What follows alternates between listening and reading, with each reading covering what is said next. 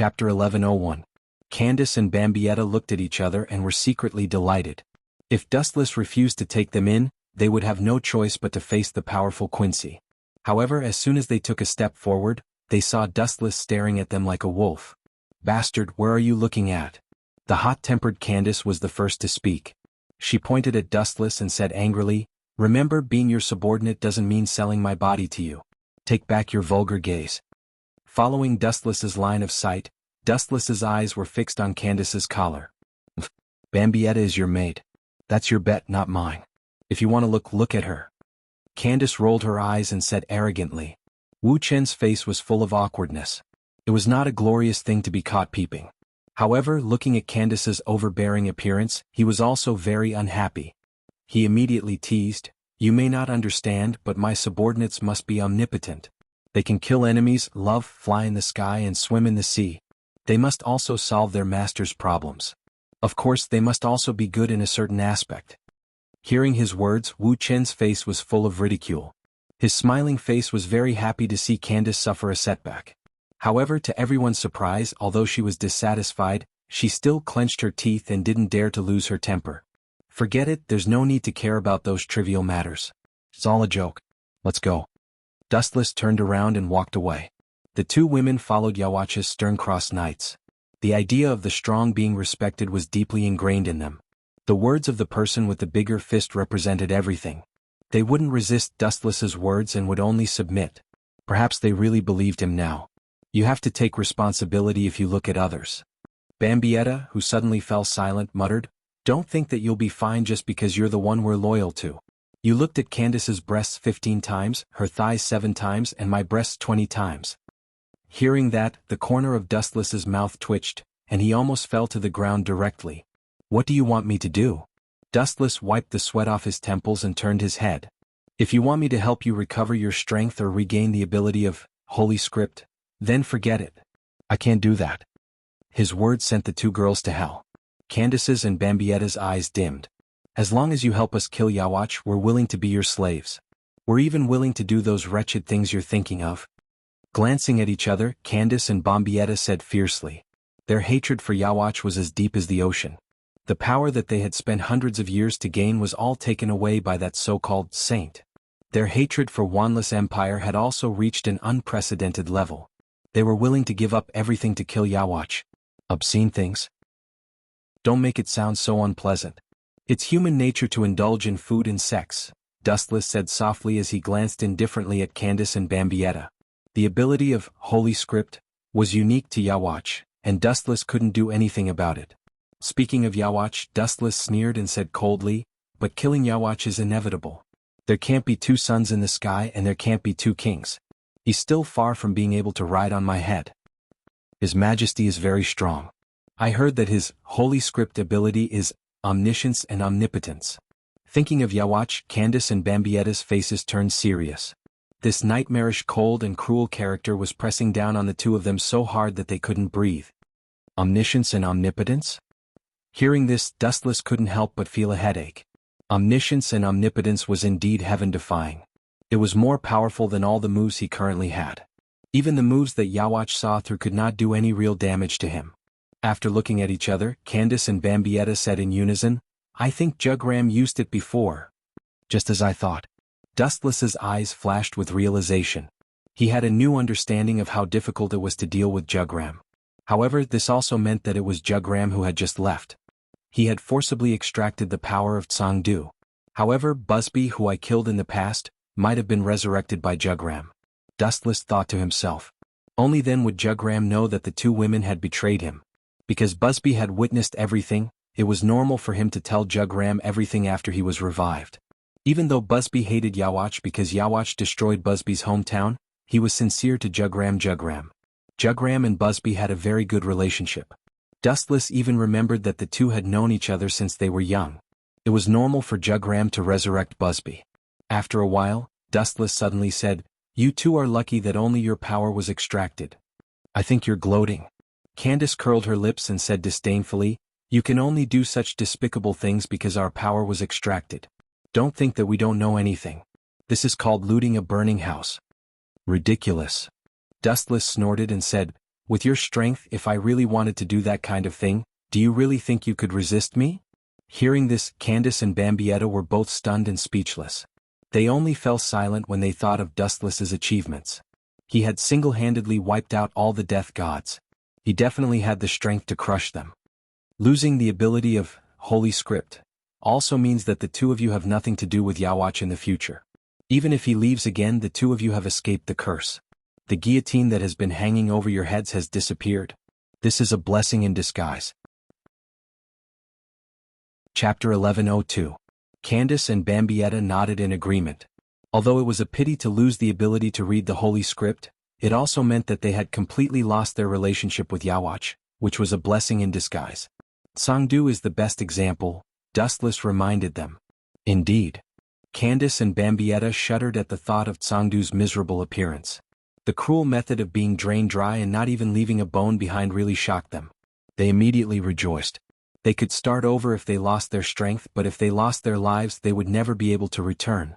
Time flew by, and in the blink of an eye, 10 days had passed. Dustless, Candace, and Bambietta also temporarily settled down in the modern world. During this time, Dustless had been tracking Shinji Kurosaki's whereabouts, but there was no trace of him. However, although they did not find any clues about Shinji Kurosaki, they did find a big shot. You found Isshin Shiba? And he's with a female Quincy called Shinji Kurosaki? Are you kidding me? Dustless looked at Candace and Bambietta, who were sitting on the sofa, in shock. He suddenly felt that his brain was not big enough, and the world was spinning like a paste. He had lost the most basic ability to think. Yes, her name is Shinozaki Makoto. She's just a cameo and won't appear in the future. After all, the main character stole Shinozaki Makoto. I think she's the biological sister of Shinozaki Makoto. She's also a pure-blood Quincy. Candace explained while sipping her drink. She had fallen in love with many things in the past few days in the modern world, but most of the time she got it through robbery. Shinji Kurosaki? Dustless was speechless. He had never thought that there would be such a person. Moreover, she was also a pure-blood Quincy, and even Shinji Kurosaki's sister. The worst thing was that after Isshin Shiba lost his power, he was besieged by a greater void and almost lost his life. However, Shinji Kurosaki saved him and they fell in love at first sight. In the end, she became pregnant with Isshin Shiba's child. And just in case, Isshin changed his surname to Shinozaki Isshin. His child was also named Shinozaki Ichigo. A pure-blooded Quincy actually married a death god, and a powerless one at that. Bambietta's expression was strange. She could not describe her feelings. If it was in the past, she would definitely be very angry, thinking that this was trampling on the purebred Quincy bloodline. But now she didn't feel anything. Instead, she was very happy. Forget it, that's not important. Haven't you found any traces of Kurosaki yet? After shaking his head, Dustless stopped thinking about it. He also turned a deaf ear to Shinozaki Ichigo. Shinozaki Ichigo was too weak. Whether it was him in the future or now, he was just an ant to Dustless. There's no trace of her. She dropped out of the school she used to go to. I don't know where she is now. Candace and Bambietta didn't know either. They were obviously curious about this Quincy who possessed both the power of a greater void and the power of the Grim Reaper. For Quincy, the void was a deadly poison that could not be touched. Well, finally touched the Hogyoku. Suddenly, a wisp of brilliance flashed across his eyes. Dustless said in pleasant surprise. Aizen didn't have any contact with the Hogyoku since he got it. Just now, Dustless, who was disguised as the Hogyoku's consciousness, felt the fluctuation of Aizen's spiritual pressure. Is this the Hogyoku's world? There's a space inside, it's amazing. Inside the Hogyoku's world, Aizen looked at the boundless purple air and muttered to himself. Welcome to the world inside the Hogyoku, I am its consciousness. A ripple appeared in the sky and a cold voice suddenly spread. It's still conscious? Aizen Sosuke exclaimed in surprise. At the same time, his face turned gloomy as he unsheathed his Kyoka Suigetsu. You are my only host, my power is your power. After that, the Hogyoku's power was transferred to Aizen's body. Boom boom boom. A vast and majestic spiritual pressure broke out of his body. It was even stronger than Dustless's. No wonder that guy can get the strength to crush everything. With such a huge amount of spiritual pressure, I can do it too. Feeling the spiritual pressure in his body, Aizen couldn't help but feel excited. At the same time, he was surprised to find a special power condensing in his left shoulder. His left arm, which was destroyed by Dustless, seemed to be growing back. Aizen, who was suspicious by nature, immediately dispelled his doubts and felt grateful to the Hogyoku's consciousness. There's no need to help me grow my arm now. Aizen shook his head. A broken arm growing back would be suspicious. The Hogyoku's consciousness was also very smart and immediately stopped emitting spiritual pressure. I thought it was a substance that could break the boundary between Hollow and Shinigami. I didn't expect it to have a consciousness. Aizen sighed. At the same time, his vigilance disappeared. The endless spiritual pressure just now wasn't a lie, he believed the Hogyoku's consciousness. Incredible? Wait until you know I'm the Hogyoku's consciousness, you'll be shocked. Dustless, who was disguised as the Hogyoku's consciousness, sneered. He immediately began to trick Aizen, using this special identity to provoke him and Jugram to kill each other. Chapter 1103. Dustless, who was disguised as Hogyoku's consciousness, sneered again and again. He was extremely disgusted with Aizen Sosuke, especially after he joined forces with Jugram. Using you and Jugram to kill each other is exactly what I want. Dustless sneered. Suddenly he thought of a plan and said, the Hogyoku can evolve infinitely. It can help the host break through the boundary between Shinigami and Hollow and reach a new realm. Hearing this, Aizen was stunned and immediately said with enthusiasm, evolve? That's right, that guy has taken on several different forms. Thinking of Dustless, Aizen's eyes were filled with passion. Every time Dustless changed a form, his Ryatsu would increase dramatically. His speed, body hardness, and even his momentum would increase exponentially. No. Dustless's Hogyoku consciousness said 3 times in a row and denied, the evolution you saw is incomplete. The evolution of creatures can't be as rough as him. In fact, it still needs a kind of power to evolve perfectly. Dustless's Hogyoku consciousness raised his voice and said, it also needs to add a lot of Quincy's soul to reach a higher realm, and finally touch the level of God. Quincy? What does the matter between Shinigami and Hollow have to do with them? Sosuke Aizen wasn't an idiot. His tone was full of doubt as he said, Quincy doesn't seem to be special.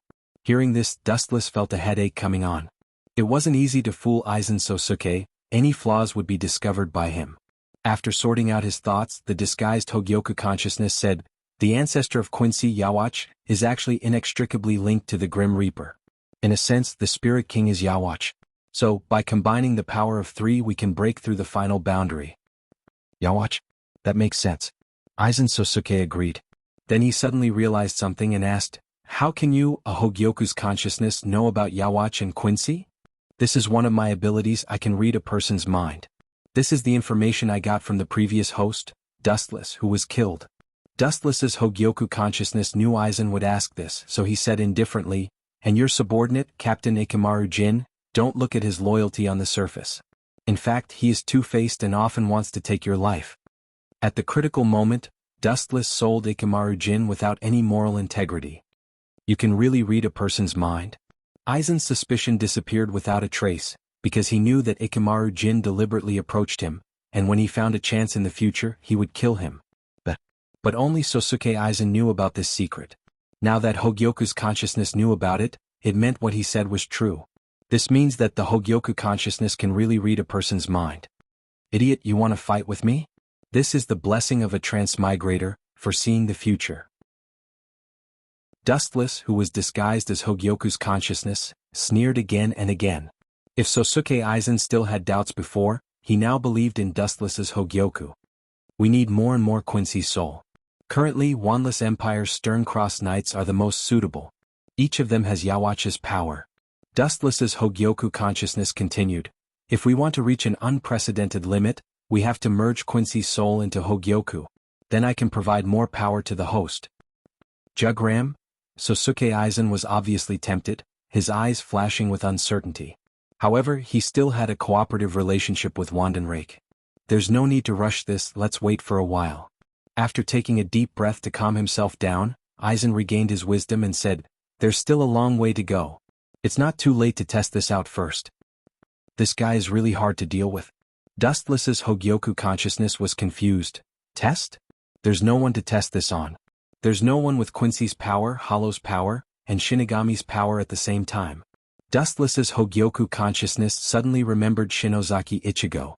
Because Dustless didn't save him, Isshin Shiba was turned into a Hollow.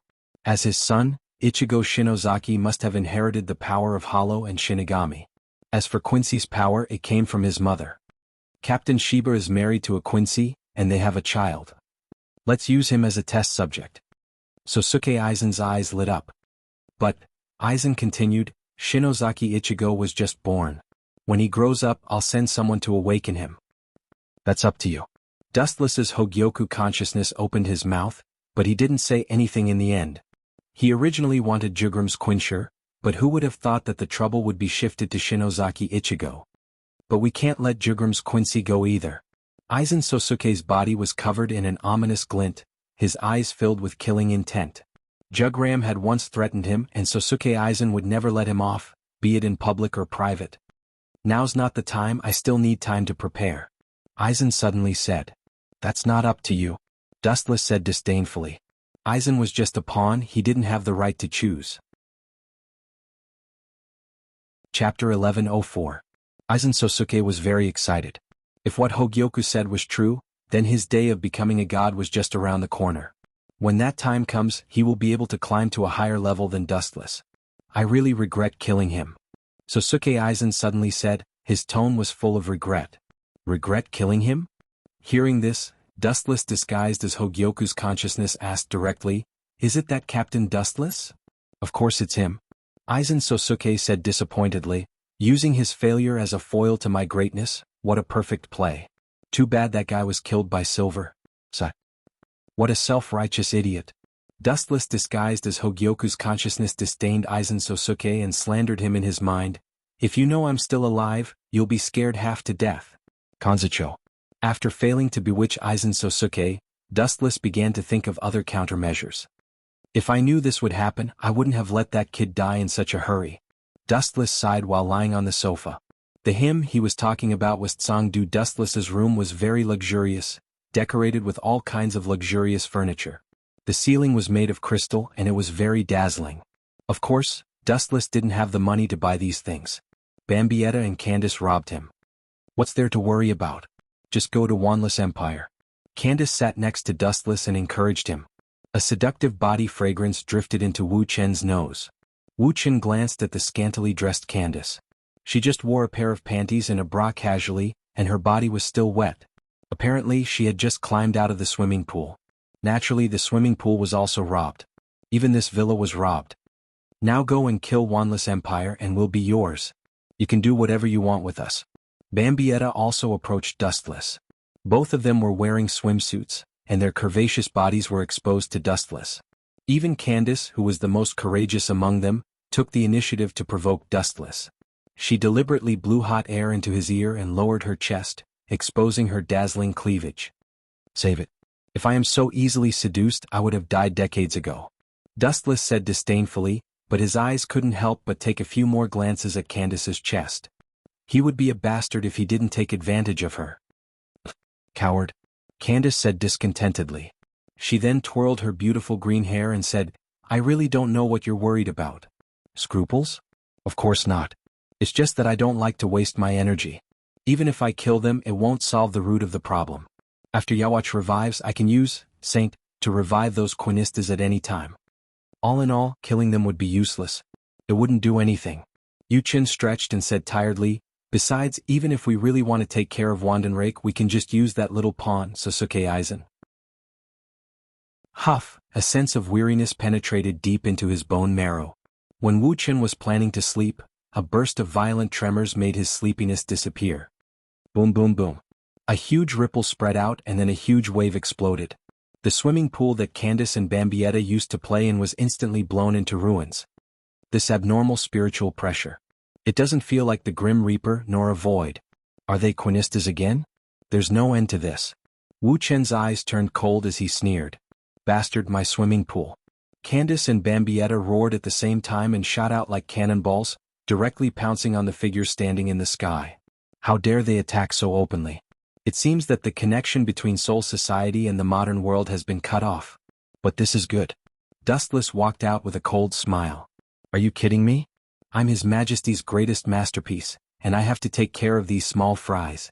The figure in the sky looked down at the ruins and complained with dissatisfaction, as if he had been greatly insulted. His face was full of resentment.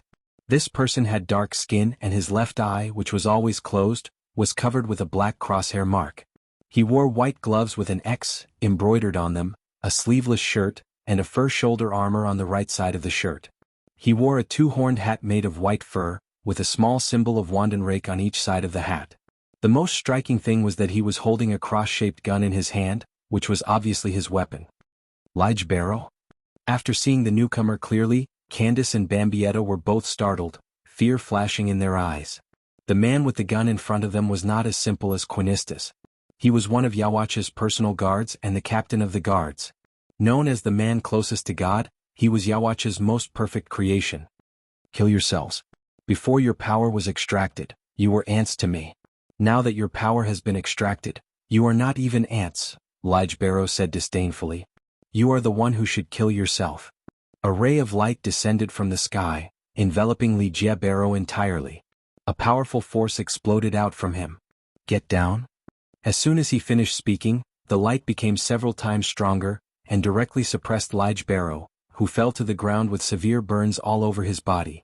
I'll make you into one of the 6 paths of pain to sneak attack Sosuke Aizen and provoke you to kill each other. Dustless walked up to Lige Barrow and smiled coldly. Chapter 1105. Yawacha's personal guards were all extremely powerful. They could take on Team Zero by themselves and they could even wipe them out. Of course, strength was not the most important factor because there were many powerful people in this world. Stepping on Lige Barrow's burnt body, he laughed and said, one of Yawacha's personal guards is the left arm of the Spirit King, and the other is the heart of the Spirit King. You little black bastard, you must be a part of the Spirit King's body, right? Candace and Bambietta couldn't help but burst out laughing, not caring about their image at all. Yawacha's personal guards had a very high status in Wanless Empire. Now that Lige Barrow, the captain of the personal guards, was mocked by Dustless as a little black bastard, his lungs were probably about to explode. I dare you to say that again. As expected, Lige Barrow flew into a rage and roared with a ferocious face. How dare you talk to the messenger of God like that? Who gave you the confidence to do that? Do you believe that I, woo-woo? Before he could finish his sentence, Dustless's smelly foot had mercilessly blocked his mouth. I will definitely kill you. Lige Barrow's face turned red as he roared towards the sky. His voice was trembling. His eyes were red and he wanted to tear Dustless into pieces. In Wanless Empire, Yawacha's personal guards were all favored by the heavens, and they had received special care. Other than Jugram, everyone else was extremely respectful towards them. Now Dustless actually stepped on his mouth with the sole of his smelly shoe. How dare he? Lige Barrow's self-esteem was severely damaged. His dignity was also being challenged. You should not be at the peak of strength yet, right? To be honest, killing a bug like you does not give me any sense of accomplishment. However, I like to teach those arrogant fellows a lesson, especially people like you. Dustless said coldly as he spat out cold air that could freeze living things. You are the arrogant one. Lige Barrow roared towards the sky. Spiritual droplets that had materialized erupted from his body, and they were covered with many patterns. At first glance, it looked extremely mysterious. External blood stasis equipment. With that order, the special circle covered with many patterns spread out rapidly, swallowing Dustless's entire body in almost an instant. He didn't even have time to react. Lige Barrow also took this opportunity to escape from Dustless's smelly soles. Tui. Unlucky. Hurriedly spitting out the dust in his mouth, Lige Barrow was so depressed that he wanted to vomit blood. A single slip would cause everlasting sorrow. He had been careless for a moment and had eaten a broken shoe sole. All of you must die. Looking around, Lige Barrow said fiercely. His eyes were fixed on Candace and Bambietta, and a blood-red mist floated out from behind him. They were all formed by his killing intent. Idiot. You want to kill me with this shampoo? Seeing that Lige Barrow was ignoring his existence, Dustless had no choice but to stand out and make his presence known. Lige Barrow turned his head around as if he had seen a ghost. When he saw Dustless's expressionless face and his unchanging black eyes, he was so shocked that his jaw almost dislocated. The external blood stasis equipment's ferocious spiritual pressure was circulating around Dustless's body. The terrifyingly high temperature of several million degrees Celsius was circulating around Dustless's body. However, Dustless was completely unscathed. What made Lige Barrow want to vomit blood the most was that Dustless actually said that the external blood stasis equipment was a shampoo. However, based on the current situation, it was indeed a shampoo. Not only did Dustless not feel any discomfort, he was even humming a tune that made Li Jiabaro feel nauseous. You forced me to do this. I didn't want to use that at first, but since you want to be disemboweled, I'll fulfill your wish, Li Jiabaro said cruelly. He raised his strangely shaped cross spear and aimed it at Dustless's head. You really don't know etiquette. Do you know what it means to return the favor? With such an unruly subordinate, Yawach must be an ignorant old man. With a faint luster all over his body, Dustless approached Li Jiabaro in an instant, and the edge of destruction appeared in his hand. Armament hockey hardening. The black iron fist mercilessly blasted towards Li Jiabaro's face. Ka-ka-ka. A crisp sound of bones breaking was heard. Under a heavy blow, Li Jiabaro was blown away by Dustless. His whole face was directly sunken. As for his nose, he no longer had such an organ. I'll tear you to pieces. Li Jiabaro screamed in pain and cursed in anger. He was shocked and angry. He touched his face in disbelief. His bones were creaking, and his whole body was exuding the power of destruction. The cross spear was aimed at Dustless's chest without hesitation. Be careful, his ability is universal connection. Don't get hit by him, or the consequences will be unimaginable. Candace and Bambietta both urged anxiously. Li Jiabaro sneered, and all the power that he had accumulated for a long time erupted. Bang! A huge beam of light flew towards Dustless at an extremely fast speed. Almost at the moment when the spear was shot, Dustless was penetrated, and he didn't even have a chance to react. He didn't even have time to run. This is the price of angering me. Li Jiabaro's face bloomed with a cold smile, and he turned the spear to aim at Candace and Bambietta. Dustless, who was supposed to be dead, emitted a strange energy fluctuation. Seeing such a strange scene, Li Jiabaro was directly petrified. Looking at Dustless, who came back from the dead in the blink of an eye, he suddenly felt that his whole body was fixed. This ability, how can ordinary people have it? Even His Majesty doesn't have it. Who allowed you, a mortal, to have it? You don't deserve it. Li Jiabaro roared in annoyance, and his tone was like a wild beast.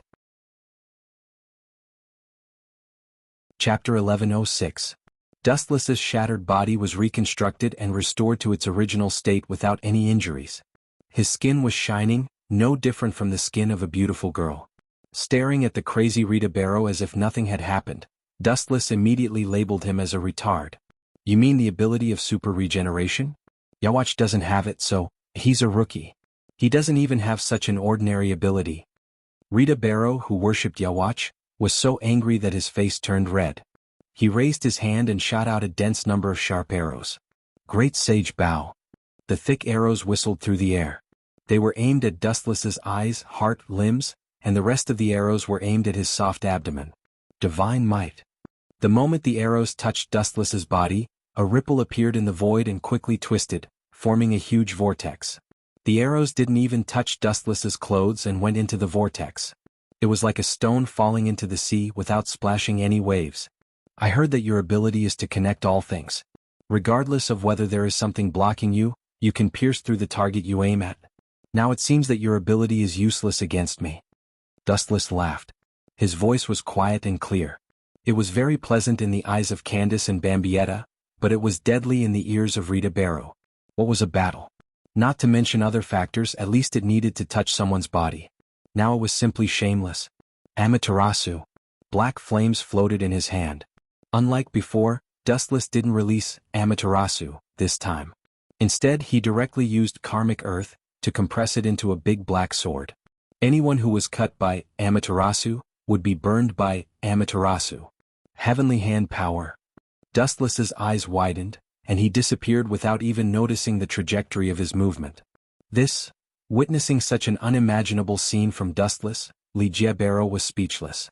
Just at this moment he suddenly felt a fatal attack coming from behind.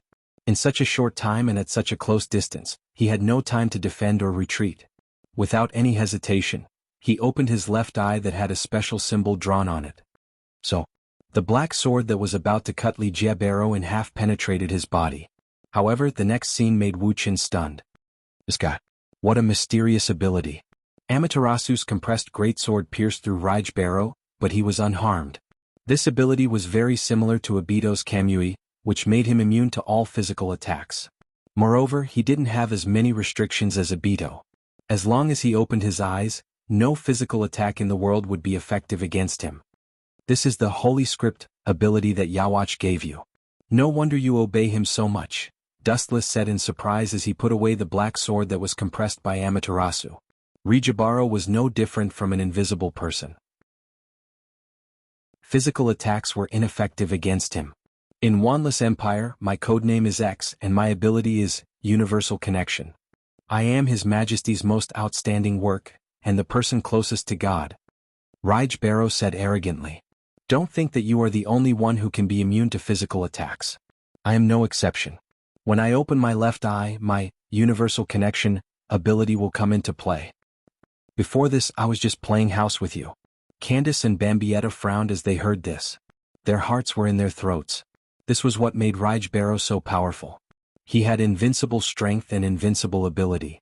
Only such a person could be Yawach's personal guard, and Rijibaro was the captain of the personal guard. This was enough to show how powerful and extraordinary he was. Is that so? Hearing this, Wuchen was neither sad nor happy. Only his eyes began to change. Being immune to physical attacks is praiseworthy, but are you immune to illusions? I am an all-rounder. With a sneer, Dustless's eternal Mangekyo Sharingan shot out a demonic luster, making people not dare to look at it directly. Just a glance would cause people to be immersed in it, and their soul and thoughts would be completely devoured. Boom. The moment the eternal Mangekyo Sharingan appeared, Rijibaro's physical attack immunity that he was so proud of immediately lost its effect, and he fell to the ground.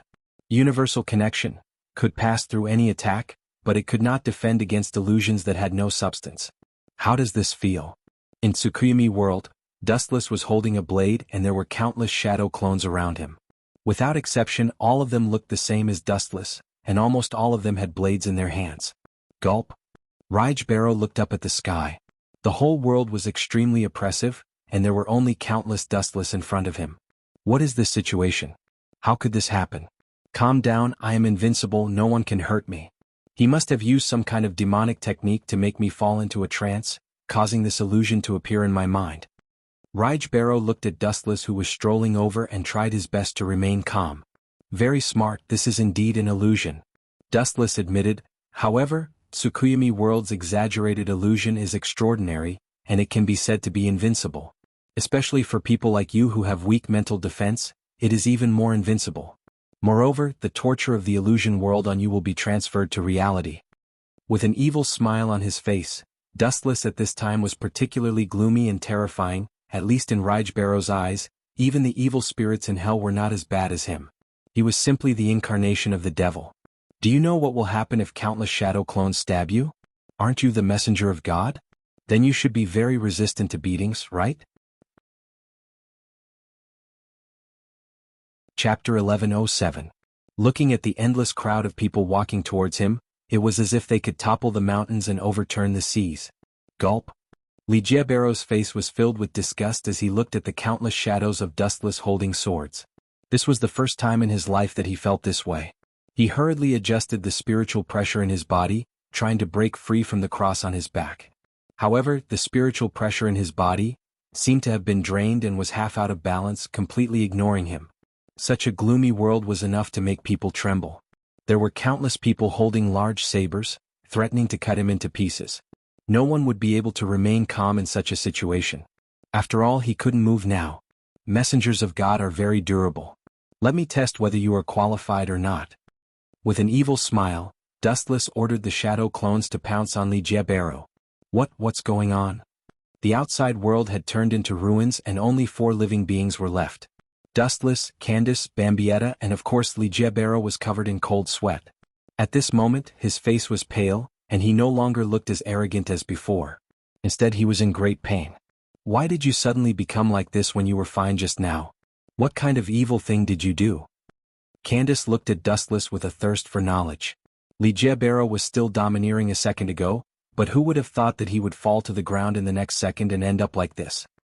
His body was covered in cold sweat, and his face was pale as if he had suffered a great deal of pain. It was worse than death. It's very simple. He said he was a messenger of God, and I just let him experience what a messenger of God should do. He should thank me. Dustless shrugged as if it had nothing to do with him. I will not let you go. After a while, Li Jiabero opened his blood-red eyes, and his body was trembling in anger. He had been killed by Dustless several times. This blood feud must be settled.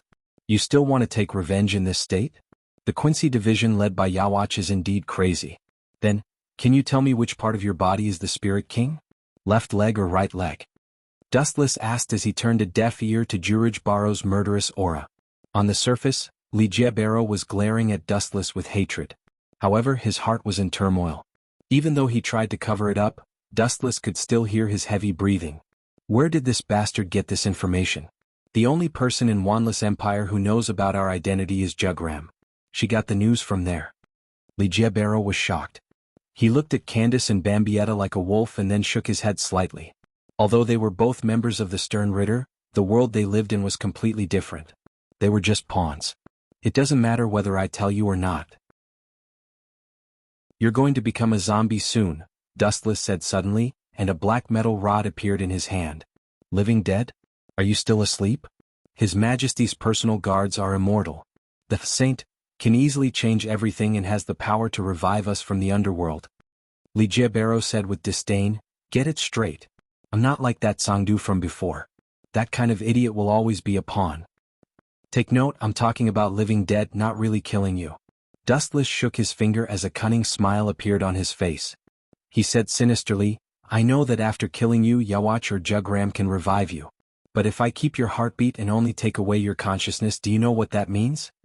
Hearing this, Li Jiabero's face changed and turned green. He suddenly understood what Dustless meant. Turning him into a killing tool with no consciousness but still keeping his heartbeat, he wouldn't be dead and couldn't be revived. Li Jiabero looked up and glared at Dustless. Wanless Empire often said that the Grim Reaper was evil, but he felt that this bastard in front of him was thousands of times more evil than the Grim Reaper. Pucci. While Li Jiabero was cursing Dustless, he felt a sharp pain in his right leg. He saw the black iron rod piercing into his leg. What scared him the most was that he lost all feeling in his right leg. Li Jiabero was shocked. Looking at the black iron rod that appeared in Dustless's hand, he wanted to open his left eye and activate the Universal Link ability to ignore physical attacks. But the injuries he suffered before didn't allow him to do so. It was hard to even keep his consciousness. Pucci. Pucci. Pucci. Another black iron rod flew out and pierced into Li Jiabero's left leg, arms and heart. Next is your head. Dustless squatted down and looked at the terrified Li Jiabero. He smiled and said sarcastically, funny, even the messenger of God can feel fear? Li Jiabero immediately turned his head and looked into Dustless's eyes. He shouted, since the Grim Reaper respects the Spirit King so much, you should bow down to us. Sorry, I'm not. On the contrary, I want to replace the Spirit King. You guys are really an eyesore. The Spirit King's arms and legs are in your personal guards. There's even a Spirit King's heart. That's why it's best if you guys die. Dustless smiled. What Li Jiabero said was the truth. After all, there were two members of Yuhabaka's personal guards who were part of the Spirit King's body.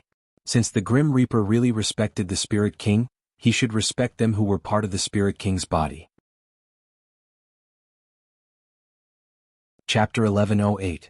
From Dustless's point of view, Li Jiabero was admitting defeat. You want to replace the Spirit King? Dream on. The one who will replace the Spirit King and become the ruler of the three realms is His Majesty. Li Jiabero retorted. Obviously, he was brainwashed by Yawach and couldn't be more loyal. Let me ask you one last question. Where is Yawach's sleeping place? Dustless narrowed his eyes and asked calmly. Don't say that I don't know. Even if I knew, I wouldn't tell you. Li Jiabero said stubbornly. Although Dustless said it gently, he smelled a strong murderous intent. If Dustless knew that Yawach was sleeping somewhere, Yawach would probably be beheaded immediately. Then goodbye. Dustless was too lazy to ask such a brainwashed loyalist. The deep black iron rod was directly inserted into his mind, and his will and consciousness were instantly taken away. The various tissues in his mind were instantly annihilated, leaving only his beating heart. He had turned into an existence similar to a human in a vegetative state, his eyes empty and lifeless. This is the living dead I was talking about, the living dead. Standing up and moving his stiff limbs, Dustless turned to Candace and Bambietta, who were in a daze, and said, I'm going to Soul Society now. You two can do whatever you want. It's good if Shinozaki Shinya can be found. If not, it doesn't matter. Dustless repeated. You're going to Soul Society? Candace looked at Dustless suspiciously, confused. She didn't know what he was planning, but from the gloomy and malicious sneer, it wasn't hard to see that Dustless was up to no good. At the same time, Lige Barrow stood up and moved slowly to the surprise of the two girls. Don't tell me, you want to control Lige Barrow to attack Soul Society? Candace and Bambietta were stunned as they suddenly understood Dustless's intention. Think about it, the Quincy Legion that should have been wiped out thousands of years ago suddenly reappeared in the world and boldly attacked Soul Society. It was self-evident how big the aftermath would be. This would directly cause the Grim Reaper to start a war with Quincy again. When did the two of you become so smart? I do plan to use the hands of the Grim Reaper to get rid of Quincy. It's best if both of them suffer. Dustless sneered. All he needed to do was to expose all traces of Quincy, especially the identity of Rich Barrow. It was Yawacha's personal guard, and the captain of the personal guard. At that time Shinigami and Quincy would fight again. It would be difficult for Wandenrake to stay out of it. Whether it was Sosuke Aizen, Jugram, or even Shinigami, they would all be involved in this sudden war. There were no clouds in Soul Society, it was clear and sunny. Rich Barrow, who was controlled by Dustless, had secretly infiltrated Soul Society and even came to Yamamoto's favorite place, the Shin Spiritual Academy. This was the academy that nurtured Shinigami, and it was extremely important to Soul Society. Almost all of the Godai 13th Shinigami came from the Shin Spiritual Academy. Whether it was Sosuke Aizen, Jin Ikamaru, Jushiro Yukitake, or Shunsui Kiraku, they were all students of the Shin Spiritual Academy. It was a place that nurtured Shinigami, and it was extremely important to Old Man Yamamoto. Captain Yamamoto will probably explode from anger if we ambush here. In a hidden alley, Dustless sneaked a glance at the students passing by. His eyes were cold, and his whole body exuded a chill that isolated him from the world. Even the surroundings were covered in ice. Soul Society is really efficient. The Shin Spiritual Academy was destroyed last time, and it's back to normal in such a short time. Dustless sighed. At the same time, it was not difficult to see how much importance Yamamoto attached to the Shin Spiritual Academy. What a pity it's going to wither soon. Behind him, Lige Barrow walked out of the dark gold. As a precaution, Dustless buried all the black rods in his body. On the surface he looked like a normal person, but in reality his body was filled with a large number of black rods. Boom boom boom. The true Central Spiritual Art Academy was filled with people and laughter. Suddenly, a violent explosion rang out, and a huge fireball swept across the entire academy. A young man with dark skin walked out of the flames. It was Lige Barrow, who Dustless secretly controlled. Who is he? He's fine after being hit by the explosion. Needless to say, he's definitely an enemy. Let's go together and kill him. Groups of Death God students rushed towards Lige Barrow at the same time. Newborn calves are not afraid of tigers. As expected, the ignorant are fearless. Dustless, who was secretly observing the situation, sneered. He immediately tried to use Quincy's ability to absorb large amounts of Reiki and gather them in his body. Majestic Reiki spread out, and the people who were affected by the corrosion were in a terrible state. Outer shell blood stasis equipment. The circular pattern domain spread out and covered a radius of 20 meters. The students who were attacked instantly turned into a pool of blood. It seems like they're all here. Attacking the Shin Spiritual Academy was the right choice. Dustless, who was hiding in the dark, suddenly looked in the direction of Quiet Soul Society. Several huge Reiki swept over. Among them, there was a dark red flame that was extremely terrifying, burning the entire sky until it was distorted. In the dark, Dustless saw the furious Yamamoto. Chapter 1109. Captain Yamamoto's body erupted with blazing flames that almost engulfed the entire sky. The sky that he swept across was dyed red, and his long beard stood up in anger. This old man is probably going to vomit blood. Looking at the corpses all over the place, Dustless secretly laughed. This method was equivalent to cutting off a piece of flesh from old man Yamamoto's heart. It was enough for him to feel the pain for a long time. Stop it for this old man. The thunderous roar reverberated in the ears of everyone. Looking up, old man Yamamoto was standing in the void with a murderous aura. The pillar of fire that erupted from his body shot straight to the sky. The entire sky of Soul Society turned red, as if it was the dusk of doomsday. The penetrating temperature was enough to make people tremble in fear. You think I'll help you just because you say so? Dustless, who was secretly controlling Yamamoto, said with disdain. Dustless only had one impression of old man Yamamoto: rotten. Although he gave off the feeling of being a neighbor's grandfather, it was actually not the case. 1,000 years ago he was the one who created the Godei 13.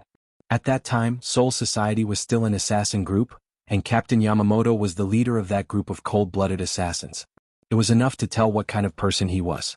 Just like what Yawatch said when he invaded Soul Society, 1,000 years of peace had worn down Captain Yamamoto's spirit. "Who are you?" Captain Yamamoto stared at Rita Barrow, who was wreaking havoc, and asked sternly. Ryujin Jaka was already unsheathed, and the blade was wrapped in blazing flames. Rita Barrow, who was controlled by Dustless, didn't reply. Instead, he used his actions to explain everything. Outer shell blood stasis armor. With Rita Barrow as the center, the circular energy shield quickly spread out again and almost instantly closed in on Captain Yamamoto. This is annihilation. Captain Yamamoto couldn't help but be stunned. Immediately he waved Ryujin Jaka and blazing flames shot out. The rune field that was rushing towards him instantly collapsed. Dustless saw this and laughed secretly. He imitated Rita Barrow's tone and used his body to speak. "Don't you understand? Of course I'm annihilation, you bunch of death god idiots." Head Captain Yamamoto's expression changed. To him the words, annihilation, sure, were taboo. Moreover, the blood-calming armor that he used before was indeed a Quincy skill, and his identity was not fake. "Are you wondering why we haven't been destroyed? Of course, how could the wise and mighty His Majesty be defeated by you mere Grim Reapers? Don't talk about such ridiculous things in the future." Dustless controlled Li Jiebaro to reveal his identity and said proudly, "I am the captain of His Majesty Yawatch's personal guard, Li Jiebaro. My code name is X, and my ability is Universal Connection." Do you death gods really think that the Wanless Empire is extinct? Big mistake. Dustless continued to control Li Jiebaro's body as he mocked, "Don't think too highly of yourself. Not only have we not gone extinct, but we have also grown stronger over the past 1,000 years. It won't be long before we flatten your Soul Society." Boom boom boom. Blazing spiritual pressure erupted and swept across Soul Society like a hot knife through butter. The Grim Reapers who came from all directions hurriedly avoided the attack of this violent spiritual pressure. Some of the captains knew that the head captain was about to go crazy. If that's the case, it won't be long before the head captain sends someone to investigate the Wanless Empire, Dustless muttered to himself as he looked at Yamamoto in the void. At the same time, in another direction. "Who can explain to me what's going on? Who allowed him to do this?" Jugram's cold voice sounded from within the Wanless Empire. Crack crack crack.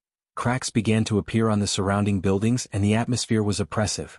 "We sent Li Jie to eliminate the two traitors in the real world, so why did he suddenly turn around and attack Soul Society? He even revealed the secret that we've been hiding for 1,000 years. Was his brain damaged by Yamamoto's Ryujin Jikoka?" Gerald Valkyrie, who was also one of Yawatch's personal guards, said angrily. He also had a special identity, the Heart of the Soul King. "Jugram, what should we do?" The other three personal guards looked at Jugram. He was Yawatch's personal guard and the next king of the Wanless Empire. Jugram was also in a dilemma. His thoughts had reached a dead end. Li Jiebaro had already exposed their tracks, so the chances of them continuing to hide were zero. We might as well kill the Grim Reaper. Even without His Majesty, we still have enough strength to cripple the Grim Reaper. I suggest we start a war with them immediately. Gerald Valkyrie said, his frivolous tone disdainful of the Grim Reaper. Yawatch's personal guards called themselves messengers of the gods, and they looked down on everyone. In the sky above the Esoteric Academy, the shockwaves from the battle between the two figures covered the entire Quiet Soul Society. Since it was Dustless's first time controlling Quincy, he was very inexperienced in using it. As a result, Li Jiebaro was constantly suppressed. His body was burned full of holes and scars could be seen everywhere. No matter what, the framing this time was a success. Dustless was relieved. He was sure that Wanless Empire would not be able to hide in the dark from now on. In the face of such heavy losses, after Yamamoto dealt with Li Jiebaro, he would definitely use the power of the Grim Reaper to search for traces of Quincy all over the world. Some things could be laughed off by the head captain, but some things had to be investigated to the end. Chapter 11:10. Just like the current situation, not to mention the fact that a large number of students of Xeno Academy died, even if this accident didn't happen, the head captain would still investigate the matter of Quincy. Especially since Barrow admitted that he was Yawacha's subordinate, and his origin wasn't simple. He was the captain of Yawacha's personal guard. This is going to be a good show, you guys can slowly fight. Dustless, who was hiding in the darkness, looked up at the sky, and he could clearly see the figures of the captains, Jushiro Yukitake, Shunsui Kaiokura, Higashi Shiroshi. Anyway, the captains were all here. However, Dustless's line of sight was always fixed on Sosuke Aizen, and his eyes flashed with a cunning smile. Old man, it's time to retreat, I'll play with you next time. Barrow's casual provocation made Head Captain Yamamoto's forehead bulge with blue veins. Instead of saying that Barrow was deliberately provoking him, it was better to say that Dustless was deliberately angering Head Captain Yamamoto. After all, he was now controlling Barrow with the ability of Rinnegan. Arrogant brat. Head Captain Yamamoto roared, and the Ryujin Jaka in his hand rolled, and a blazing explosion followed. Scorching hell. The earth trembled, and dozens of thick pillars of fire rose from the ground, covering almost the entire Soul Society, and the sky was red. That inexplicable bastard, does he want to live too long? He dares to deliberately anger old man Yamamoto, even if he wants to die, don't drag us down with him. Shunsui Kaiokura cursed, even if the blazing flames weren't deliberately aimed at him, his whole body was like water that was about to evaporate. Idiot. Glancing at Shunsui Kaiokura, Dustless directly defined him as an idiot. Although this man was actually very careful and strong, Dustless always felt that this guy's brain was somewhat damaged. All the captains are here, the game ends here. Seeing that all the captains were in place, Dustless used the power of Rinnegan to control Barrow to retreat. He was deliberately attracting the attention of these captains. There was no need to fight. In front of this old man you still want to run? In the next 1,000 years, no one will be able to escape from me. Not Yawach, not you. Head Captain Yamamoto sneered when he saw Raiji Barrow turning around and retreating. He gave up on chasing after him and simply stood in the air. He believed that Raiji Barrow would turn around and run back. You want to escape from Yuanlu Zai Sensei's flowing fire Jaka? This is unrealistic and impossible. Yukitake Jushiro shook his head and did not look at Raiji Barrow. The strongest Shinigami in the past 1,000 years was not just for show. A bunch of self-righteous idiots. Under the capture of Rinnegan, Dustless clearly saw the changes in the expressions of the captains in the sky, and immediately said sarcastically, "Thousands of years of peace, no strong enemy has appeared, causing you people to boast about the strength of the captain to the sky." With a strange smile on the corner of his mouth, Dustless controlled Raiji Barrow to fly to the giant fire pillar, and then suddenly shouted, "All things connect." Under everyone's stunned gaze, Raiji Barrow's whole body floated over the thick fire pillar. "He ignored my attack? How is that possible?" Yamamoto's calm face fell. It was so gloomy that water could drip from it. This kind of violation was completely a cheating skill. Head Captain Yamamoto suddenly thought of a similar figure. Very young, with a spring breeze smile on the corner of his mouth, very thin, looked like a 17 or 18 years old boy, but his strength was incredible. He alone annihilated all the Shinigami except for himself and the Zero Squad. It was Dustless. Similarly, Dustless was also a cheating maniac and he was immune to physical attacks. "Why are you still standing there? Chase him." Seeing the captains were still in a daze, Head Captain Yamamoto ordered loudly, "Annihilate that guy at all costs if you can catch him alive, if not." I don't need to say it, you all understand. The captains looked at each other and chased after Raiji Barrow. The head captain's anger was enough to make people tremble in fear. Even if they were captains facing the strongest Shinigami, they didn't have the slightest intention to resist. They immediately chased after Raiji Barrow. Mayuri immediately sealed the connection between Soul Society and the outside world. "Silver, I keep feeling that something isn't right. I'll use the Mirror's Moon ability to confuse these captains. You find a chance to go to the underground laboratory in Central Room 46 to observe the situation. I've placed the Hengyu there so we can't lose it. There's something wrong with this Quincy. Jugram is extremely sinister, so be careful." Ikemaru Jin nodded. Aizen's worry wasn't without reason. Jugram's eyes seemed to be able to detect everything. Ikemaru Jin felt a little weak when he looked at Jugram. TSK.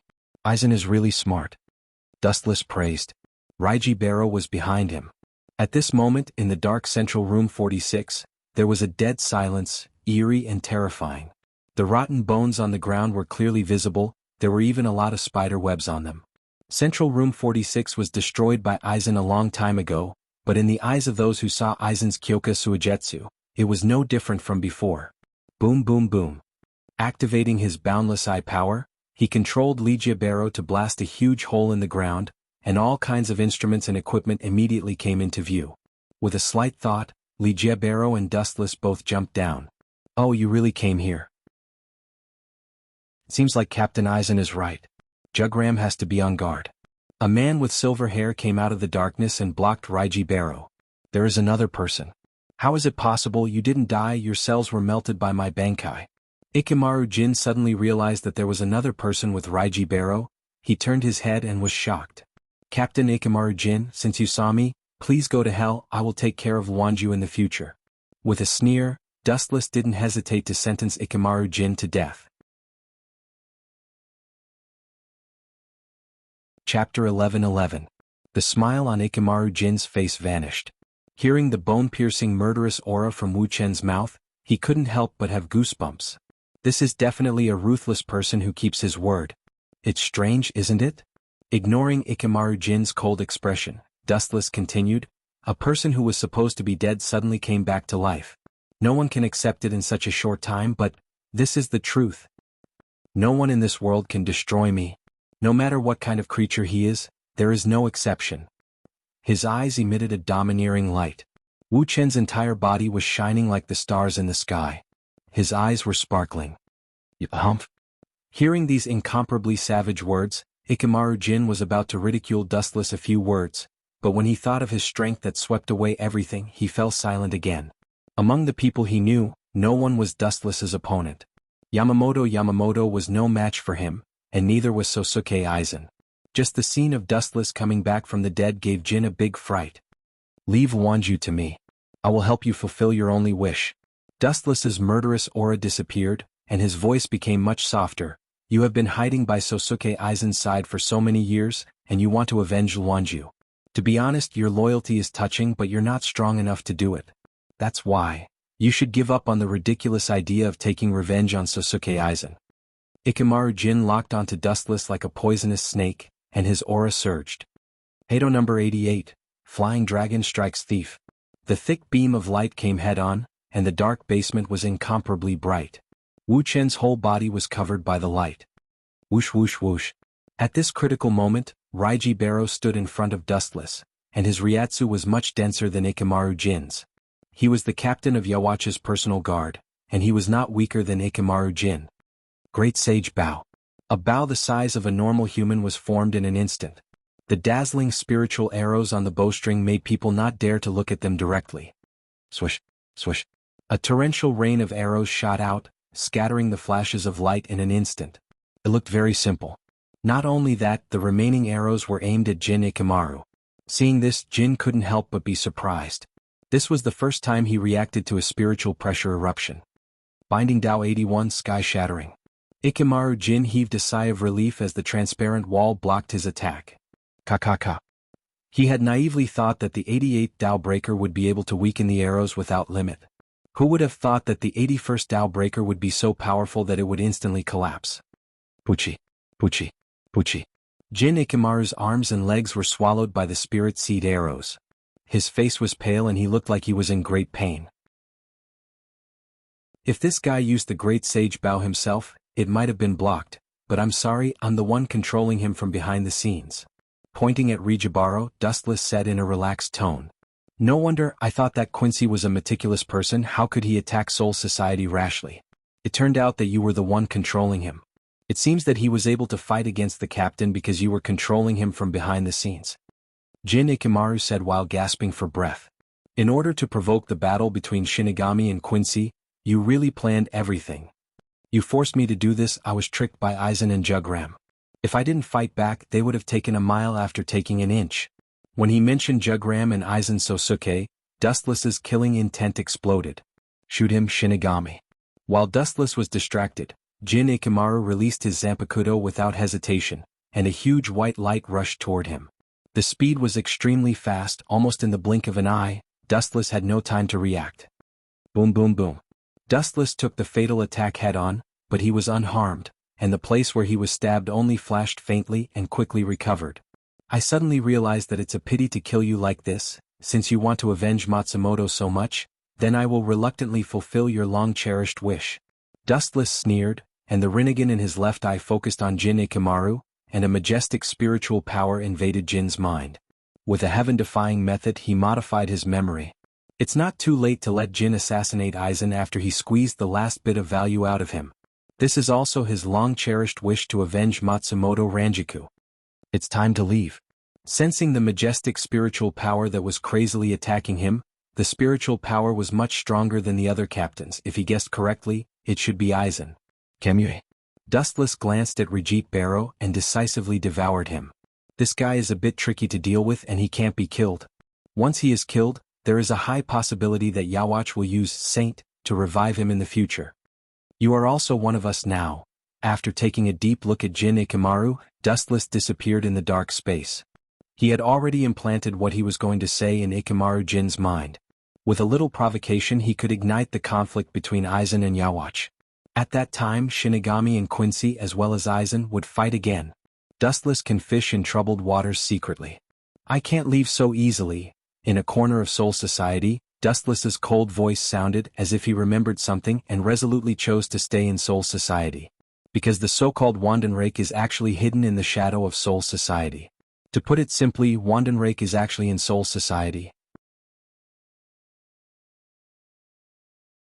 Chapter 11-12. Sosuke Aizen flew over like a rocket, leaving a deep mark in the sky that could not be erased. When he sensed the intense collision of Ryatsu, he instinctively realized that he had been tricked. Silver, tell me what's going on. Aizen's tone was 70% angry and 30% commanding. He was like a barrel of gunpowder that was about to explode. The top secret laboratory was destroyed, the data collected over the years would be damaged. All the specimens were also destroyed, including some of Aizen's most important experiments. It was a heavy loss. Quincy did it, Ikamaru Jin licked his dry lips and said after he recovered. Him? Thinking of Barrow's back, Aizen murderously asked, what's that guy doing? He must have a goal. It seems like he's looking for Hogyoku. Ikamaru Jin paused as his memory was changed by Dustless. These words were naturally made up to trick Sosuke Aizen. It's just my personal guess. Maybe he attacked us for something else. After all, Hogyoku isn't good for Quincy. Hogyoku contains the power of Hollow and Shinigami. Hollow's power is fatal to Quincy. Ikamaru Jin said. He was obviously taking a step back.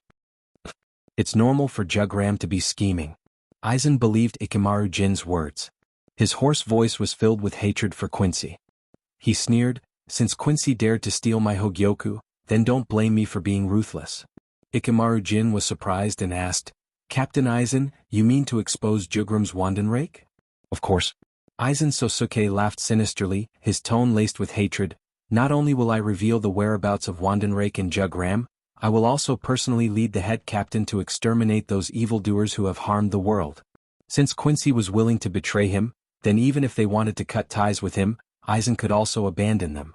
Inevitably, Aizen's words were transmitted to Dustless's mind through Ikamaru Jin's ears. Phew, it took me so much effort. It seems that Aizen is finally going to bare his fangs against Wandenrake. His perturbed heart calmed down, and Wu Chen's mouth hung a light smile like a spring breeze. Plotting against Aizen, Wandenrake, and occasionally flirting with Candace and Bambietta had become his life. Although it was boring, it was very comfortable. Without Yawatch's help, Wandenrake's destruction is only a matter of time. Wu Chen said indifferently like a breeze. His simple tone was like an insect, very casual and insignificant. Jugram was much more benevolent than Yawatch, and it was still a mystery whether his strength could surpass Yamamoto's. After taking a deep look at Quiet Soul Society behind him, Dustless disappeared. Time passed quickly and 3 days passed in the blink of an eye. During this time, Aizen secretly reported Quincy's whereabouts to Yamamoto, saying that they found him accidentally. This news shocked Yamamoto. After confirming that there was no mistake, Yamamoto decided to gather the elite Shinigami to attack Wandenrake and completely destroy them. However, it was obvious that Yamamoto was wrong. Quincy had been in Soul Society for many years, and Jugram was the first to launch an attack on the Shinigami. Of course, if possible, Jugram wanted to just let it go. However, Soul Society wouldn't let them go. The older generation of Shinigami, led by Yamamoto, almost regarded Quincy as a chronic pain. They couldn't wait to pull out their swords and immediately kill him. Now that Ligia Barrow dared to sneak attack Soul Society, Yamamoto naturally wouldn't let Quincy off easily. This was destined to be another bloody storm. TSK, what a pity. From the beginning to the end, Soul Society was the one who lost. The Shinigami couldn't take advantage of them.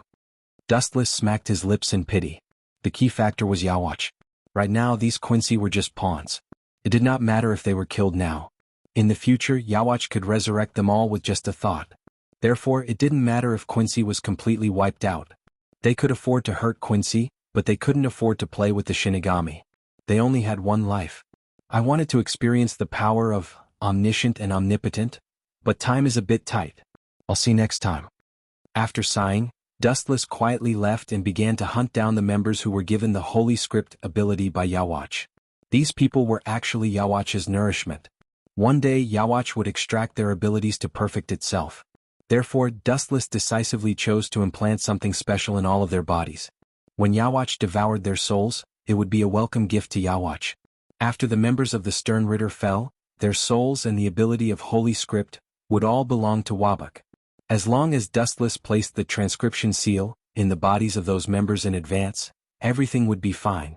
At the same time, in another corner of Soul Society, an unknown event was happening. There were only a few people, but the scene was extremely lively. If it weren't for the people on both sides deliberately stopping them, they would have already started fighting. Chapter 11-13. On one side was the Masquerade Corps led by Tera Masako, and on the other side was Urahara Kisuk and Four Maple Court's Yi. Get out of my way. Ape Persimmon growled in a low voice. His eyes flickered with cold light, and his killing intent surged like a wave. Soul Society killed our companions and they must pay with their blood. Of course, that Aizen Sosuke is no exception. Ri Shiori said without giving up. The other members of the Masquerade Corps were silent. Urahara Kisuk knew that silence meant agreement. I'm sorry, but I can't tolerate your actions. Now that Soul Society is going through an unprecedented disaster, I absolutely can't allow you to act recklessly. Urahara Kisuk's tone was calm and firm, expressing his stance. The members of the Masquerade Corps frowned. If possible, they didn't want to be enemies with Urahara Kisuk. After all, he saved the entire Masquerade Corps. Otherwise, all of them would have been killed long ago. Why do I always encounter such things? In the dark, Dustless gently observed the movements of the Masquerade Corps and couldn't help but sneer. If the Masquerade Corps also joined in, that would be great. These people were one less person to kill. Urahara Kisuk, this eyesore jumped out again. Since you want to get involved so much, I will help you. His pupils twisted sharply, and Rita Barrow once again appeared in his eyes. The cold muzzle was aimed at Urahara Kisuk. Go for me. With Dustless's roar, Rita Barrow's muzzle suddenly condensed a huge bullet. Soon after, it erupted with an aura that could destroy everything in its path. Whoosh whoosh whoosh. The powerful attack stunned everyone, and they all looked in the direction where the bullet came from. Locking on to the enemy's trace, Dustless and Rita Barrow disappeared from the face of the earth. Everyone get out of the way. Urahara Kisuk's pupils shrank and he quickly shouted. Although he didn't know what this huge light was, it would definitely be destroyed if it hit them. Urahara Kisuk reminded everyone to retreat, and they took this opportunity to pass through Urahara Kisuk's obstruction and rushed toward the center of Soul Society. It was the center of the battle between Quincy and Shinigami. Damn it. Come back. Don't go over there. Those annihilators are dangerous. Not only will they harm you, but they will also harm Soul Society. Urahara Kisuk cursed, his tone was full of anxiety, and at the same time, a huge amount of Ryatsu surged from his body. You're an outsider who likes to meddle in other people's business. Others going to their deaths has nothing to do with you. Dustless, who was hiding in the dark, muttered to himself. At the same time, Rinnegan turned again, focusing on Urahara Kisuk's left shoulder. Under the control of Rinnegan's Sharingan, Rise Barrow once again lifted the spear in his hand, this time aiming at Urahara Kisuk. Regarding this meddlesome person, Dustless was very disgusted. Rijibaro raised his gun again. Not only that, he even used his ability, Universal Connection. There's no stage for you here. Take a break. With the cold muzzle aimed at Urahara Kisuk, Dustless didn't hesitate to order Rise Barrow to continue extracting a large number of Ryatsu.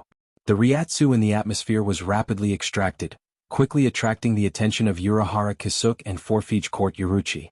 You withdraw first, I'll deal with this. Fourth Court Yoruchi decisively stood in front of Urahara Kisuke and said seriously. Yi-san, you have to pay attention. From the scale of Ryatsu extraction, the opponent should be a powerful Quincy. Urahara Kisuke lowered the brim of his hat and said cautiously. When he was about to chase after the masked core, Dustless directly ordered the beam of light to erupt. Bang bang bang. Ka. The absolute heavy blow obviously hit the person, there was a painful howl, and the sound of bones couldn't withstand the powerful force. How is this possible? The bullet bypassed me and hit Kisuke? Seeing such an unexpected scene, Fourth Court Yoruchi was stunned for a moment, and his eyes were dim. Looking at Urahara Kisuke who was suffering behind him, he felt that his brain wasn't enough. Idiot, this is the essence of connection of all things. No matter if there is something in front of you or not, anything that is targeted by Rise will be hit. Dustless sneered and looked at Rise Barrow with more and more satisfaction. No wonder Quincy calls Yawatch God every day, and this guy calls himself God's messenger. This kind of ability is indeed heaven-defying. After taking a deep look at Urahara Kisuke, Dustless quietly left, opened the tunnel to Hueco Mundo, and disappeared from the war-torn Soul Society. This was only the first step of Dustless's plan, and it was far from enough to completely kill Quincy. After all, the Sternritter Knights had 26 members, and their combined strength was almost at the captain level. It seems that this is the end. Urahara Kisuke endured the stabbing pain all over his body and looked at the disappearing figures of the masked core. His tone was particularly bleak. They are our trump card against Sosuke Aizen. If we don't save them, we may be wiped out. Fourth Court Yoruchi supported Urahara Kisuke. I also want to stop them, but I don't have the ability now. I hope God has mercy on them. Urahara Kisuke said weakly. His body was about to fall. The bastard who provoked the war between Shinigami and Quincy is definitely not a good person. No matter who wins or loses this time, one side will be swept into the garbage heap of history. Which bastard is cursing me behind my back? If I catch him, I will definitely destroy him. On the way to Hueco Mundo, Dustless sneezed all the way. Chapter 11-14. Hueco Mundo was always so cold and bleak, a deathly silence. The sandstorm was the truest portrayal of Hueco Mundo. The boundless void distorted and a figure stepped out from it. It was a young man with delicate features and handsome features. His deep eyes were filled with wisdom and his black hair fluttered in the wind. His eyes were indifferent from the beginning to the end. However, the gentle smile at the corner of his mouth made him seem very friendly. His temperament was extremely contradictory, both good and evil. It was as if he could call you brother in 1 second and go through a mountain of swords or a sea of fire, but in the next second he could turn hostile and stab you in the back. It was always hard to tell what he was thinking. Young master. Harabel, who had been notified in advance, called out. Her voice was very clear and pleasant. She was usually as cold as ice, but when she saw Dustless she immediately put on a smiling face. Yo, long time no see. Dustless withdrew his indifference and a gentle smile bloomed on his face. He had always treated those who sincerely supported him with sincerity. Voids and Shinigami were no different in his eyes. On the contrary, Dustless preferred Voids because they were easy to tame. Compared to the Shinigami of Soul Society, Dustless believed that great Voids were much easier to communicate with. If he showed more strength than the other party, most Voids would submit. Ever since Dustless wanted to capture Eastern Sage to Soul Society, and because of Dustless's calculations, Harabel became the uncrowned king of Hueco Mundo. And because of Dustless's calculations, Sosuke Aizen trusted Harabel without a doubt, and gradually replaced Eastern Sage, who used to be his right-hand man. Sosuke Aizen was relieved to leave Hueco Mundo to Harabel. How have you been recently? After landing, Dustless was not in a hurry to ask about Hueco Mundo. Instead, he was very concerned about Harabel. A qualified leader should first know how to win the trust of his subordinates, and not use them without limits. A small stream flows a long stream. I'm fine. Harabel nodded and replied calmly. Hearing this, Dustless smiled. Even though Hellable hid it very well, Dustless could still clearly see the gratitude in her trembling voice. Sosuke Aizen had never shown such concern before. How's the thing I told you to prepare? Changing the topic, Dustless asked, now that you've become the king of Hueco Mundo, you should know the people I'm talking about like the back of your hand. Dustless was talking about the great Voids at the level of Vasto Lord, Stark, Ulquiorra Hellable herself, and a female Vasto Lord. Her name was Niru. Ulquiorra and Stark are both loyal to Sosuke Aizen. I'll find an opportunity to kill them both. As for Nero, the image of a little lowly appeared in his mind. Dustless said softly, if the method is used properly, she can be pulled into our camp. In fact, Dustless didn't intend to recruit subordinates. He knew that he could defeat Shinigami by himself, but after seeing Quincy's numbers, Dustless's heart was destroyed. Not to mention anything else, Dustless didn't expect them to fight. At least he needed a few subordinates to gather information for him. This was the most basic thing, so he didn't want to be a headless fly that had to do everything by himself. He even had to gather information by himself. A green-haired Great Void's figure appeared in Haribel's mind. She pondered. Her strength is indeed good, but she hasn't betrayed Sosuke Aizen, that hateful man. Approaching her rashly might backfire. Unlike other Great Voids, Nero was very kind. Sosuke Aizen once used a trick to save her, so she was almost loyal to Sosuke Aizen, comparable to a stubborn person like Okuiora. Haribel. Take a long-term view. If there are no conditions, we can create them. If Sosuke Aizen can save Nero, we can also make her betray us. Dustless smiled confidently. He was a transmigrator and could predict the future. His advantage was self-evident. If he couldn't even defeat Sosuke Aizen, he might as well find a deserted place and kill himself.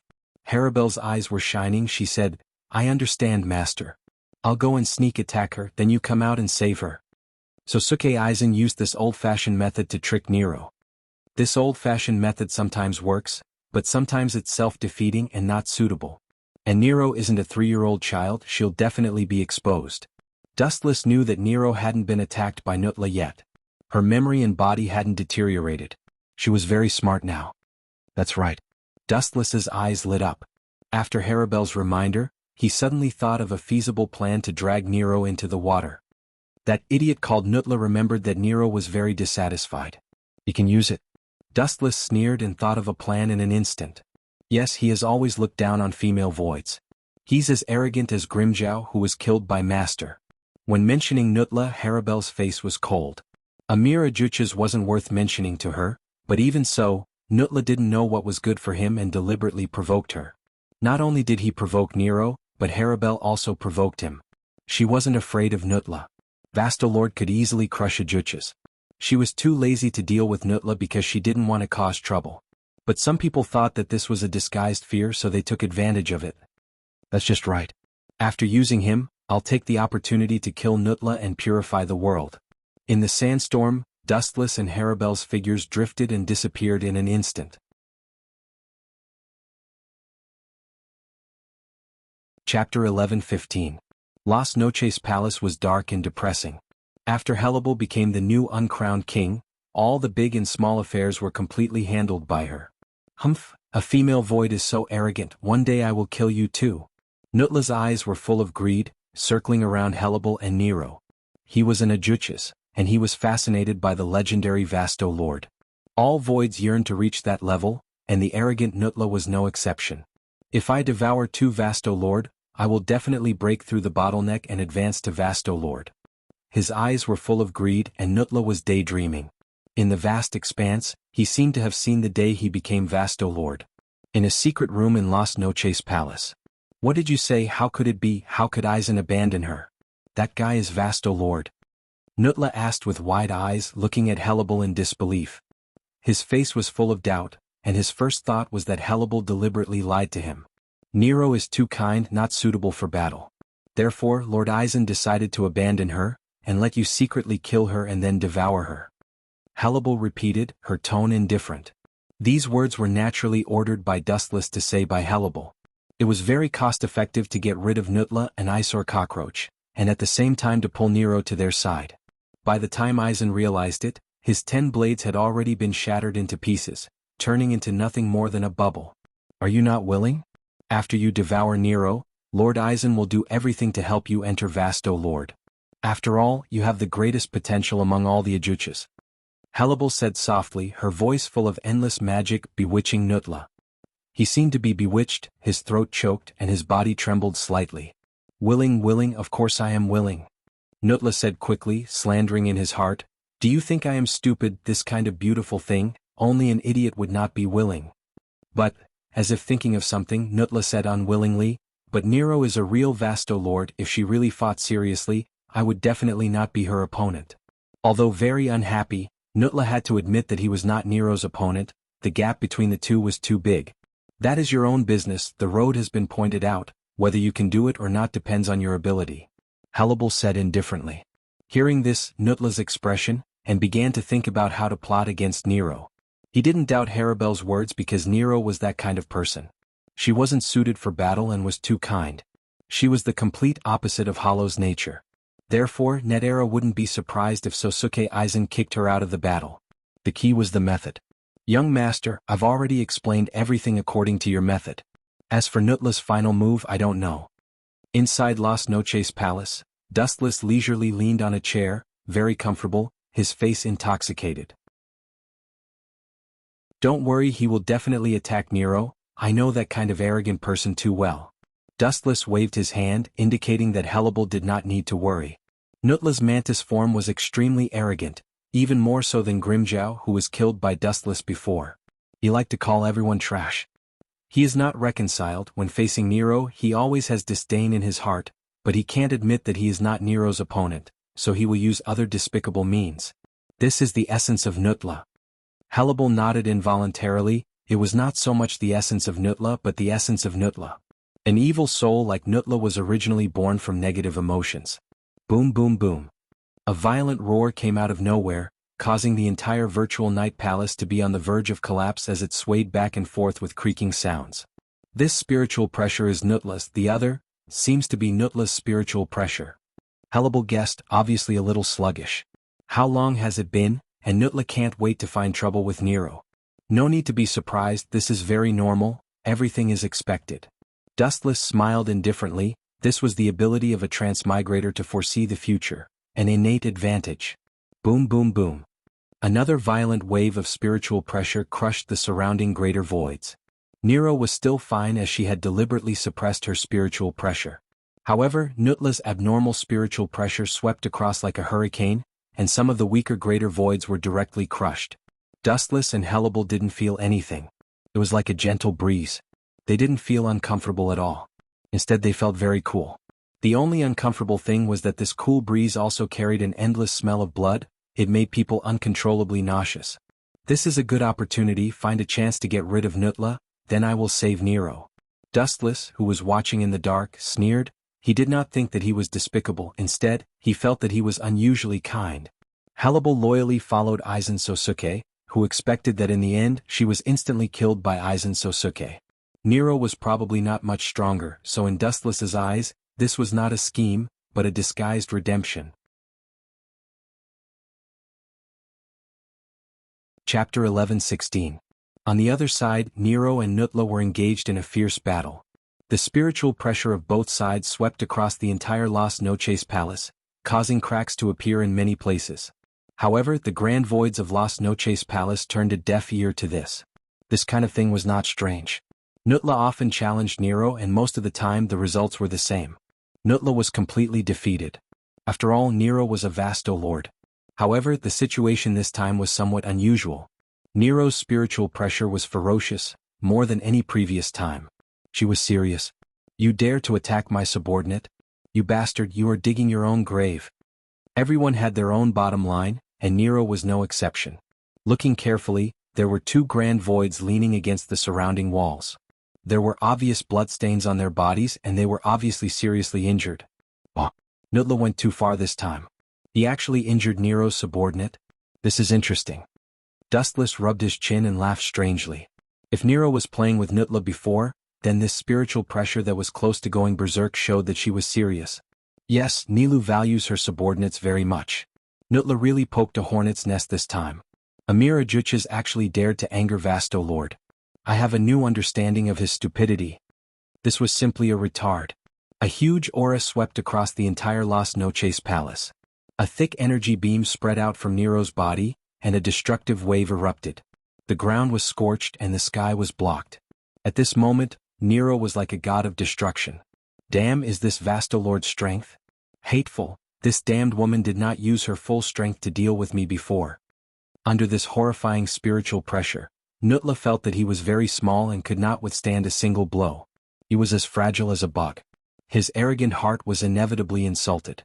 Sneak attacking me and seriously injuring my subordinate? Even if this goes to Lord Aizen, I will not let you off easily. Nero's murderous intent was awe-inspiring. Her beautiful eyes were cold, and even the surging space around her could freeze. Go to Lord Aizen? What an idiot. Nutra laughed unscrupulously and said with disdain, "Oh right, I forgot to tell you. The person who ordered me to kill you is Sosuke Aizen." Well said. Dustless, who heard this from afar, was overjoyed and secretly gave Nutla a thumbs up. Impossible. Neru was stunned for a moment before she sneered, "You want to trick me into betraying Aizen? Are you kidding me? Do you think I'll fall for it? Too naive. You're the idiot. Sosuke Aizen is only using us as pawns. He wants us to be his pawns. Do you think your personality is suitable? You are too merciful, so you must be removed." Nutra laughed wildly. His laughter was full of sarcasm. Seeing that Nero was silent, he continued to attack her bluntly. "Look at our fight. We have already destroyed Las Noches and no one has stopped us. This shows that you have been abandoned." When these words fell into Neru's ears, it was even more serious than being cut several times in a row. She clenched her fists tightly. Aizen said that as long as I kill you, I can devour you, and he will help me advance to Vasto Lord. At the end of his speech, Nutra almost danced with joy. The person who actually said these words was Hellable, but Nutra, who discriminated against women, didn't even say Hellables' name. Anyway, Hellable was just a messenger. At the same time, a mysterious shadow swept into the air, and the sharp Zanpakuto slashed directly at Neru. Pucci. Caught off guard, Neru was immediately seriously injured, and the bone mask on her forehead was crushed by the ferocious blade. Her face turned pale and she suddenly spat out a big mouthful of blood. But the most surprising thing was that Neru's Ryatsu fluctuations gradually decreased, like a deflated ball, and the majestic Ryatsu in her body dissipated in an instant.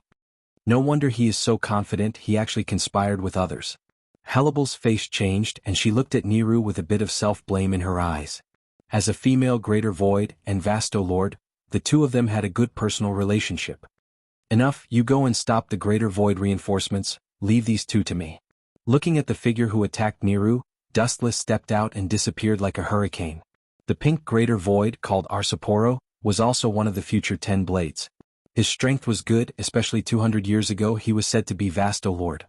Later, for some reason, his soul was divided into two and he was demoted to the current Ajuchas. "I'm coming." Seeing this, Nutra was overjoyed and he quickly rushed toward Neru. At this moment, her Ryatsu dissipated, and she was at her most vulnerable. Pucci. A golden light flashed and Nutra's face turned pale, and he was shocked to find that his arms were cut off by the light. The light condensed and Dustless's figure appeared. Looking at Neru, who was on the verge of collapse, Dustless stepped forward. Dustless breathed a sigh of relief and gave Neru a comforting look. "Phew, fortunately she's fine, just some superficial wounds, no big deal." "Who are you?" the pink-haired Arsaporo asked. "Looks like a Grim Reaper. But you dared to break into Las Noches Palace alone? Even if you are a Grim Reaper, you will die." Hearing this, Dustless stared coldly at Nutra. This meddlesome Ajuchas was beyond his expectations and Neru was injured. "It's you two who should die." Chapter 11:17. His deep eyes spun and a murderous glint flashed. Nutla and Salapalo's hearts skipped a beat. They knew that things were not going well. Those ferocious red eyes seemed to want to annihilate their souls. They were in extreme pain, as if they were being burned by the invisible fire of the Red Lotus. They were almost melting. Nutla and Salapalo saw this and took a step back. Even though Dustless did not have any Ryatsu fluctuations, his glance was enough to make them tremble in fear. The two of them could not help but break out in cold sweat. "Bastard." After taking a step back, Nutla, who realized what had happened, was shocked and angry. If there were not so many people around, he would have slapped himself. He was so scared by a person's gaze that he kept retreating, unable to resist. Just thinking about it made Nutla's whole body explode. What kind of humiliation was this? "The sword of the Grim Reaper can't hurt me. Among the 10 blades, my steel skin is the hardest." Nutla laughed arrogantly. "And I have this ability." The arms that were cut off by Dustless suddenly emitted a strange Ryatsu fluctuation. Immediately, the severed arms quickly regenerated. "So, what are you trying to say?" Dustless was not moved. He asked indifferently, "Don't talk about super regeneration and steel skin, these two shallow abilities. Even if you have the ability to resurrect the dead, you are still doomed to die. You said my ability is shallow? Nutla was stunned. He immediately laughed out of anger and said, "Is that so? Then I will let you understand what it means to defy the natural order." The word, shocking, is a true description of me. After saying that, Nutla waved his horrifying weapon and stabbed. His speed was so fast that only a black afterimage could be seen. Even because the sand was too soft, the place where he passed by set off a storm. You are short-sighted. Do you really think that Arankars are invincible? Don't be ridiculous. Don't say that you are just an Achuka's Arankar. Even if you are a Vastolord, in fact you are just SOSO. Dustless sneered. The so-called Vastolord was actually very fragile. At least in Dustless's eyes, it could be destroyed with a flick of his finger. For some Captain-class Shinigami, Vastolord was just as vulnerable. For example, Aizen Sosuke could suppress Ajuchas with Ryatsu alone. He could kill Vastolord with one strike. Dustless was even less of a problem. At this moment, the sky suddenly darkened.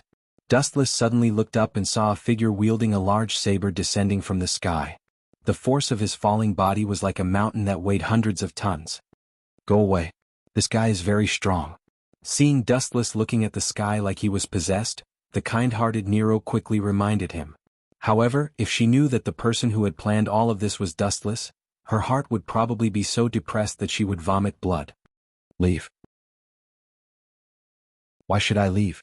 Hueco Mundo doesn't belong to their family. Glancing at Niru indifferently, Dustless remained calm.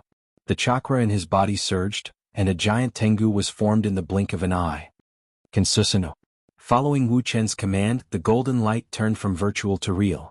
The thick arm clenched tightly and a super-large fist blasted out. What the hell is this? Nutla roared with a sharp tone. His eyeballs almost popped out of their sockets as he looked at the oncoming golden Daquan, which was almost the size of a small mountain. Feeling the penetrating sharpness of the fist, he quickly blocked his weapon in front of his chest. Bang! Under the control of his mind, the thick fist blasted into Nutla without any accident. The powerful force could destroy heaven and earth, and Nutla disappeared in an instant. Hundreds of meters away. Nutla was lying on the ground in a sorry state. His bones were shattered and only his internal organs and head were intact. The rest of his body had been crushed. What kind of monster is that? Lifting his head with difficulty, he saw the terrifying Tengu armor, sensed the heart-palpitating power, and the injuries all over his body. Nutla's self-esteem collapsed in an instant. I must tear you apart alive, I must. Nutla gnashed his teeth and said hatefully, revealing a hysterical madness in his words. Listening to this determined tone, it seemed that he wanted to perish together with Dustless. However, he didn't have the chance. Dustless turned into a rainbow light, illuminating a large area of Las Noches Palace. The dazzling light made people not dare to look at him directly. What does this guy want to do? Nutla was stunned. Looking at Dustless, who had turned into a flash of light, a hint of fear instinctively flashed in his eyes.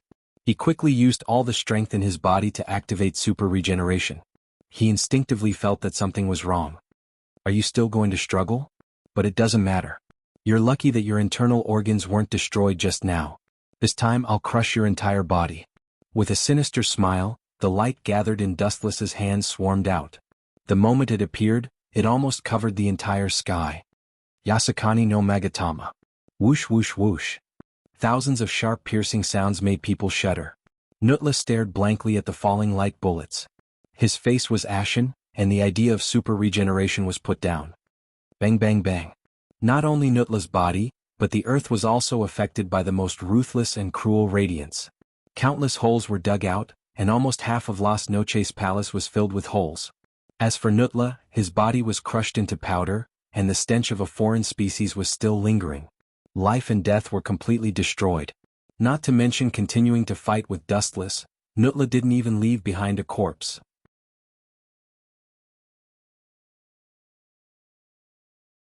Chapter 11:18. Nilu's eyes widened when she saw this scene. Her pupils dilated several times. She was horrified and shocked. She stared at Dustless in surprise as if she was looking at a prehistoric monster. Her eyes refused to move at all. He killed Nutla in just 2 moves? Oh my god, am I dreaming? Nero murmured to herself. She knew that she could easily defeat Nutla, but she was far from being able to defeat someone as simple as Dustless. It was completely overwhelming strength. No, it was completely using the strength of a super dimension to instantly kill Nutla. The two sides were completely incomparable. Strange, when did such a person appear in Hueco Mundo? Nero's eyes glowed and her face showed deep curiosity. Sal Apollo's face was full of disgust. In terms of strength, Nutla was still above him. Although he used to be vast, O Lord, that was almost 200 years ago. Right now he was just a weak Ajuchas. Nutla was the best example.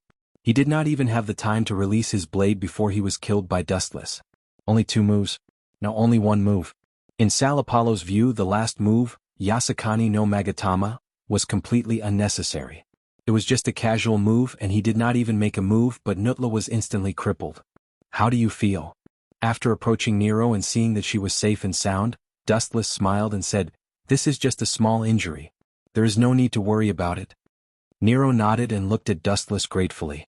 She solemnly thanked him and said, "If it wasn't for you, I would have been killed by those 2 despicable guys." And Nero's eyes rolled around Dustless. She said in surprise, "It is really rare to see a greater void like you." Boy. Hearing this, Dustless shook his head helplessly in his heart, thinking that Nero was really kind and naive. Idiot, he's not a void. He's a Grim Reaper through and through, Therial said cautiously. He unsheathed his Zanpakuto and aimed it at Dustless. "Let's put our personal grudges aside and work together to kill this Shinigami. Since you are loyal to Aizen, you should know that his enemy is the Shinigami." It would have been better if Sal Apollo had not said anything. Now that Sal Apollo had mentioned it, Nero was instantly enraged. The majestic spiritual pressure that had disappeared earlier was now completely restored, and it pressed down on Sal Apollo with an overwhelming force. The waves were endless like the sea, wave after wave, and they were endless. Ka. Unable to withstand the destructive and suffocating spiritual pressure, visible cracks began to appear on the steel skin on Sal Apollo's body. "Aizen? I want to kill him." Nero's words were shocking. She turned her head to look at her subordinates who were in a terrible state, and her dormant killing intent erupted. People have reverse scales, those who touch them will die. Now that Sosuke Aizen indiscriminately sent people to kill her, Nero naturally wouldn't just sit there and wait for death. TSK. It seems that my efforts were not in vain. I'll have to provide free labor in the future. Dustless said happily. Looking at Nero's hateful expression, he sighed that women were indeed creatures who could distinguish between kindness and hatred. Towards betrayers, they all harbored a deep-seated hatred. Of course, betrayal was actually nonsense. It was just that Dustless had plotted against Nutra once. Ka. The void instantly twisted into a whirlpool and a pink light appeared. The extremely dense energy fluctuation attracted Dustless and Nero's attention. Is this Wang Su's flash? Nero's pretty face was extremely ugly, and crystal-clear beads of sweat fell from her forehead. Normally she would not be afraid, but now, she was powerless to deal with it. She involuntarily looked at Dustless. Thinking of his exaggerated strength, Nero calmed down a lot. Dustless was far stronger than her, so destroying Void Flash was naturally a piece of cake for him.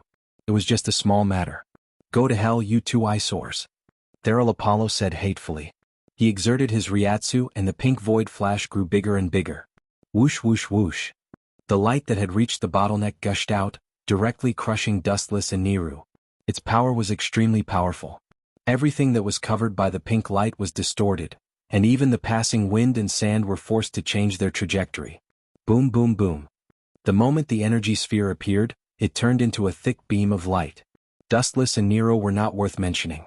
They were so small that they could be easily killed with a flick of a finger. Scared out of your wits? Serves you right. This is the Wang Su's flash, that I used with all my strength, so its power is naturally extraordinary. It's normal for me to be afraid. Nutra smiled proudly and his smile was very arrogant. You're mistaken. Dustless shook his head and denied it lightly. I didn't dodge not because I was scared out of my wits, but because there was no need to dodge at all. You want me to escape? You don't deserve it. Then, under Therial Apollo's shocked gaze, Dustless slowly raised his right arm and swept it up, hitting the incoming Void Flash head-on. Whoosh whoosh whoosh. The Void Flash that was powerful enough to destroy the sky was suddenly forced to change its trajectory and swept toward the sky. It was casually slapped away by Dustless. How is this possible? I must have forgotten to bring my eyes when I came out in a hurry, and my old eyes must be seeing things. Feral Apollo gasped and said in a daze. His tone became abnormally slow, and his eyes were fixed on Dustless. Especially when he saw that Dustless looked as if nothing had happened, he was even more certain of his thoughts. It was definitely an illusion.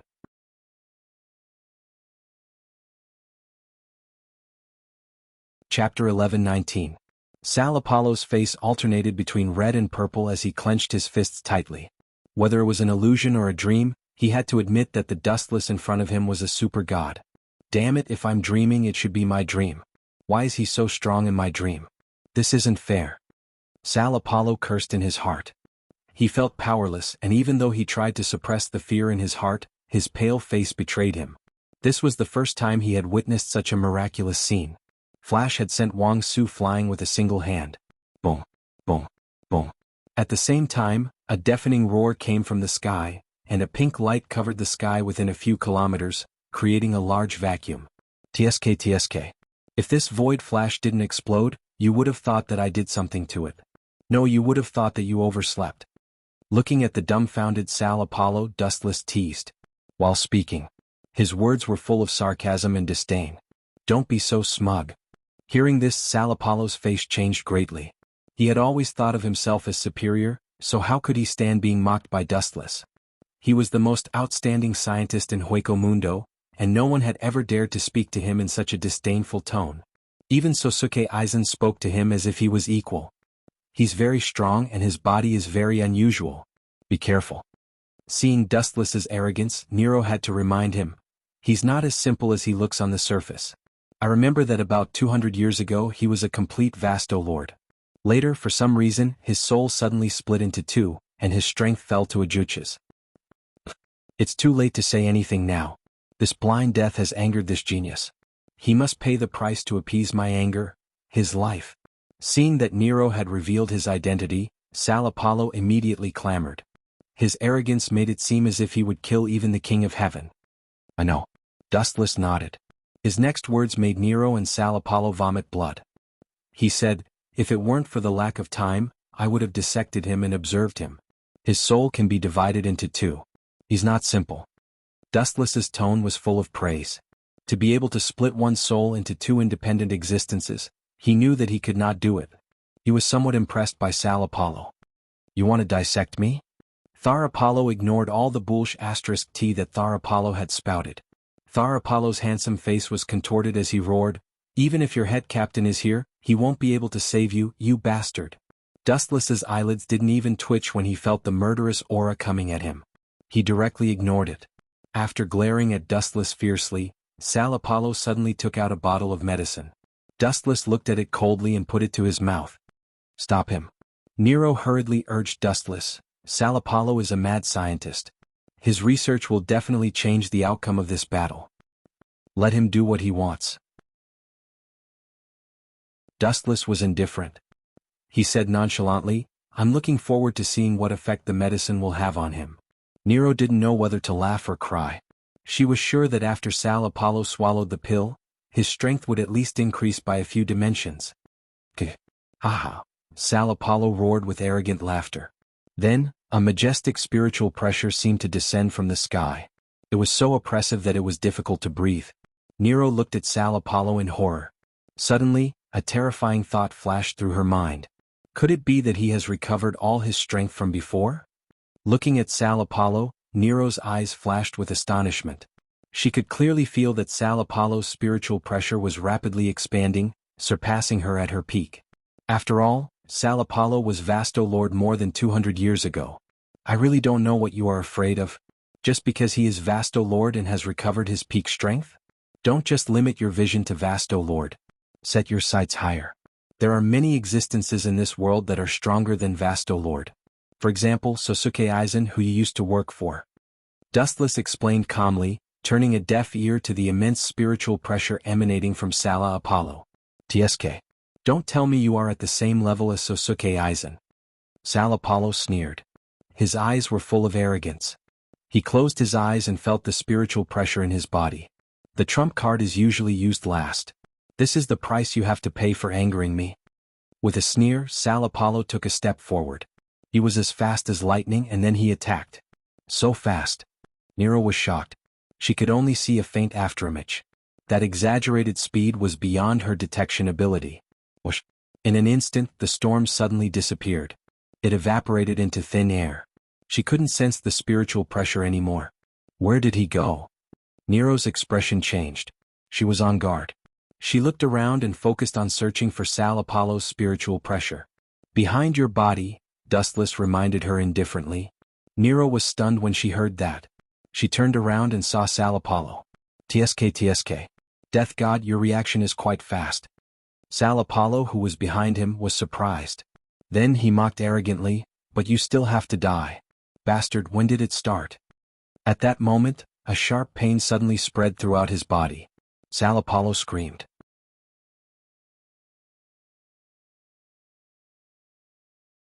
Chapter 11:20. Sal Apollo was shocked. Following his line of sight, one could clearly see that there was a golden sword stabbed into his abdomen. It was sharp, and the blade was emitting a dazzling golden light. Just looking at it would cause one to feel a stabbing pain in one's eyes. It was Dustless's personal artifact, the sword of heavenly clouds condensed from the glint fruit. When did this happen? I didn't see you do anything. Sal Apollo murmured as his monstrous body trembled. When? This sentence and this question are too funny. Dustless was very calm, and then he sneered in disdain. Indeed, as you said, I didn't do anything. You were the one who foolishly bumped into me. Ah. These words made Nero laugh. Looking at Sal Apollo's flushed face, she felt particularly happy. Stop bullshitting me. Sal Apollo's face turned red as he quibbled. His suffocating and despairing aura locked onto Dustless, and a beast-like ferocious glint flashed in his eyes. Or it could be said that he was an out-and-out beast. His whole body was covered with a thick bloody light. Enduring the pain all over his body, he forced himself to retreat. Every time he moved, his body would be in extreme pain. This damn thing is still hot. Sal Apollo was in unbearable pain. The scorching light of the sword of heavenly clouds was eroding his body. His internal organs were scorched, and his life force was reduced without limit. Bastard. Sal Apollo said fiercely, and his sharp roar sounded like he wanted to cut Dustless into pieces. Seeing that you are in so much pain, I will be a good person and help you. Looking at Sal Apollo, who was trying to break free from the sword of heavenly clouds but was in so much pain that his whole body was cold, Dustless chuckled, and his left eye suddenly turned white. The Tensigan descended. He gently raised his right hand and aimed at Sal Apollo's abdomen, and the chakra in his body began to dance. What? You want to hit me with such an ordinary fist? Do you think I am a human? No, this kind of ordinary fist can't even kill a human, let alone me who was a top great Void Realm expert of Vastolord 200 years ago. Looking at the ordinary fist, Sal Apollo expressed his disdain. The corner of his mouth curled up into a mocking smile. Is that so? Then please give it a try. Dustless smiled strangely, and the Tensigan rotated rapidly, injecting all the eye power into his fist. Bang bang bang. An unparalleled repulsive force exploded, instantly blowing up half of Sal Apollo's body, leaving only the lower half. I wanted to play with you until the end, but it seems like I used too much strength. Dustless said with a face full of self-blame. You bastard. The roaring sound came from all directions, and the indignant voice lingered in Wu Chen's ears for a long time without dispersing. Still alive? That's great. Then, to Nero's astonishment, Sal Apollo, who only had half of his body left, began to release spiritual pressure and slowly formed a new body. How is this possible? How can he be reborn after his heart and head were destroyed? Nero was shocked. This was the first time she had seen such a situation. This is normal.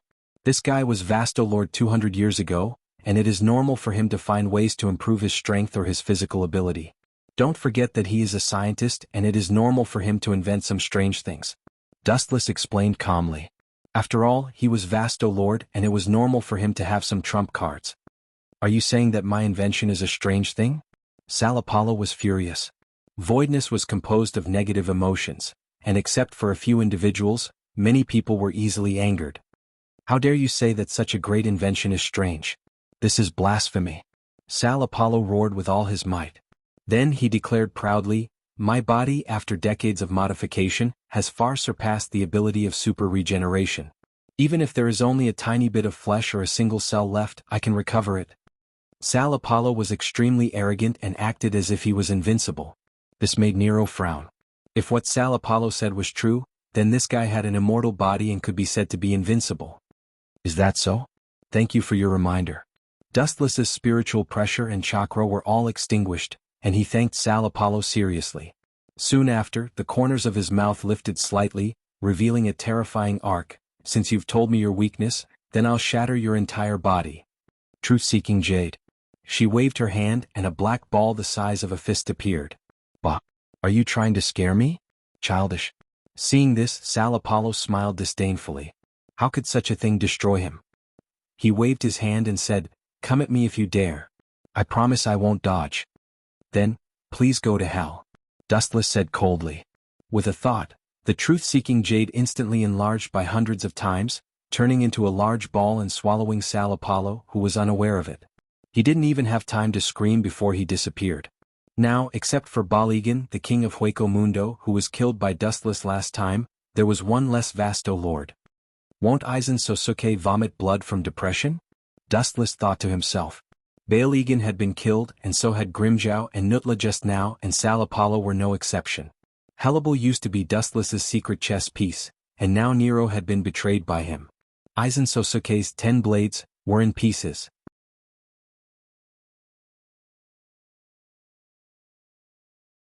Chapter 11:21. The tip of the truth-seeking ball annihilated Sal Apollo. He was too careless to fight back, or rather he didn't care at all. No one would have thought that such an ordinary-looking little sphere would be so terrifying. It was able to turn everything it came into contact with into ashes. The strangeness of it surpassed any of the techniques used in the world. Nero had never seen such a shocking trick before. She knew that Sosuke Aizen couldn't do it.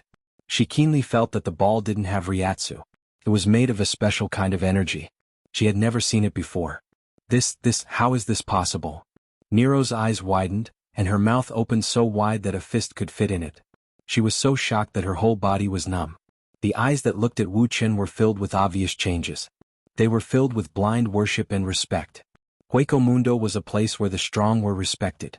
If you were strong, you were the boss. If you weren't strong enough, you could only be bullied.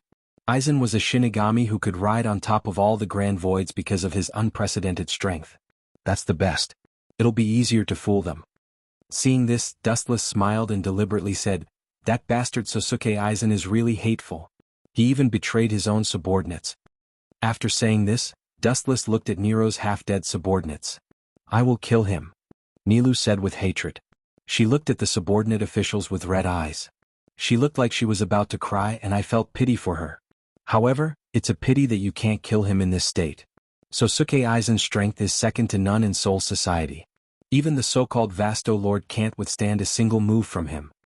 Dustless deliberately said, obviously raising Sosuke Aizen's strength.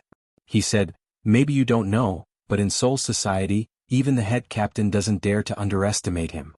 Hearing this, Nero's face fell, and the fire of hatred gradually extinguished. At the end of the void was Vasto Lord. It was obvious that this was the end for her. But, the sudden words made Nero stunned. She was very nervous and excited. She looked at Wu Chen with eager eyes. He was her only life-saving straw. His watery appearance was quite cute. Isn't it a bit too much to fool her like this? Dustless felt strange. Nero was sincerely wiping her mouth, but then he remembered Sosuke Aizen's actions and shook his head resolutely. This was not a trick, this was his mother's redemption. Vasto Lord is the fixed point of nothingness, but it is not the end point of Aaron-core shattering. Hogyoku can only remove part of the mask on your body, so Aaron-core shattering actually has the possibility of improvement. Wu Chen explained with a chuckle, his tone was extremely certain. At this moment, a golden rainbow rushed over. 1,000 meters, 100 meters, 10 meters. Its speed was extremely fast. In the blink of an eye, it was infinitely close to Nirvana and Dustless. "It's you?" Her pupils constricted, and after seeing who it was, she said warily, "Hellable? Are you here to kill me as well?" "Of course not." Before Hellable could speak, Dustless interrupted, "In fact, she's one of my people. Her purpose is to spy on Sosuke Aizen." Her cold and calm tone made it seem as if she was narrating a trivial matter. "How did you do it?" Hearing this, Nero's eyes lit up. Now Hellable was the uncrowned king. Sosuke Aizen left everything to Hellable, which showed his trust in her. Who would have thought that Hellable was a spy? Dustless was a Shinigami, but from the current situation he was not an enemy. I helped Hellable remove her mask. Dustless said to Nero with endless temptation, "It's actually very simple but also very difficult. At least in this world, I'm the only one who can do it." Hellable also instantly took off her mask. Her snow-white skin was exposed and her huge meatball swayed. She didn't care about Dustless's existence. Damn.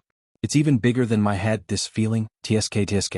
Wuxian was dazzled for a while. His eyes were dazzled. If it weren't for Nilu in front of him, he really wanted to experience how it felt. Nero's eyes flashed with desire. Although Hellable's important subordinates were exposed, she didn't care. For Shulai, this kind of trivial matter was not worth mentioning.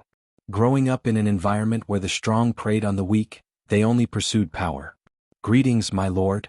Nero immediately knelt in front of Dustless to show her loyalty. She naturally knew why Dustless wanted to do this. "Get up, Sosuke Aizen is our enemy." Dustless chuckled and immediately raised his hand to help her up.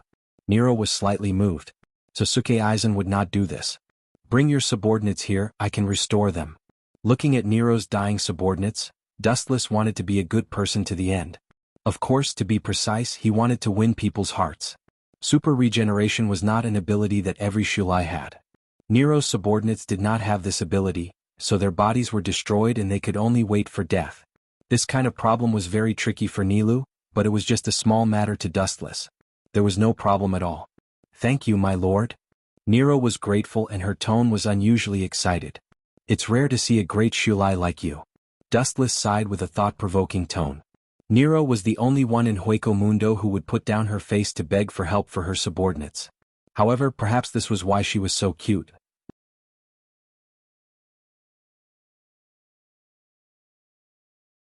Chapter 11:22. Nero was filled with respect and admiration for Dustless. Perhaps it was because they were both rare females, or because they were both Vasto Lord, but she often interacted with her libel and knew her personality. Now that Dustless could pull this female iceberg to his side, Nero was surprised. Also, because of her libel, she felt a sense of belonging to Dustless. After all, they were both Vasto Lord, and they shared a common language. "Sir, wait. Don't call me sir, call me young master." Dustless's face was stern and his tone was firm. It was as if he would turn hostile if Nero called him sir again. Nero was stunned and subconsciously looked at her libel. The latter helplessly shook her head and frowned. Dustless's habit also gave her a headache. "You children don't understand the world of adults and don't ask too much. In short, don't call me sir," Dustless said with an unfathomable look.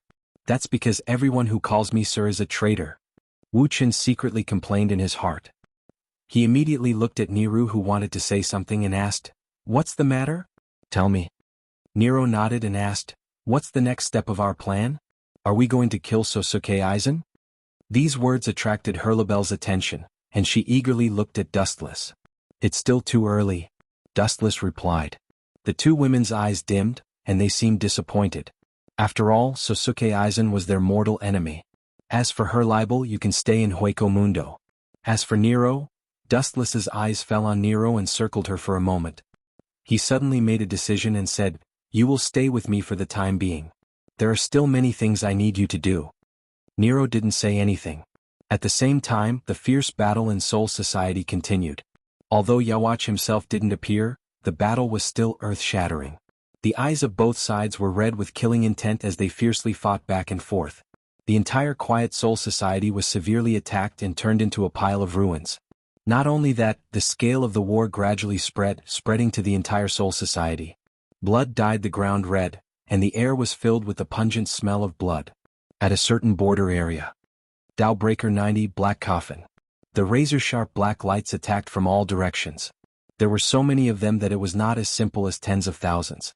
All of them attacked the blonde man. Pucci. The black light engulfed the golden-haired man's body, mercilessly slicing his body. Countless flashing blades attacked him together. However, he couldn't hurt him at all.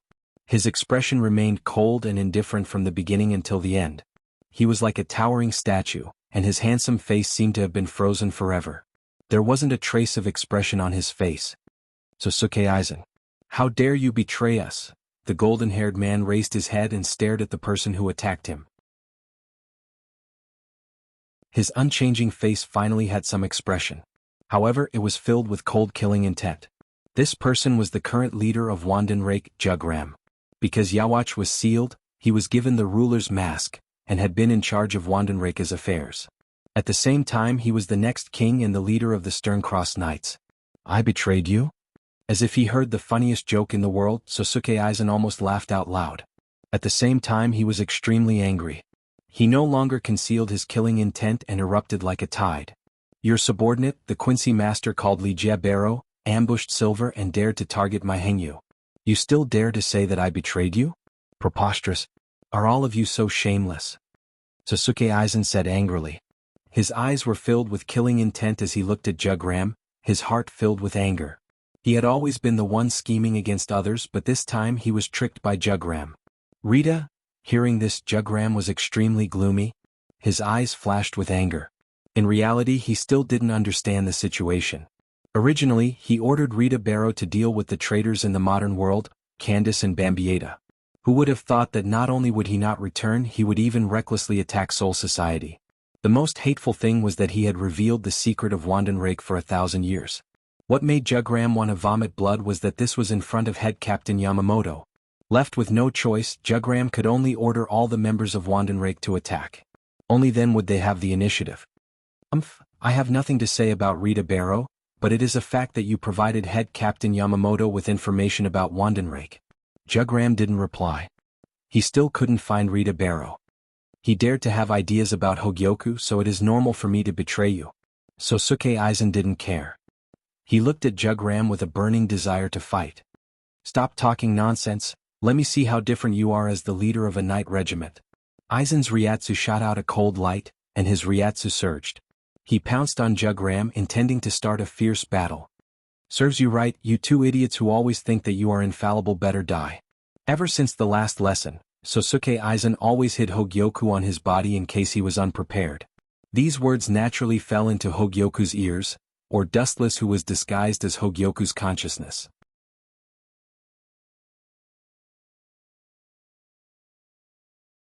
Chapter 11:23. Dustless was the one who secretly instigated this war. His goal was to get rid of the Wanless Empire that was hiding in the dark. Only by crushing them could Dustless be at ease. After all, this Colossus was even stronger than the Grim Reaper. Dustless could still clearly remember that when he fought against Squad Zero, Urabacker's 4 personal guards had crushed them with overwhelming strength. That's right, it was an instant kill.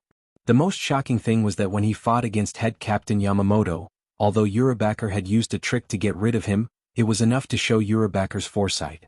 Not only was he strong, but he was also unparalleled in wisdom. Time flew by, and in the blink of an eye, 3 days had passed. In Kangza City in the modern world, Candace and Bambietta had been waiting for Dustless for a long time.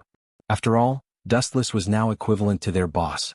But what made the two girls stomp their feet was that when Dustless returned home, he brought back a woman with a voluptuous figure, Nero. Hey, I just have one more subordinate. Do you two need to be like this? On the sofa, Dustless looked at the two girls in front of him helplessly. Candace and Bambietta were looking at Dustless unkindly. Candace, in particular, seemed to be emitting lightning from her body. You're just satisfying your own selfish desires. Bambietta grumbled unhappily. She was very dissatisfied with Nero's appearance. Selfish desires?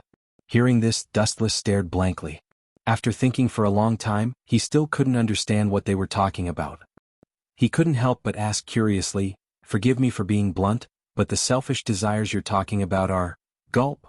Dustless suddenly understood what the two girls meant. He smiled bitterly and said, don't tell me you two think I brought Nero back to satisfy my own desires? Dustless asked with a dark expression. Nero was not bad. She had the face and the figure, but he wasn't the kind of person who couldn't move when he saw a woman. Isn't that the case? Do you think you can hide your wild ambitions from the two of us? Stop joking around.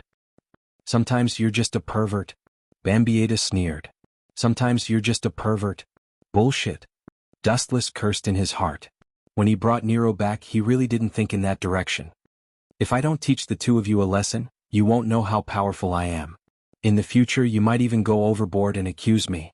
Dustless thought to himself as he looked at the two overbearing women. Hee.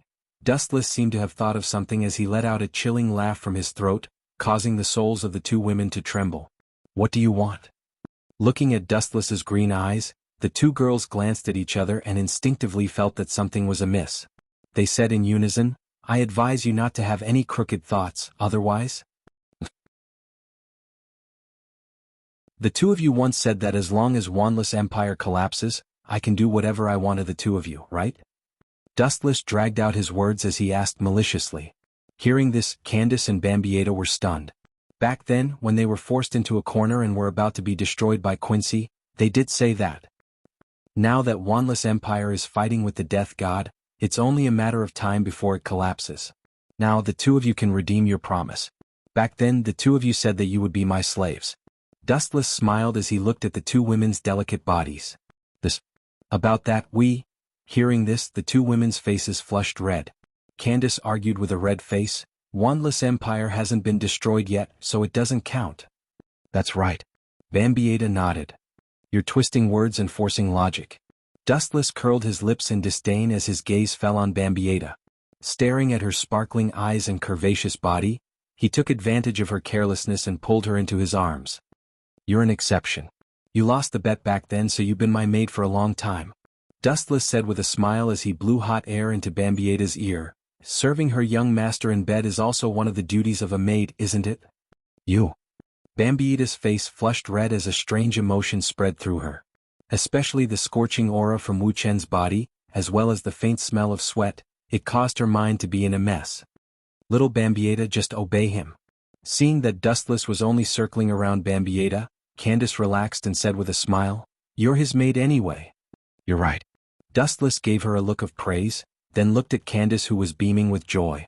Feeling rather displeased, he said in a strange tone, I don't want someone who offers herself to me. She probably stinks of sweat. She smells as good as you. Taking advantage of Bambietta's distraction, Dustless pecked her perfect face at lightning speed. So good. So smooth. Bambietta was dumbfounded. She subconsciously touched her face that was still stained with saliva and was instantly petrified. You. Candace was even more furious. She naturally understood that Wu Chen's eccentric voice was mocking her behind her back. He actually mocked her for stinking of sweat. It was difficult for Candace to remain calm. Just as the two women were about to explode in anger, a powerful spiritual pressure invaded them like a basin of cold water that extinguished their flames. Even Dustless frowned and restrained his playfulness. This spiritual pressure was extremely powerful, but it was not hostile. Instead, it deliberately lowered its spiritual pressure when it arrived to show its friendliness.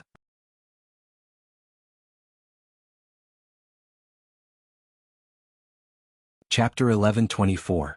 Dustless's playful heart gradually extinguished as he carefully sensed the changes in spiritual pressure.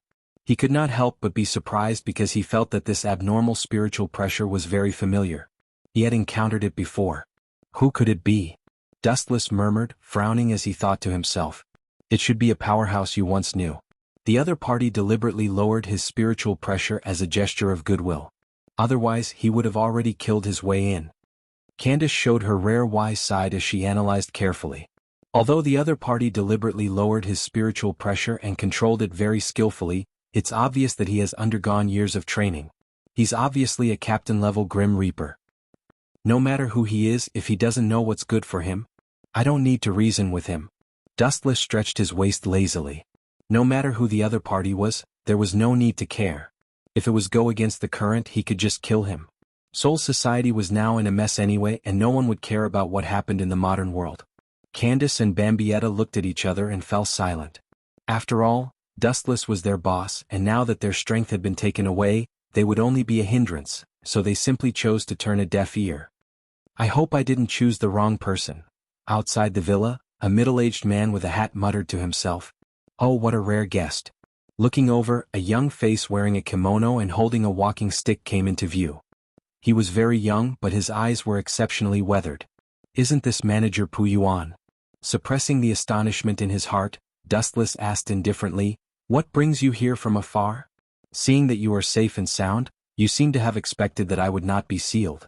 Your wisdom is really enviable, Manager Pu Yuan. Dustless emphasized his words, and there was a hint of killing intent in his words. The visitor was Kisuke Urahara. Of course. Kisuke Urahara replied calmly, ignoring Dustless's killing intent. Don't forget that I have been operating in the modern world for 100 years. When you came to settle down in the modern world, I discovered you.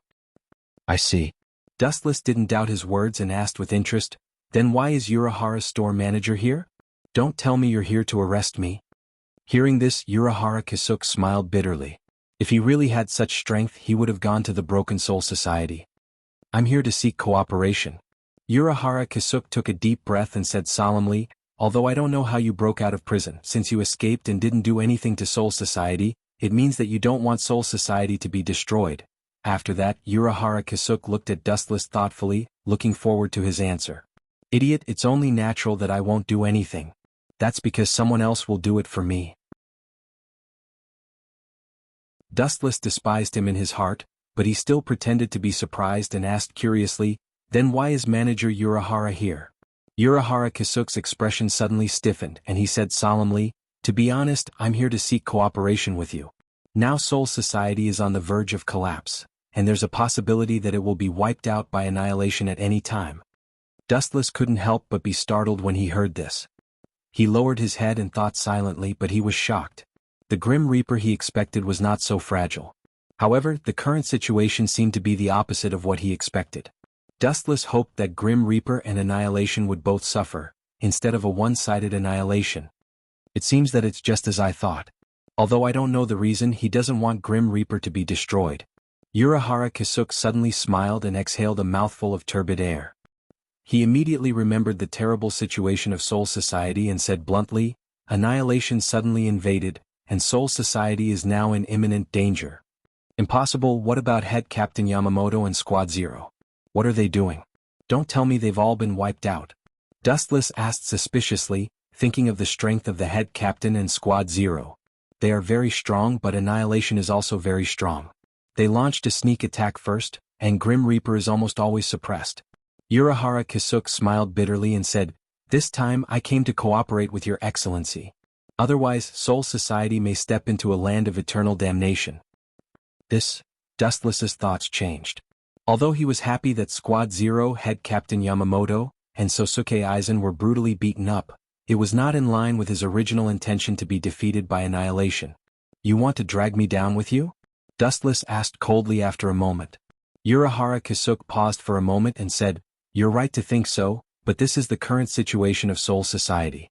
It's true that we have a grudge in the past, but I hope we can put it aside. If Grim Reaper is destroyed, it won't be good for anyone. Dustless didn't doubt Urahara Kisuke's words. Urahara Kisuke's sincerity was enough to come alone. I really didn't expect. That group of Annihilation is so strong that they can suppress Godei 13. Murmuring with a strange light in his eyes, there was a hint of murderous intent in his words. There are too many involved. Do you know Yawatch? Urahara Kisuke asked. The King of Annihilation? Of course I know. Dustless replied indifferently. Not only did he know, but he also heard a lot about it. He stared at Urahara Kisuke and saw his helpless face and a headache. Obviously something was wrong.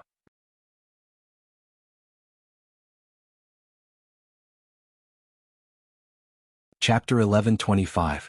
Perhaps Urahara Kisuke's words were exaggerated, but it was undeniable that Soul Society was in a stalemate. After all, it was a fact that the Sternritter Legion had annihilated the Grim Reaper.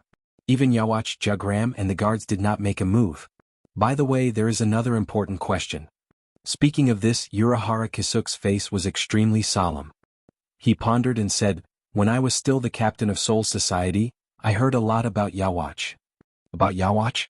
Dustless's face flashed with a hint of doubt. He suddenly realized something and said, it should be the information about Yawatch found in the Daling Library. Indeed. Urahara Kisuke did not deny it. The Daling Library was indeed a mysterious place. But in it I got a terrible news. After a while, Urahara Kisuke's voice was extremely heavy and hoarse. Dustless could even see the sweat on his temples. Get to the point. Waving his hand, Dustless's tone had a hint of irritation. He guessed that Urahara Kisuke was going to talk about Yawatch's background again. He had already guessed it. There was no need for Urahara Kisuke to say more. Urahara Kisuke was stunned. He remembered the serious situation and went straight to the point.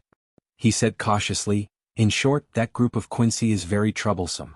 We can't let them live even if they die. No matter who wins or loses, this is a calamity. With a fierce look in his eyes, Urahara Kisuk stared at the puzzled Dustless and explained, "The common ancestor of Quincy is Yawach. They call him the Sealed King.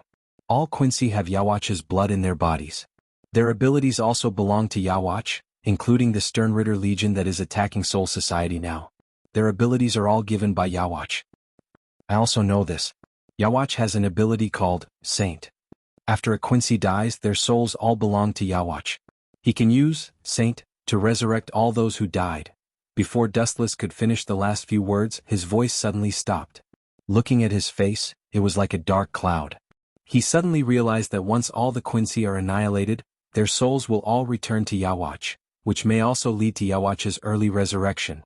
"It seems that you have realized the problem, so I don't need to explain more." Seeing this, Urahara Kisuk exhaled a mouthful of turbid air and sighed heavily. "So, no matter what, the one who loses in the end is Shinigami. Since you don't want Shinigami to be destroyed, we can work together. Are you not afraid that I will plot against you? After all, we have a grudge." Looking at this moment, Dustless was Kisuk's Aaron, Kisuk him, he even the previous grudges. Was Kisuk. "If I can, of course I won't cooperate with you, but right now I have no choice. The group of people in the Mask Legion has gone berserk, and I have no allies to choose from. Although there is still Ishin for me to choose, he has lost the power of Reaper, and he is having fun with his wife and children." Kisuk Urahara said in annoyance, like a defeated rooster. He was dispirited and cursed in his heart. "You are being honest for once." Dustless smiled. He knew that this was the truth because now the whole world was involved in the war. Even Sosuke Aizen was fighting against Jugram because of Dustless's instigation. No matter who was right or wrong between Kisuk Urahara and Dustless, it didn't matter because there was only one way to go, and that was to cooperate with Dustless. In the whole world, only Dustless was free at the moment. Cooperation is possible. But how do you plan to cooperate? First of all, what's in it for me? Dustless suddenly asked. Cooperation is naturally a win-win situation. If there are no benefits, Dustless won't do it. Kisuk Urahara hesitated when he heard this. He also understood the truth that you can't catch the wolf without sacrificing the child. However, what gave him a headache was that there were no benefits for Dustless. Soul Society is going to be finished, and this is the biggest disadvantage for you. Kisuk Urahara's eyes lit up and he began to quibble. If that's the case, I'm sorry, I can't cooperate with you. Dustless shook his head and directly rejected Kisuk Urahara's conditions. What he meant was that he wanted Dustless to be a coolie, but he didn't get anything in return. Even if Quincy can really annihilate Shinigami, it will definitely be a lose-lose situation in the end. Speaking of this, Dustless's tone was obviously stagnant and he smiled. I can just sit back and reap the benefits. When Quincy is exhausted, I will lead my subordinates to destroy all of them. Even if Yawach really resurrects in advance, it can't be helped. I don't think I'm not his opponent. Kisuk Urahara's face was obviously ugly. He never doubted Dustless's strength. Even if his good friend Dustless fought one-on-one, the scale of victory may eventually tilt towards Dustless. After all, Dustless's strength was there, and Kisuk Urahara chose to cooperate with him because he knew how strong he was. In short, without benefits, everything was in vain.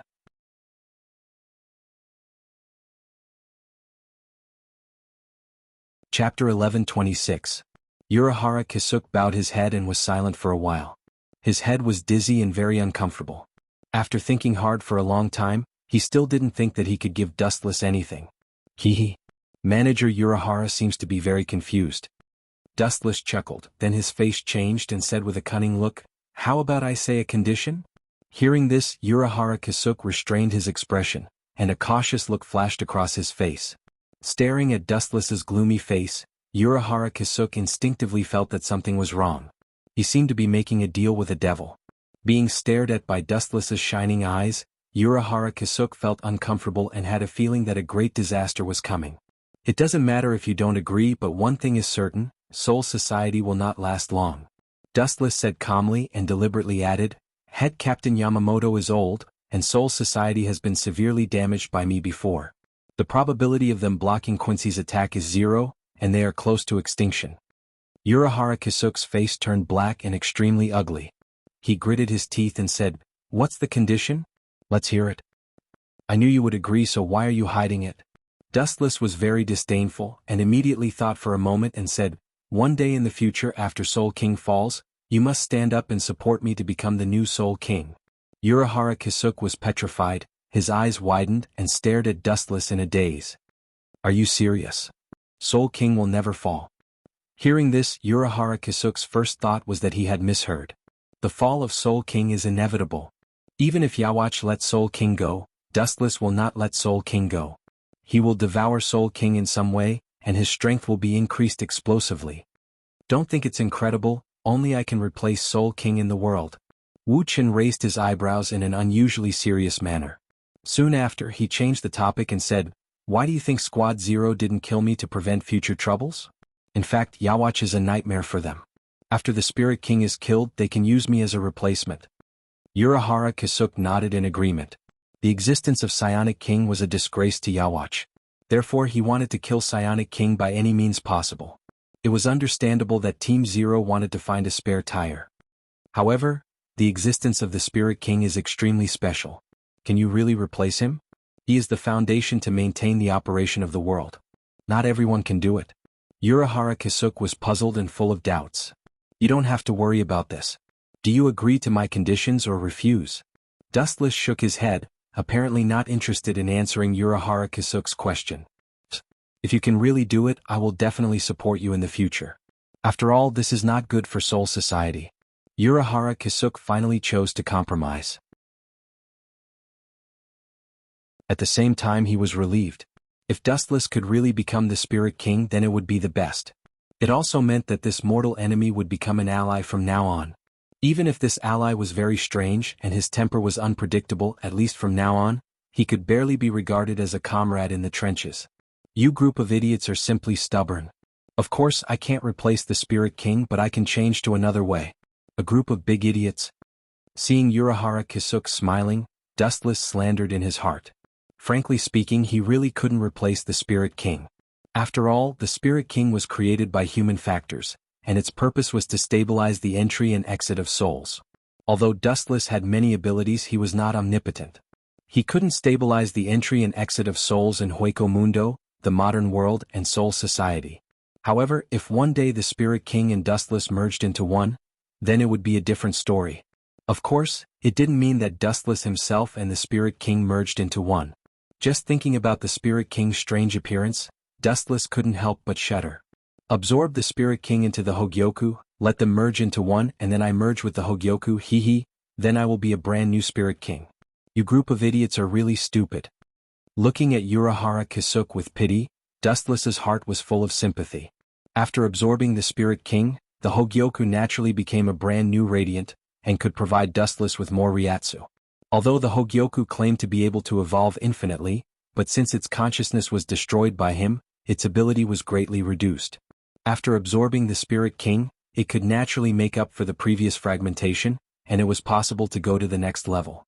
It could make up for the loss after erasing the Hogyoku, expand the Hogyoku's limit, and also become the God of Death, the Spirit King becoming the unique supreme leader, commanding the entire Death God. Dustless obviously didn't suffer a loss in this deal. It was profitable and it was very big. But then again, how do you want me to help Death God? Even if my identity is exposed, I don't want to become a wanted criminal in Soul Society again. Staring at Urahara Kisuke's proud smile, Dustless's tone left no room for negotiation. Of course this is a must. Perhaps because he was in a good mood, Urahara Kisuke suddenly became incomparably flamboyant. He opened his white and blue folding fan, covering half of his face, and smiled. What you want to do is actually very simple. Simple? Hearing this, Dustless directly turned a deaf ear. Urahara Kisuke was willing to lower himself to cooperate with him. It was definitely not a simple task. At least, he couldn't do it himself, otherwise he wouldn't have made an unnecessary move to cooperate with Dustless.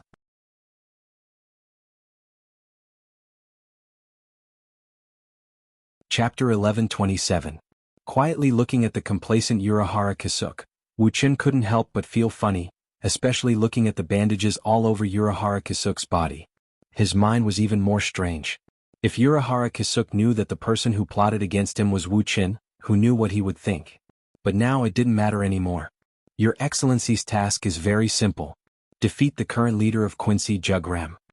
Hearing this, Dustless slightly raised his eyebrows, glanced at Urahara Kisuke suspiciously, and confirmed again, I said before, I won't expose my identity. Dustless rejected Urahara Kisuke without hesitation, feeling that this guy was pushing him into a fire pit. Of course I know this. There's no need to worry, I've prepared everything. Urahara Kisuke smiled mysteriously, looking very cunning and despicable. I've set up a barrier in Soul Society in advance. As long as we lure Jugram over and defeat this leader of Quincy, other people's attacks will collapse on their own. It's not luck that this guy was able to plot against Sosuke Aizen in the future. Such foresight. I have to guard against him. After taking a deep look at Urahara Kisuke, Dustless withdrew his gaze and nodded, no problem, I also want to see how different this Jugram is. Dustless's eyes were filled with expectation. He still remembered that Jugram had a special identity, the other half of Yawatch. The 75th district of Drifting Soul Street, just lured Jugram there. Urahara Kisuke's eyes lit up, and at the same time he disappeared with the wind. Hey. Are you really going to fight against that guy Jugram? He's very strong. He has the ability to kill a member of Stern Cross Knights in one hit. Candace and Bambietta came out of the door and said with a worried tone, that wretched uncle in the hat looks very cunning, don't be fooled. I've made up my mind. Since we'll meet sooner or later, I might as well take the opportunity to test him now. Dustless waved his hand and said with relief. The flames of war in Soul Society soared to the sky, forming a sea of flames.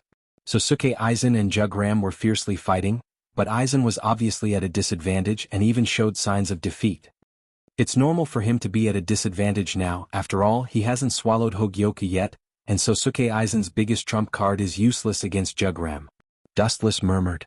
In the distant battlefield, Aizen Sosuke had been forced to retreat. He hadn't merged with Hogyoku yet, and for some reason his Kyoka Suigetsu ability was ineffective against Jugram. I'll let you go and bring that guy over. This guy's strength is strength's release. S's. He, son the other side, Aizen Sosuke felt the tyrannical power coming from the Zanpakuto, and his face became silent. I'll let you know the consequences of betraying Wanless Empire. Jugram's killing intent surged and his spiritual pressure went berserk. Just as he was about to deal a fatal blow to Aizen Sosuke, several sharp lights locked onto him. Whoosh. Several transparent arrows shot out from the side, wanting to tear Jugram into pieces. Naive. With a sweep of his sword, a huge ray of white light shot out. Crack. The incoming arrows were instantly reduced to ashes, but Jugram's slash was unstoppable. It flew toward the attacker like a rainbow piercing through the sun. Agility? A ripple appeared in Jugram's eyes and he was very surprised when he saw who it was. He immediately abandoned Aizen Sosuke and chased after Barrow. Although I don't know what's going on, this is good. I don't want to expose my strength either. It's best if you guys can kill more death gods. That would be for the best. Aizen glanced at Jugram and turned to leave. Stop right there, Agility. Jugram roared. It was because of him that Quincy, who had been hiding for thousands of years, had to resurface. He still needed to solve all the mysteries. On the 75th Street, Dustless, who was resting, opened his eyes and stared at the figure coming from the horizon. A teasing smile appeared on his face. Agility? Barrow was controlled by his Rinnegan. After a while, Agility? Barrow landed on the ground and strangely disappeared. This is... Jugram narrowed his eyes. His thick black eyebrows were involuntarily raised. His gaze immediately spread out and a smiling Wuchen was reflected in his eyes. "'Tis you?" Jugram was stunned and frowned. "'Tis you who should be suppressed. Why are you here?" Dustless was unmoved when he heard that. He smiled lazily and said, "I can only tell you one thing. The person who is going to be suppressed today is called Jugram Hasward." "'Tis you?" Jugram sneered. "'Tis you who thinks that Team Zero can't do anything to you and I can't do anything to you? Don't." Bang. Before Jugram could finish his sentence, a flash of light came and he was sent flying by Dustless' sneak attack. I hate people like you who have no strength but are arrogant.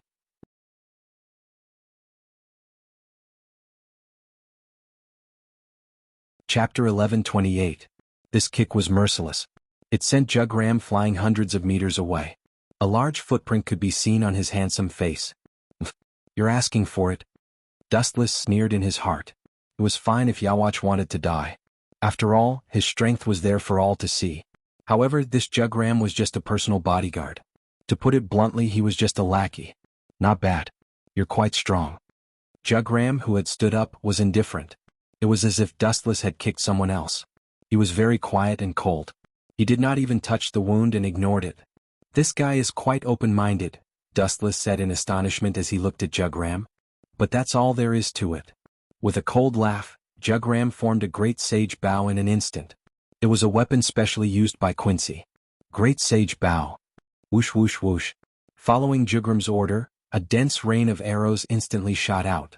The sharpness of the arrows made one unable to look at them directly. The sharp whistling sound made one's scalp go numb. The attacks were ruthless.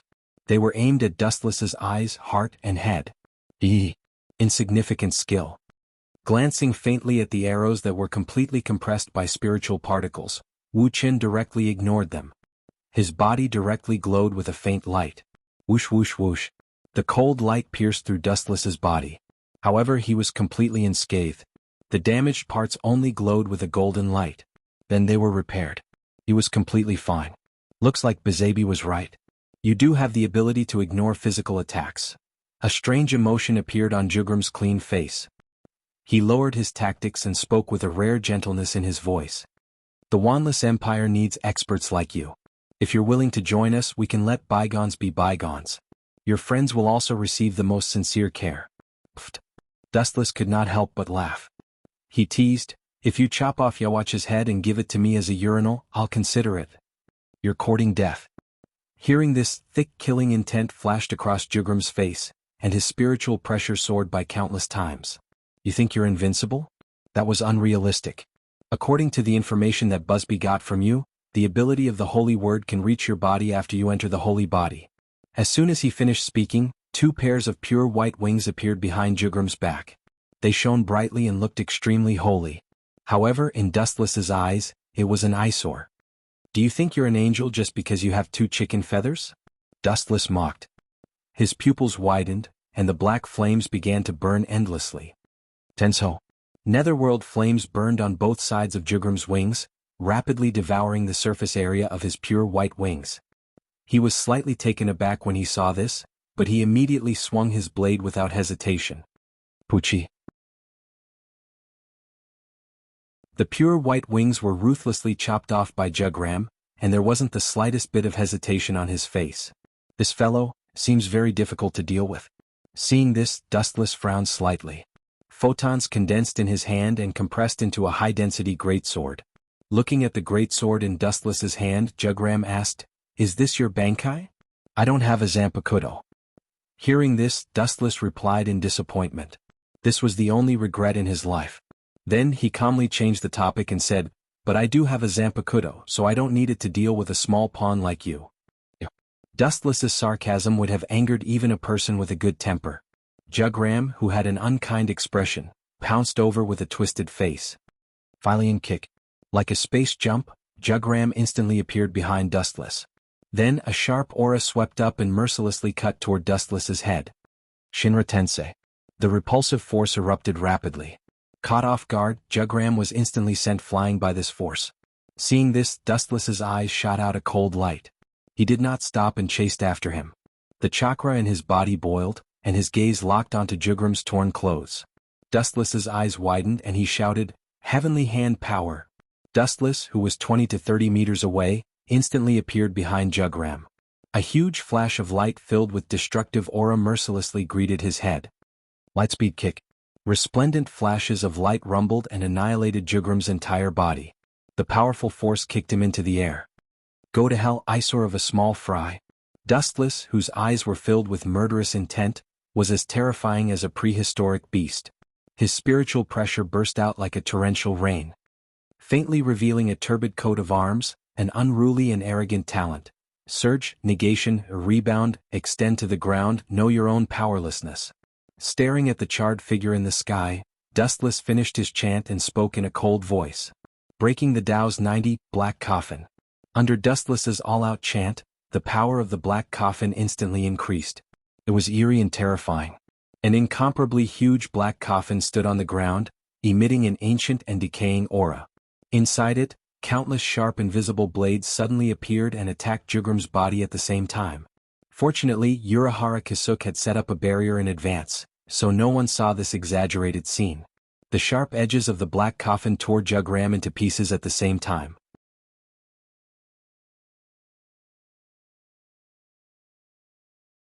Chapter 1129. Perhaps it was a misconception, but Dustless actually saw Jugram break out of his cocoon and be reborn. He's actually fine? After a while, Dustless said in shock after confirming that he was not mistaken. Looking closely, Jugram's body was clean and unharmed. He was completely unharmed. He had not been attacked at all. He was completely at ease. It was as if none of the attacks had hit him. What's going on? Stroking his chin, Dustless looked left and right. He was sure that his previous series of attacks had heavily injured Jugram. Even if he had been blessed by the heavens and survived, he should have at least been injured. But now he was completely unharmed. What's that? Looking up at the sky, Dustless suddenly realized that the sky had darkened. A strangely shaped scale was floating in the sky, leaning toward Dustless. This seems to be Jugram's ability. In the original work, he used this ability to break Tsangdu's ability and instantly kill him, Dustless pondered. Looking at the unscathed Jugram, a look of understanding flashed in his eyes. Jugram's codename in the Wanless Empire was B, and his ability was Balance. This was the scale floating in the sky. Once the scale fell toward Dustless, his abilities and strength would be unlimitedly weakened. I see. Suddenly understanding, Dustless praised, the black coffin that attacked you as well as the body art from before, were all weakened by you. No wonder you were unaffected. You're not simple. You. Hearing this, Jugram did not feel any joy. Instead, his brows furrowed tightly. His wariness toward Dustless had reached an unprecedented level. He rarely made a move, but Dustless had seen through his ability. You're right. Since his ability had been seen through, Jugram did not hide it and directly admitted it. He said calmly, "This is my holy word ability, Balance. When the scale floating in the sky falls toward you, all of your abilities will be weakened. Your skills will not harm me at all, just like that ghost path just now. It has no effect on me at all." He is indeed very strong. Dustless didn't comment when he heard this, and then he took the initiative to launch an awe-inspiring attack. Dowbreaker 88, Flying Dragon strikes the thief. In the blink of an eye, a thick beam of light shot out, engulfing and annihilating Jugram. Who would have thought that Jugram, who was bathed in the light, would be completely unscathed? He didn't react at all, and his face remained as calm as an ancient well. What was even more shocking was that he was slowly walking over against the light. In his hand was a cold glinting sword, and he strolled over in a relaxed manner. Damned Yawach. Upon seeing this, Dustless couldn't help but curse his friend Havoc. That was because all of the Starcross Knight's abilities came from him, and this inconceivable Balance ability was far too overpowered. Dustless's attacks were weakened, and the damage he dealt to Jugram was 0. Swish, swish. Jugram's speed was 10 times faster than before, and he couldn't even catch a glimpse of his shadow. By the time he realized this, Jugram had already sliced through his body. At the crucial moment, Dustless decisively used God's might to materialize himself. You didn't hit me? Jugram was stunned, and his tone was filled with doubt. He subconsciously looked at Dustless, but what he got in return was a cold beam of light. Poochie. The sword light cut through Jugram's body, and the blood on the blade of the heavenly sword of clouds evaporated rapidly. Jugram looked at the wound on his waist and felt the piercing pain all over his body. He couldn't believe it and said, "Impossible, you should have been weakened by my ability." Weakened? You have indeed weakened me. Dustless shook his head. His black coffin didn't have any effect on Jugram, and this explained everything. However, even if you weaken me without limit, the difference between the two of us is still like heaven and earth. It's just like an ocean. Even if you suck in 99% of its water, it's not something a stream can compare to. Do you understand what I mean? Jugram's face turned green. How could he not understand what Dustless meant? He sneered and said, "In other words, you can deal with me with the remaining 1% of your strength?" As expected of Yawach's loyal lackey, so smart. Dustless gave him a thumbs up, and his expression was extremely cold. He unleashed all of his strength and charged at Jugram with his sword. His expression was calm and fearless. Jugram's balancing ability was indeed a heaven-defying and invincible existence. When one side of the sky was lowered, the enemy would be weakened in all aspects. On the other hand, Jugram's strength would increase exponentially. However, for a skill like God's might, it was useless no matter how much it was weakened. This skill wasn't an attack in the first place. Bang bang bang. The two of them fought back and forth fiercely. Saber light and sword shadows flashed and sparks danced in the air. Boom boom boom. Along with a loud boom, a white figure was sent flying. Dustless had won for now. Huff, huff, huff. This bastard's ability actually reduced spiritual pressure, stamina, effort, and even the chakra in my body to a negligible level. Dustless panted heavily. Just a few rounds of fighting and he was already half dead from exhaustion.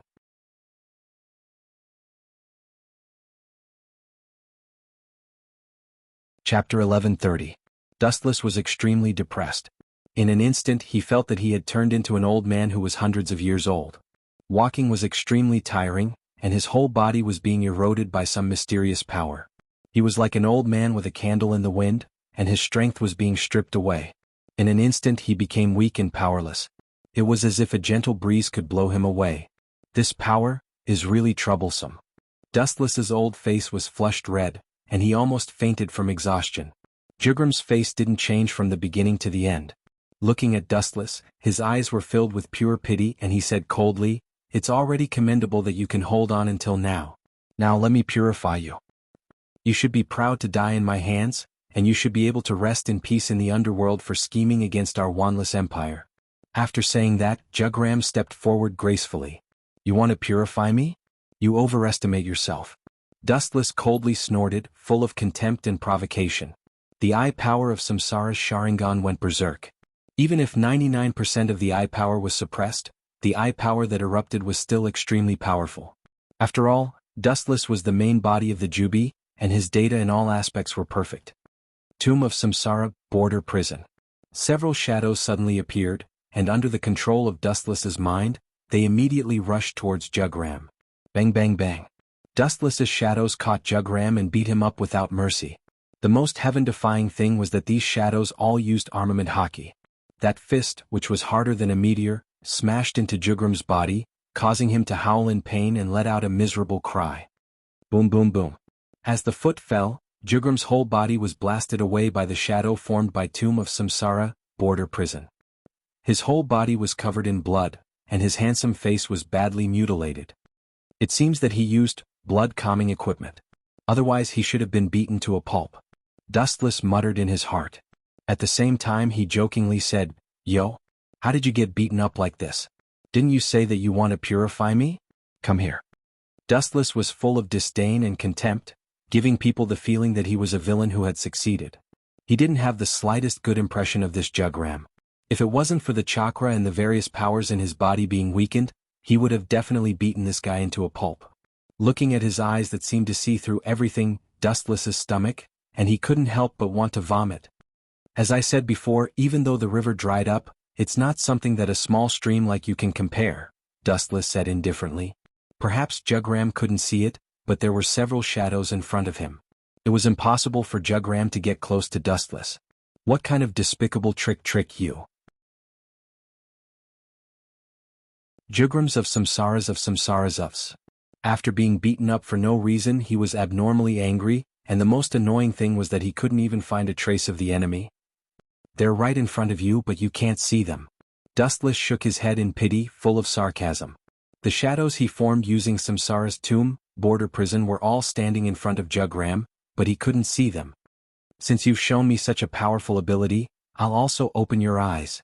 Dustless's face turned red and he laughed sinisterly. At the same time, the shadows controlled by his mind began to attack Jugram again. Without exception, their fists were all covered with armament hockey. Pucci. Caught off guard, Jugram was sent flying by the incoming fist. His handsome chin was knocked askew, his teeth fell to the ground and blood dyed his mouth red. Blood-calming armor. A large amount of Ryatsu was injected into the meridians under the skin, and the surface was immediately covered with dense lines. Jugram, who was helpless, could only passively take the beating. He was blinded and he couldn't see who attacked him at all. In just a few seconds Jugram was beaten black and blue. His whole body was dripping with blood and he looked very miserable. His whole person was like a prisoner on death row and he was extremely embarrassed. "I won't let you die so easily. What you've given me I'll return to you hundreds of times," Dustless said coldly. He gave off the feeling of a demon and there was no human aura at all. Boom boom boom. An extremely powerful energy beam erupted, raging like a hurricane. The enchantment set up by Urahara Kisuk creaked and gradually showed signs of collapsing. It seems that I can't play anymore. Dustless muttered to himself. The hostility in his eyes was buried deep. He looked at Jugram as if he was looking at a corpse, without any emotion. Although I don't know what's going on, one thing is certain. The person behind this technique must be... Bang bang bang. Before Jugram's words fell, another wave of punches and kicks annihilated him, ruthlessly destroying him. He was in so much pain that he wished he was dead. Shoo shoo shoo. At this moment, a violent roar sounded, and afterimages that were difficult to catch with the naked eye came head-on. They almost instantly arrived in front of Dustless, and the sharp Ryatsu sword slashed down. However, at this moment a sudden change occurred.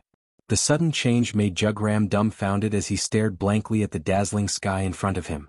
He suddenly felt that he was very small, like an hourglass, and was easily subdued in an instant.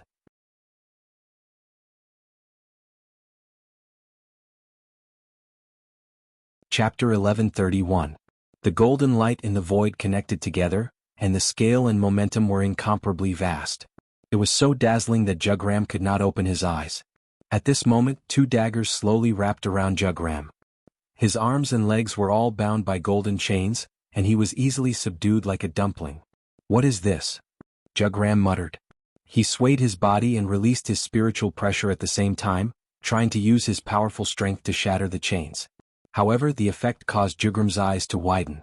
His spiritual pressure had no effect on these golden chains at all. This is called the Heaven Lock. Dustless's eyes were exceptionally dim and powerless. His entire body was filled with powerlessness. After seeing Jugram being subdued, he directly sat on the ground. Heaven Lock. Hearing this, Jugram repeated the name. He knew all kinds of death gods Bankai and the ghost Tao, but he realized that he had never seen this Heaven Lock before. It seemed to have jumped out of the category of Death God. It was not just Death God but also Void and Quincy. Although I am surprised that you have such a trump card, no matter what moves you use, they are useless against me. Jugram's confidence rose from the ashes and he proudly said, in front of God, nothing is worth mentioning. Hee. Hearing these arrogant words, Dustless's face was filled with smiles. He was abnormally bright as he smiled and said, what a coincidence. My Heaven Lock is effective against gods. It is a type of God of Law weapon. What was a God of Law? It could be understood that it was specially used to restrict gods. Nonsense. Hearing this, Jugram laughed coldly and unleashed even more powerful spiritual pressure.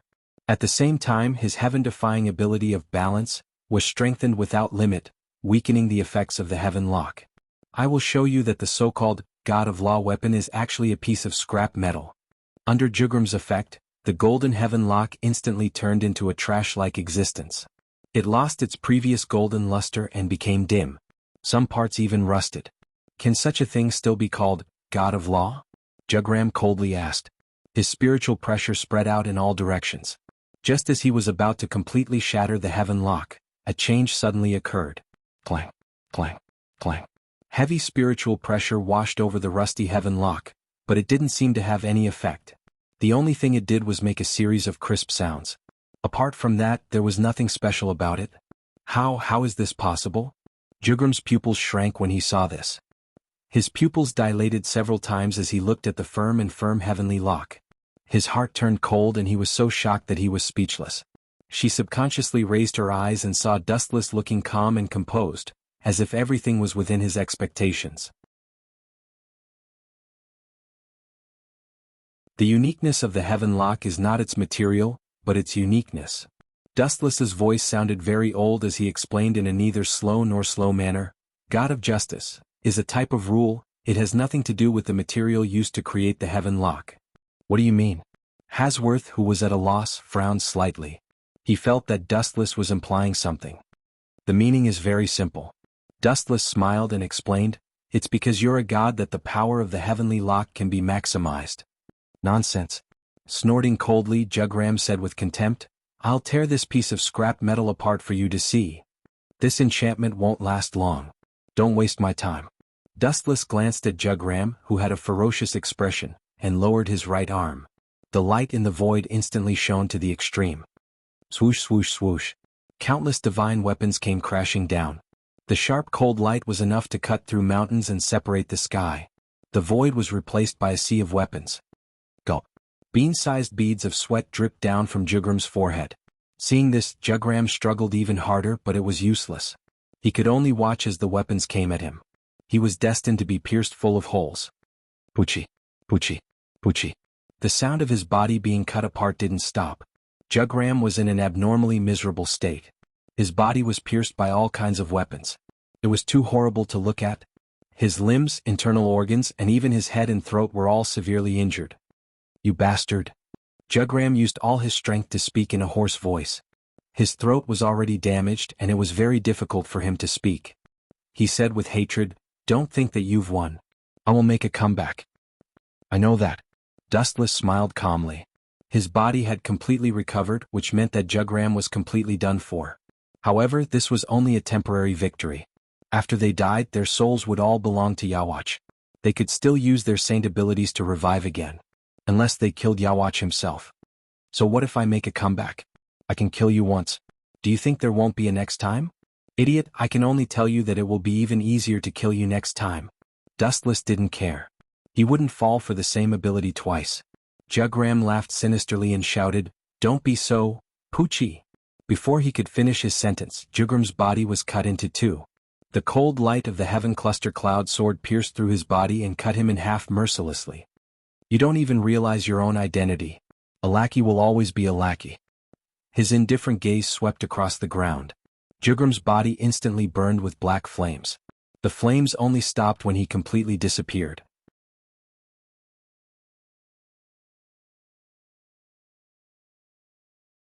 Chapter 1132. Dustless looked expressionlessly at Jugram, who was being burned by the raging fire. His heart was abnormally calm. At this moment, the barrier set up by Urahara Kisuk finally couldn't bear the burden and collapsed. The scorched earth on the ground was exposed to the air. You asked for it. After a while, Dustless murmured. Just as he was about to leave, an uninvited guest suddenly appeared. Are you here to die? Dustless asked indifferently. The newcomer seemed to have noticed that Jugram's spiritual pressure had disappeared. He stared at Dustless ferociously, and the spiritual particles around him were filled with flames. It was obvious that this person was about to go berserk. He locked onto Dustless, and the violent spiritual pressure fluctuations directly shook the ground. Dustless looked up and glanced at this person. He said indifferently, "Even Yawach won't revive someone like you after you're killed. You're different from those guards in Jugram. You're just a small chess piece." Dustless said coldly. The newcomer was Busby, who had been killed by him before. Who would have thought that after being revived he would come to die again? Hugo Jugram, as spiritual pressure has disappeared. Did you do it? Busby tried his best to retract the flames that were about to erupt from his body, and waited for Dustless's answer with a twisted face. Crack, crack, crack. A crisp sound of bones rang out and drilled into Dustless's ears. It came from Busby's body. Dustless saw that he was so angry that his bones were creaking. As you can see, Dustless still maintained his indifference. His indifferent tone was as if he was talking about a trivial matter. Impossible. You can't kill Hugo at your level. You must have used some despicable and insidious trick. As if he had been greatly insulted, Busby roared furiously. You're no different from a wild beast. Dustless shook his head and glanced at Busby. He gave him a look of pity and turned to leave. He had no desire to kill someone who was filled with anger and had already killed once. Stop right there. With a low roar, Busby turned into a flaming hurricane and rushed out, instantly sealing off Dustless's path of retreat. Get out of my way before I have the thought of killing you. Dustless's eyes flashed with killing intent. He closed his eyes and muttered to himself, as if lamenting why there were so many idiots who overestimated themselves in this world. His expression was as ferocious as a wild beast's. Busby didn't appreciate it. He flicked his fingers, gathering spiritual particles, and a sharp light shot out. Holy Annihilation Arrow. Sensing the incoming killing intent, Dustless suddenly opened his eyes. Many arrows compressed by Lingzi pierced toward him. Dustless's face flashed with a touch of cold hostility. Binding Tao 81, space shattering. The transparent wall cut off the world.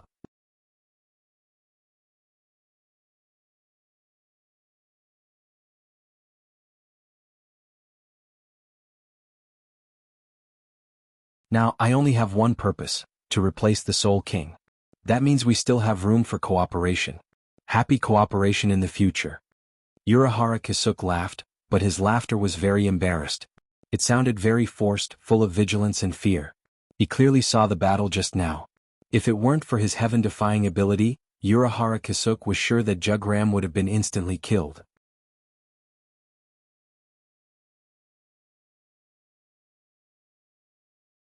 Chapter 1133. Urahara Kisuke had a new understanding of Dustless's strength. He had already reached the realm of perfection. Now that he was so terrifying without the Hogyoku, once he got the Hogyoku, he would become a godlike enemy. Just imagining it, his blood and breathing would not be smooth. The basis of our cooperation will never change, you can rest assured. Urahara Kisuke patted his thin and weak chest and promised. His words were full of sincerity. I hope so. After glancing at Urahara Kisuke, Dustless turned and left. What happened to Soul Society had nothing to do with him. Now that the situation was settled, Jugram, the culprit, had fallen. It was equivalent to the entire Quincy losing its brain, and it was close to extinction. Dustless and Urahara Kisuke brushed past each other, leaving him with a back view. After taking a deep look at Dustless, Urahara Kisuke no longer spoke. Time flew by and 5 years had passed in the blink of an eye. Everything had changed. In the great battle of Soul Society, Death God finally annihilated Quincy after much effort. However, Death God's side was also seriously injured, and the entire Soul Society was almost destroyed. All the captains, including the head captain, were seriously injured. What Dustless cared about the most was not the Quincy, but the major incident that happened a day ago. As expected, they were resurrected early. In the modern world, Dustless, who was leaning on the sofa, muttered to himself. Just yesterday all the Quincy in the world, only those with impure bloodlines, died inexplicably. Dustless knew that this was Yawach's doing. Shaking his head, he did not think about it anymore. Dustless also had no choice. Yawach was hiding in the dark, and his exact location was unknown. He could only wait silently for the day Yawach made his move. However, that old man must be about to explode. After a while, Dustless's lips curled up, revealing a gloating smile. The complete annihilation of Wanless Empire was enough to make Yawach vomit blood. Although Yawach could resurrect everyone with the Saint ability, that was only if there were enough souls. He had just been resurrected, and he already needed to extract the power of Quincy to recover his strength, let alone resurrecting the Stern Ritter. Even if he could do it, he was powerless. At this moment, within the Wanless Empire, a figure was gritting his teeth in anger as he looked at the desolate ice palace. Who did this? Hysterical howls that contained overflowing hostility spread out, causing the entire world to tremble. The scene was especially horrifying. This person had long black hair and a beard. He had a deep and ferocious appearance. His eyes were red and his expression was frightening. He had 3 silver medals on his collar and he wore a dark red cloak. It was Yawach. Your Majesty, this is all my fault. Behind him stood a golden-haired man. He was slender, handsome, and had a noble aura. He was Jugram, who had been killed by Dustless 5 years ago. However, Jugram was far too important to Yawach. Even though Yawach's current strength and soul were insufficient, he still forcibly used Saint to revive him. However, this made Yawach, who had just regained consciousness, even more fragile. The person who started all this is called Dustless. He controlled Legia and purposely exposed our tracks to Soul Society. I had no choice but to order the Sternritter Knights to launch a sneak attack on Soul Society to seize the initiative. Unfortunately, I was no match for that man and was killed by him. Jugram said helplessly. His tone was filled with disappointment. Even you were no match for him? Yawach was stunned when he heard this. The ferocity in his eyes was extinguished. He muttered, if that's the case, your failure is understandable. You were no match for him and those useless pawns were no match for him either. It's normal for them to be annihilated. Yawach had no doubts about Jugram's strength. Otherwise, he would not have ordered Jugram to be his personal guard. What should we do now, Your Majesty? Your Majesty, Jugram asked with a headache. Now that Yawach had just been resurrected, he was even weaker than before. Then I will bear with it for now and take a step back. When I regain my full strength in the future, I will cut that Shinigami who ruined my plans into pieces. Yawach screamed like a ghost. Time passed quickly and a few years passed. Shinozaki Ichigo gradually grew up, and unfortunately because of Dustless's instigation, he became Aizen Sosuke's research target. Can the power of Hollow, Shinigami, and Quincy really exceed the limit? Aizen Sosuke muttered to himself in the dark underground laboratory of Soul Society. Of course. Hogyoku let out a dazzling light. Dustless, who was disguised as Hogyoku's consciousness, said, "Now is the time to awaken Shinozaki Ichigo's power." Aizen nodded and did as he was told. He instinctively thought that he had tamed Hogyoku. It seems that my plan should begin. Dustless, who was far away in the modern world, had a lot of thoughts. He had already colluded with Urahara Kisuke, and everything was ready. They were just waiting for Aizen Sosuke to awaken Shinozaki Ichigo's power.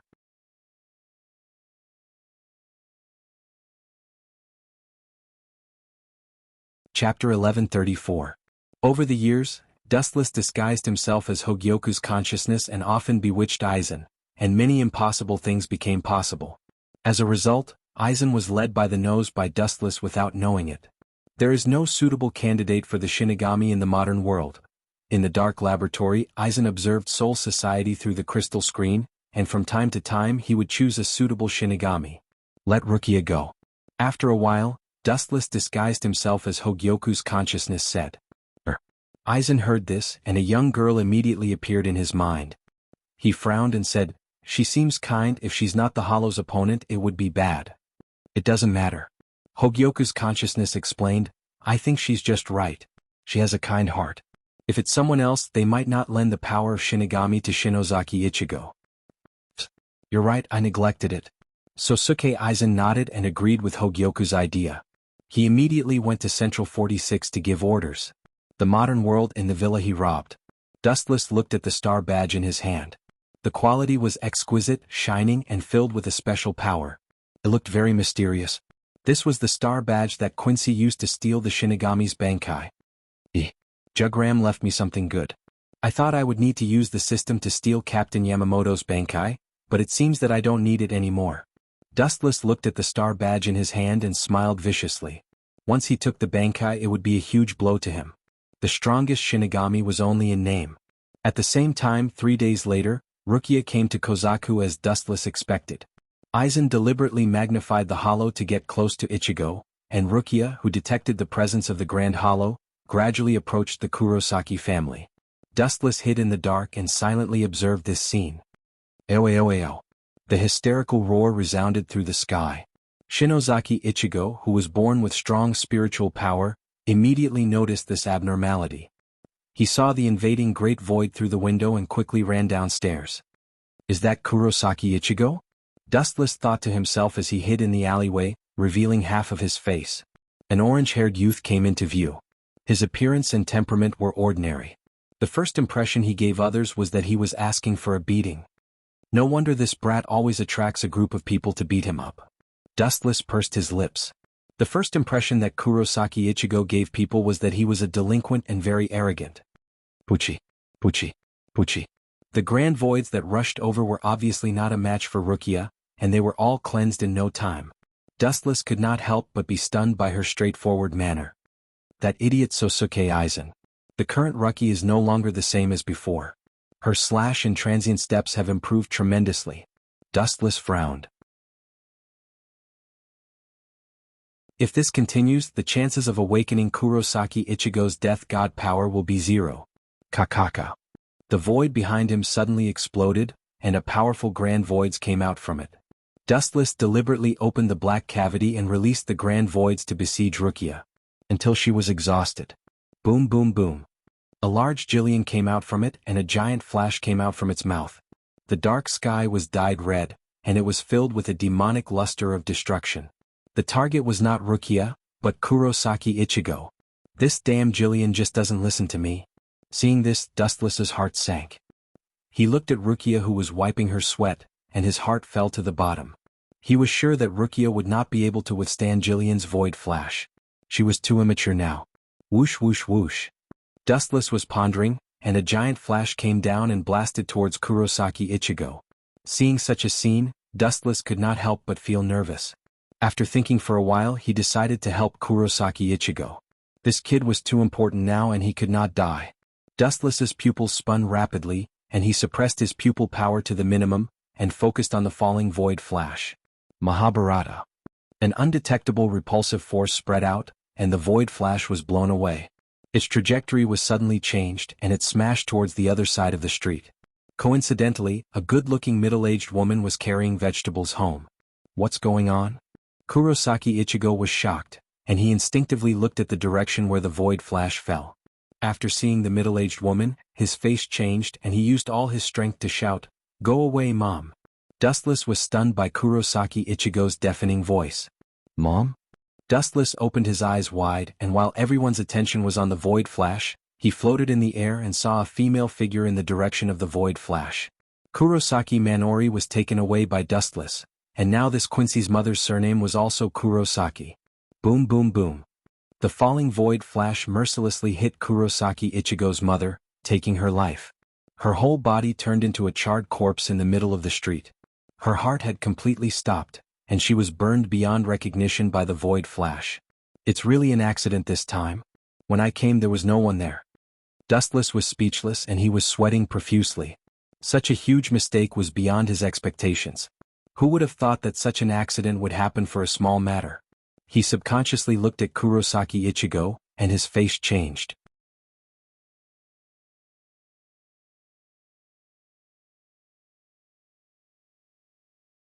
Chapter 1135. Shinozaki Ichigo's face was distorted, and his eyes were bloodshot. He looked around and found the Zanpakuto in Rukia's hand. He directly snatched it away and then pounced on Jillian fiercely. "You're brave but you're still too weak," Dustless said lightly. Jillian wasn't worth mentioning, but to Shinozaki Ichigo, he was a monster. "This guy can see me and he snatched my Zanpakuto?" Rukia's sweat-stained little face was full of sluggishness. She was so shocked that she couldn't speak clearly. She subconsciously touched her hands but her hands were empty. She stared blankly at Shinozaki Ichigo who was hysterically slashing towards Mainaka. "Human, come back." Rukia shouted loudly and at the same time she used Shuinpa and instantly appeared in front of Shinozaki Ichigo. "Give me back my Zanpakuto." Rukia's face was filled with anger. This human is so bold. She, a Shinigami, was robbed of her Zanpakuto by a mere human. It's simply a shame. "Get out of my way." Shinozaki Ichigo gasped and shouted with red eyes, "She killed my mother, I want revenge." "Stupid." Rukia was stunned when she heard this and she scolded with a straight face, "If I were you I would go and save her, maybe there's still a chance of survival." Although she said that, Rukia was sure that Shinozaki Ichigo's mother was dead. It must be Jillian's faint, and there was no chance of survival. She said that in hopes that Shinozaki Ichigo would give up his obsession. After all, Jillian was far from what a human could compete with. Bang. Shinozaki Ichigo quickly dropped his Zanpakuto and ran to his mother's side. Unfortunately, he was destined to be disappointed. At this moment, his mother's body had turned into a pile of charcoal. "I didn't do it on purpose, I was saving you, otherwise, you would be the one who died." Dustless looked calm and at the same time, he comforted himself.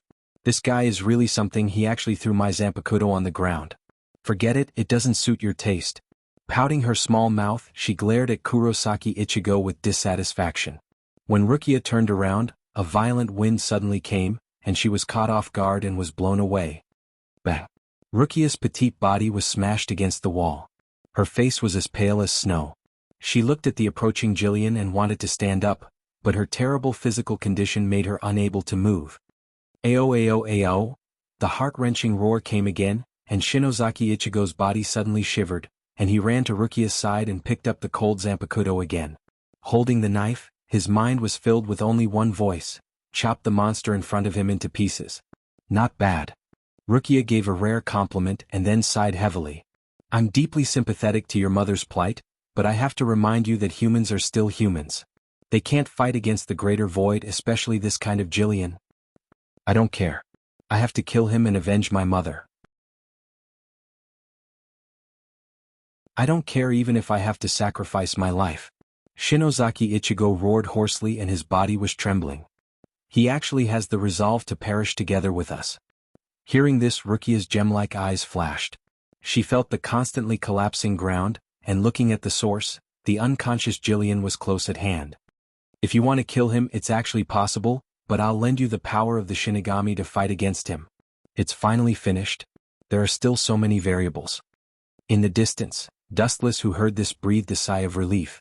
When he turned around and was about to leave leisurely, the footsteps of an uninvited guest immediately floated in front of him. "So it's you." Seeing this, Dustless grinned and said lightly, It seems that you saw it just now. I won't explain. If I said that I didn't do it on purpose, would you believe me? The person who came was a middle-aged uncle with a face full of stubble. At first glance he didn't look very handsome, but the more you look at him, the more interesting and charming he became.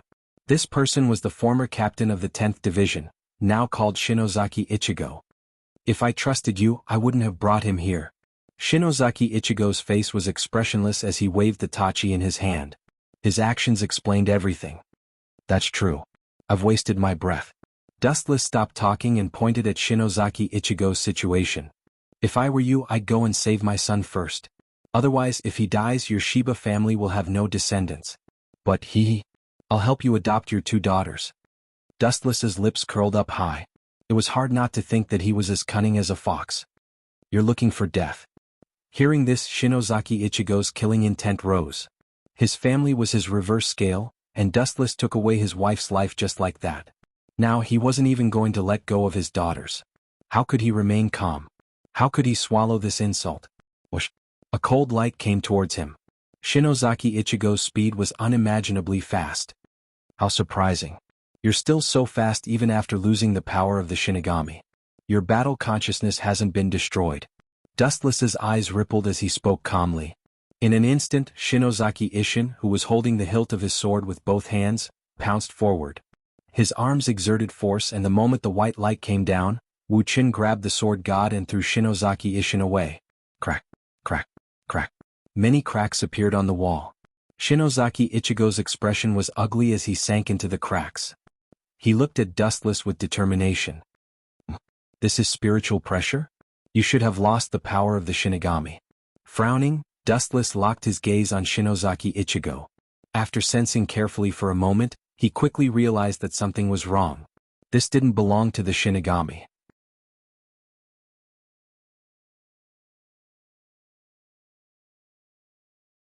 Chapter 1136. In the past, Shinozaki Ishin fought Dustless with all his might and lost all his power. He still hadn't recovered, and this violent murderous spiritual pressure was completely different from the death gods. You're really unscrupulous in order to take revenge. Dustless smiled as he looked at Shinozaki Ishin, who was surrounded by a red light. This dense murderous intent was extremely scary, and those who didn't have a strong will would start hallucinating. Dustless stared at Ishin, who was being swallowed by the bone mask, and said meaningfully, "You've released the power of the greater void in your body. This is a big problem. Although you can still fight, you should know the consequences. Without the suppression of the death god's power, you'll become a greater void in no time." Roar! Shinozaki Ishin let out a sharp roar. At this moment, his face was completely unrecognizable. His eyes were bloodshot, and his body was filled with murderous intent. So what? As long as I can die with you, I don't care. Shinozaki Ishin gritted his teeth and said word by word. His hatred for Dustless was as deep as the ocean. If it weren't for him, he wouldn't have lost the power of the death god. If it weren't for him, his wife and family wouldn't be in danger. The main culprit of everything was Dustless. Bring it on. Seeing that Shinozaki Ishin was determined to fight him, Dustless didn't want to waste time talking. He hooked his finger at Shinozaki Ishin, and his expression was full of provocation. Shoo shoo shoo. Seeing this, Shinozaki Ishin's expression turned serious. His feet collapsed on the ground and a shocking crack appeared. Boom boom boom. There was a sudden gust of wind from the left. Wuxia turned his head and saw a claw that was sharper than a knife coming at his head. It was a ruthless attack. Dustless didn't dodge. His body emitted a warm glow that was as dazzling as the sun. The claws that came in contact with Dustless's body instantly lost their effect. Not effective? Shinozaki Ishin, who was being swallowed by the greater void's violent spiritual pressure, couldn't help but pause. You want to kill me? No problem, but this place is not suitable for fighting. You don't want your son and daughter to get involved in our fight, do you? Dustless casually waved his hand, and a crescent-shaped long and narrow button appeared in the void. He leaped into it. Humph, even if it's the 18th level of hell, I'll accompany you once. Witnessing the bottomless abyss, Shinozaki Ishin followed Dustless into it. The grudge between them ran deep, and now that Dustless had indirectly caused the death of his wife, Shinozaki Ishin was enraged, whether it was intentional or not. I would rather die in glory than live in dishonor. The mysterious dark space was very narrow. In just a few breaths of time, Shinozaki had tracked down a strange yet familiar world. Wind and sand filled the sky. There was no sunlight and not even a blade of grass grew. Dazzling withered bones were hidden in the wind and sand. This is... After looking around, Shinozaki Ishin's surging killing intent stopped for a moment. He said in a low voice, "This looks like Hueco Mundo." "That's right. This is Hueco Mundo and also the place where you died. Although it's not a beautiful place, it's still a field of withered bones. You won't have to worry about being lonely when you step into the underworld. At least you'll have someone to accompany you on the road to the underworld." Dustless chuckled. His body was like a gust of wind, floating in the sky. The wind and waves that came from all directions circled around Dustless's body. It was extremely mysterious. "Even if I die, I'll drag you down with me." Shinozaki Ishin's face darkened. The spiritual pressure of the great void in his body once again played the prelude to destruction. In the blink of an eye, a huge red energy ball was formed. After he was bitten by White Void, it's not surprising that he was affected by the power of the great void. However, it's surprising that he can control the power of the void so skillfully. Whether it's the reverberation spin, just now, or the void flash, now they've all reached the point of perfection. A Grim Reaper who lost the power of the Grim Reaper has mastered the power of the void to the peak. How ironic. Dustless muttered in his heart. At the same time, a translucent wall slowly formed.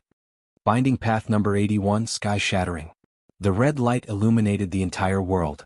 The huge energy ball continued to expand. When the spiritual droplets floating in the void could not withstand the violent void flash and evaporated, Shinozaki Ishin used all his strength to throw out the terrifying void flash. Swish, swish, swish. The void flash disappeared in an instant. Dustless, who had excellent eyesight, could see everything clearly. This was the first time he had seen such an exaggerated void flash. It turned the entire sky red, giving people the illusion that a huge piece of the sky was pressing down on them. Ka. The destructive power shattered the translucent barrier as if it did not exist. It shattered with a single poke and directly pounced on Dustless's face. Boom, boom, boom. The red flame tube exploded with a bang. The sky within a radius of 10 miles shook violently. The entire world seemed to be shaking. It was very frightening. After the explosion, the invisible shockwave was even more powerful. It swept away all the life forms in the Hueco Mundo. The weak great voids were directly shattered into pieces. Where is he? Shinozaki Ishin expanded his spiritual pressure and found Dustless's spiritual pressure. Dustless walked out of the flame and scathed and teased, "Ah, that was really dangerous just now. If it weren't for the fact that I have countless abilities, I might have been torn to pieces by you." Swoosh, swoosh, swoosh. The void trembled and Shinozaki Ishin disappeared without a trace. "Then I'll have to ask you to die now." The void behind Dustless rippled. Shinozaki Ishin, who was holding a sharp ancient sword, flashed and slashed at his head with all his strength. "You can kill me if you want, but at least look up." Dustless pointed at the sky and smiled mysteriously. Shinozaki Ishin was stunned. He instinctively looked at the sky. His eyes were filled with shock and astonishment. What the hell is that? Why are there so many of them?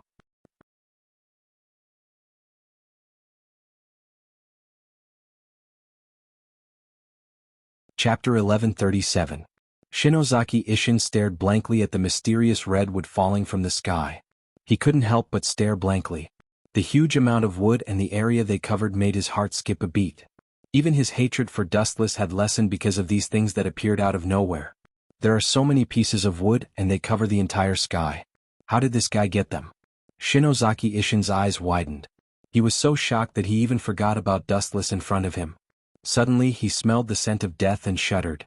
His gaze immediately returned to Dustless. He thought to himself, no matter what, he is the one who cast the spell. As long as I kill this guy, the danger before me will naturally be resolved. Shinozaki Ishin's brain cells spun rapidly. He immediately made up his mind. He drew out a huge amount of spiritual pressure from his body. It was as vast as the ocean. His special white broadsword glowed with a blood-red glow. You want to take this opportunity to kill me? Dustless, who knew Shinozaki Ishin's intention, was both angry and amused. Shinozaki Ishin was delusional enough to think that he could turn the tables in such a short time. His brain must have been fried by the flames of revenge. He immediately formed a seal with both hands. The falling redwood became even faster. He shouted, "Immortal spell, bright god gate." Swish, swish. The thousands of redwood circles seemed to have become tens of thousands of times heavier. Their speed increased by a few times in an instant. Under Dustless's control, they all flew towards Shinozaki Ishin mercilessly. At the same time, Shinozaki Ishin's white broadsword had obviously reached its limit. A blood-red glow could be seen clearly. It gathered and did not dissipate. The red glow was soul-stirring and sharp. Shinozaki Ishin glared at Dustless ferociously. He recalled the hatred he had for all these years. He swung the blood-red glow in his hand and shouted, "Die!" Swish, swish. The red slash was coming towards Shinozaki Ishin with boundless power. The color was as demonic and frightening as human blood. Dustless sized up the incoming slash expressionlessly. He floated in the sky quietly as if nothing existed. His pitch-black eyes were very calm. Just as the slash was about to swallow Dustless, the redwood circles arrived as expected. Bang bang bang. In the nick of time, the red divine wood destroyed it. Wave after wave of attacks directly smashed the slash into pieces. What was most shocking was that the redwood was like an invisible mouth. The slash didn't even explode, and the spiritual pressure was absorbed by it while it was still alive.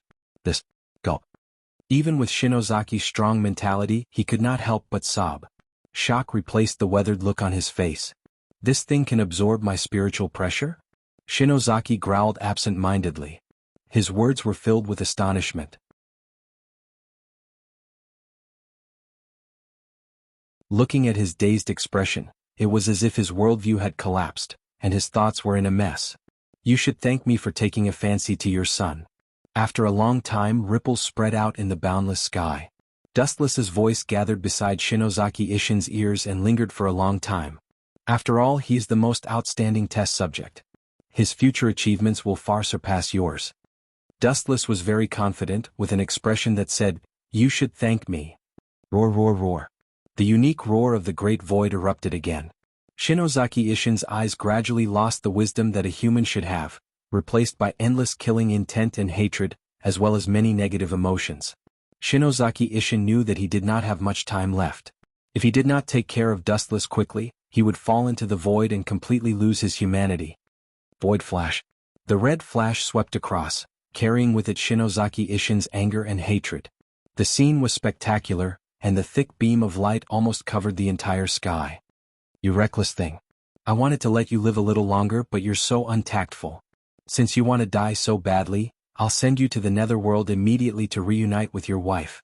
With a cold expression, Dustless's body floated with light and dove toward the incoming beam of light. Has this guy gone mad? Seeing this, Shinozaki Ishin was shocked. Facing Void Flash, Dustless did not dodge. Instead, he charged toward Void Flash head-on. He was simply courting death. However, in the next second, Shinozaki Ishin understood the reason. The moment he came into close contact with Void Flash, Dustless's entire body turned into light. His entire body shone with a bright light, and Void Flash could not attack him at all. In the blink of an eye, he arrived in front of Shinozaki Ishin. His empty right hand glowed, and the outline of a shining sword vaguely appeared. He shouted, "Sky Sword of Clouds." Dustless was like the sun in the sky. His expression was cold. Then, under Shinozaki Ishin's shocked gaze, the golden light slashed down. Puchi. Shinozaki Ishin's entire body was split in half by Dustless. His method was extremely cruel. His purplish-red blood dyed the ground of the void circle red. Seeing this, Dustless did not give up. A pink circular flame flew out of his right hand. Path of Destruction 54. Flame Destruction. The circular flame flew out and locked onto Shinozaki Ishin, who was split in half on the ground. Boom boom boom. The ground was set ablaze and a huge mushroom cloud rose into the sky. Shinozaki Ishin, who was split in half, disappeared with the wind. Not even his body was left behind. Idiot, you were no match for me before. Now that you've lost your Shinigami's power, how can you be my match? It seems that hatred has indeed burned your brain, Shiba Ishin. Dustless glanced at the shadow that disappeared with the wind. His expression returned to its usual coldness.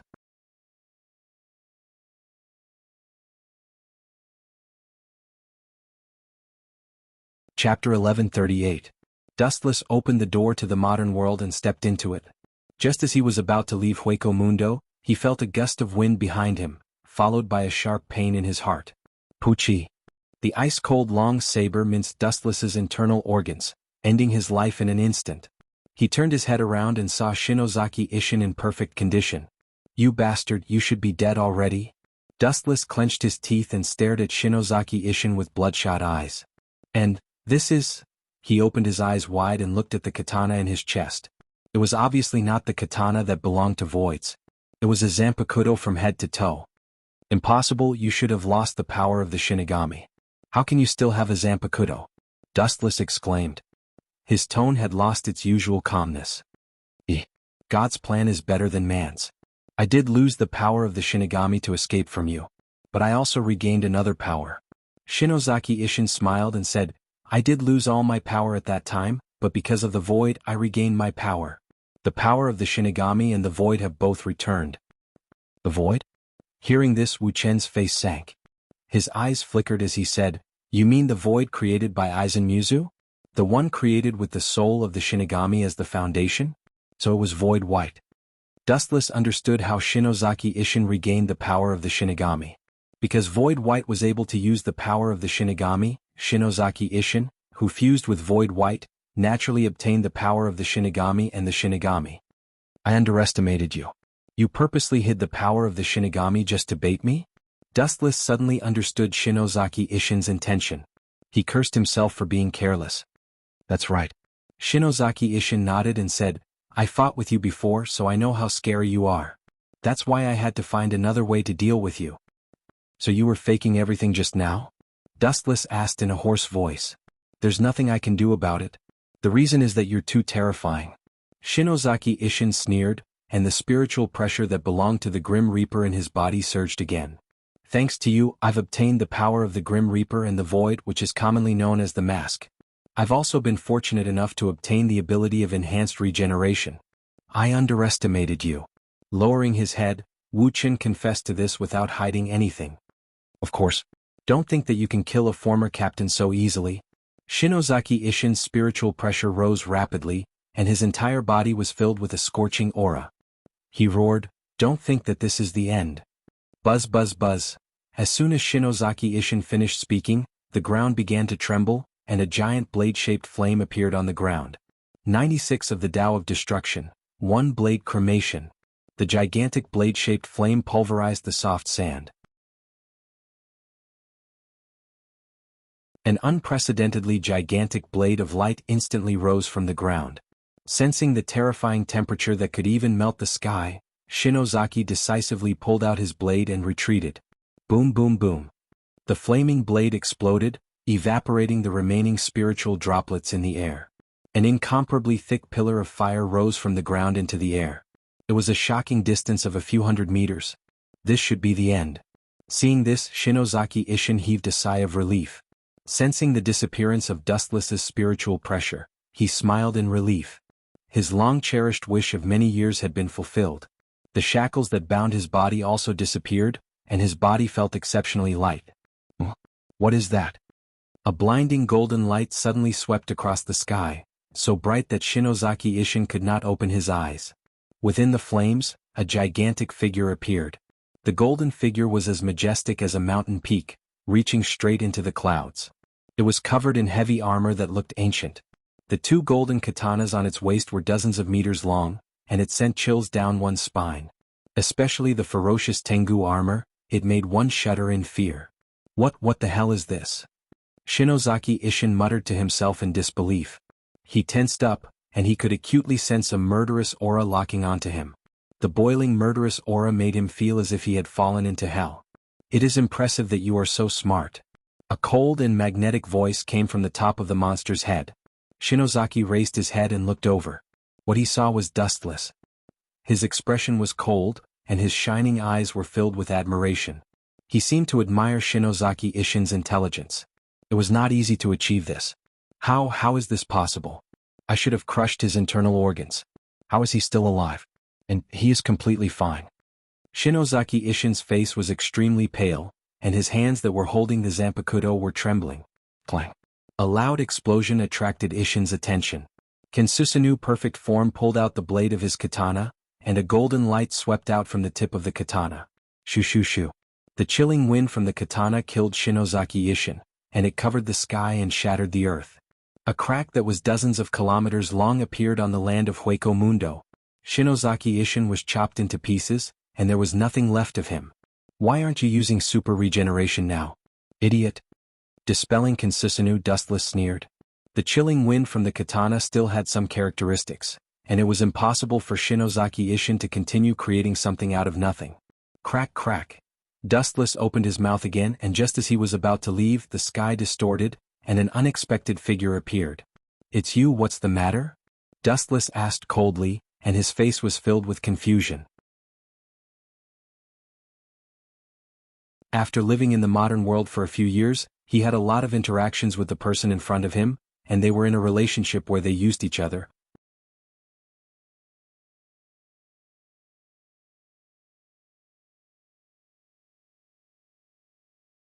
Chapter 1139. This person was Dustless's future ally Urahara Kisuk. It's you? Urahara Kisuk looked at Wuchin with doubt in his surprised tone. He immediately looked at the exaggerated crack on the ground, and his eyes almost fell out of their sockets. Who did this? Urahara Kisuk was like being struck by lightning, his mind was in chaos. The crack in the ground that was attacked by Consusanu seemed to split the entire Hueco Mundo into two. It was extremely shocking. It was the first time in Urahara Kisuk's life to see such a dreamy scene. Looking at the torn Hueco Mundo below, it was as terrifying as a natural disaster. Dustless said calmly, I happened to encounter a Vasto Lord before, so I killed him. Hearing this, Urahara Kisuk's expression suddenly froze. What did he mean by killing him? He couldn't help but feel sorry for Vasto Lord who was just killed by Dustless. It gave people the feeling that he had casually killed Jillian. What's the matter? Seeing Urahara Kisuk motionless, Dustless asked, if there's nothing else, I'll go first. Urahara Kisuk couldn't help but look up at Dustless, licked his dry tongue, looked at his back and asked, are we still allies in the same boat? Of course. Dustless replied directly without thinking, now and in the future, we only have one enemy at present, Aizen Sosuke. Waving his hand to open Hueco Mundo, Dustless stepped into it and merged with the darkness. Then the broken black space began to heal. In the cold and desolate void, only Urahara Kisuk was left alone, silent. Ka. After a while, a dazzling white light swept past Urahara Kisuk, showing the outline of a crossing gate, and then a wheat-colored young woman stepped out of it. Her figure was curvaceous and very hot. Miss Yaichi. Urahara Kisuk was stunned for a moment before he said, is the group of people from the Masked Legion okay? Fortunately, they escaped quickly in the last battle of Soul Society. Otherwise, it would have been a disaster. His condition is not bad. Saifeng's courtyard Yi nodded and gave Urahara Kisuk a comforting look, indicating that he didn't need to worry. Immediately, his face inevitably became gloomy, and his wrinkled little face lost its former brilliance. He looked very decadent and worried. But then again, is it really reliable to cooperate with that guy? Why do I feel like they're colluding with each other? Dustless's back appeared in his mind. Those deep eyes could devour people's minds, making it impossible for people to understand what he was thinking. To be honest, I have the same feeling. Urahara Kisuk shrugged and sighed heavily. Not only are they colluding with each other, they are clearly leading the wolf into the house. If we don't control it well, we'll be swallowed alive sooner or later. After hearing Ye's question, Urahara Kisuk said, but even if we're walking on a tightrope on the cliff, we can only brace ourselves. If we go against that guy, we'll be annihilated in an instant. After that, Urahara Kisuk looked down at the Hueco Mundo destroyed by Consusanu perfect form and didn't speak for a long time. We can only take one step at a time, I hope we're right. Saifeng's courtyard Yi was also very melancholy. They wanted to resist Dustless, but their confidence was shattered by the tens of kilometers long crack on the ground. If they resist Aizen Sosuke, even if they're not his opponent, they still have a way to retreat. But if they resist Dustless, they'll be annihilated on the spot. They have no choice but to follow Dustless to the end. But at least we're safe for the time being. As that guy said, our current enemy is the same, and that's Aizen Sosuke. After a while, Urahara Kisuk breathed a sigh of relief. The enemy of my enemy is my friend. This is also a blessing in disguise. Looks like it's done. In the modern world, Dustless wandered around the vicinity of Shinozaki Ichigo's house, searching for traces of the Great Void. The spiritual pressure of Jillian that he released previously had already disappeared with the wind, and there was still a lot of dust on the ground. How cruel. He actually cut Jillian into 8 pieces. Dustless's sharp eyes immediately understood that this was Kurosaki Ichigo's doing. His gaze fell on the head of the boy in the rain. The rain from the sky drenched Kurosaki Ichigo's clothes. At this moment he was expressionless and the whole world was looking at him coldly. He was very disappointed. Shinozaki Ichigo was wearing the Death Tyrant suit and stood alone in the world of rain. There were still blood stains on his zanpakuto. Seeing this, Dustless's cold heart remained unmoved. Perhaps he had become immune after doing so many bad things, and human emotions were gradually drifting away from him. Next, it's your turn, Rukia. Taking a deep look at Rukia, who fainted due to excessive fatigue, Dustless turned around and left. The next step is to continue to persuade Aizen Sosuke to send people to capture Rukia, and then take the opportunity to lure Shinozaki Ichigo into Soul Society. Returning to the villa he robbed, Dustless first took a bath, then went to bed and slept. Soon he would take the opportunity to sneak into Soul Society and take advantage of the chaos caused by Kurosaki Ichigo's invasion of Soul Society. He would use the star badge he stole from Jugram to sneak into the first team and steal the Bankai of the captain.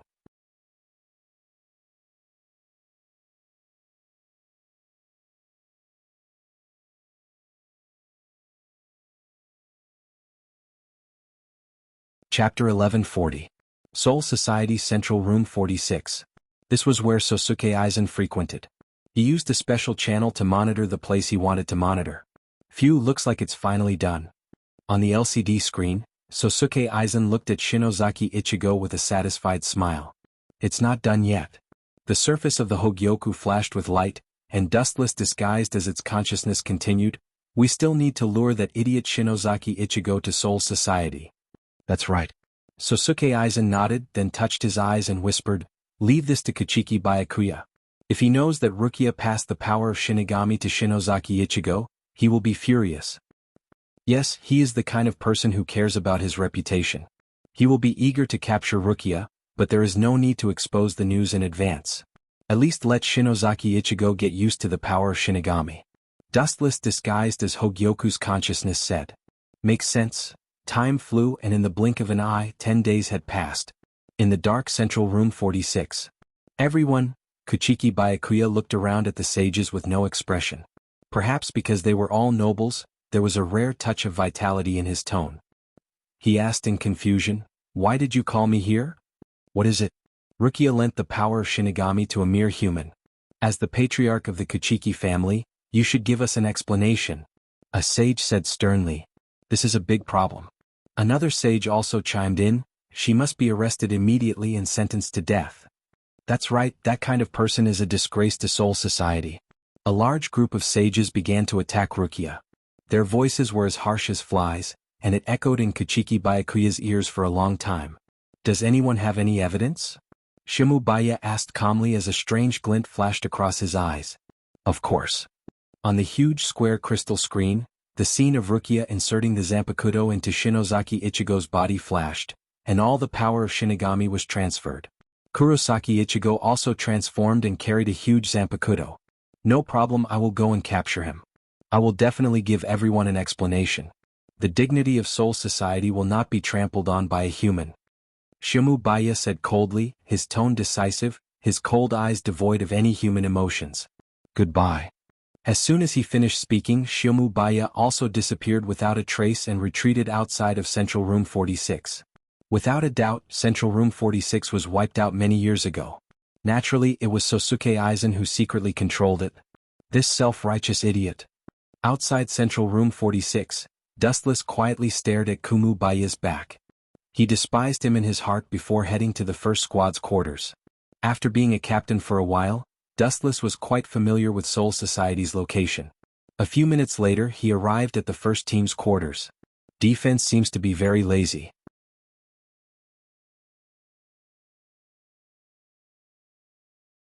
Have you all forgotten the painful lessons that Soul Society suffered in the past?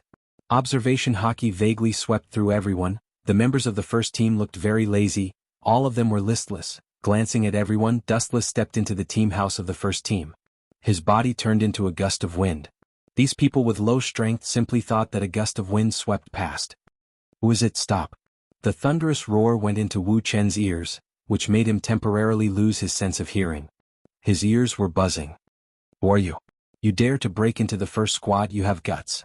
About 10 feet ahead, a white-haired Shinigami in black blocked Dustless's path. Looking closely, this person was the deputy captain of the first squad, the Shinigami who had accompanied Yamamoto for thousands of years, Head Sparrow Jiro. Who is this guy? I seem to have seen him before. Head Sparrow Jiro muttered in his heart while pulling out his Zanpakuto. Dustless was wearing a silver mask, so he couldn't distinguish his appearance, but he always felt that the outline of his figure was familiar. At the same time, the Shinigami around also heard the news and surrounded Dustless. A large group of people came to die. Red light shot out of his eyes and the people who were swept by it were creepy. Dustless's eyes stared and a sharp wave of deterrence broke out of his body. The Shinigami who were affected all fell to the ground, foaming at the mouth, losing consciousness, and were stunned by Haushakuhaki. What the hell is this trick? He killed so many Shinigami without moving. Looking around, Head Sparrow Jiro was surprised to find that he was the only one left. The other Shinigami were killed in an instant, and he was the most conspicuous among them. Worthy of being the Shinigami who has followed the head captain for thousands of years. Seeing that Head Sparrow Jiro was not put down, Dustless gave him a look of admiration, and immediately rushed to Head Sparrow Jiro's side in an instant. Pucci. Even if he realized Dustless's attack for the first time, Head Sparrow Jiro pulled out his sword to resist, and a fatal wound appeared on his chest, and he was instantly killed. Your reaction is good, but your speed is still too slow. Glancing at Head Sparrow Jiro indifferently, Dustless stepped over his body.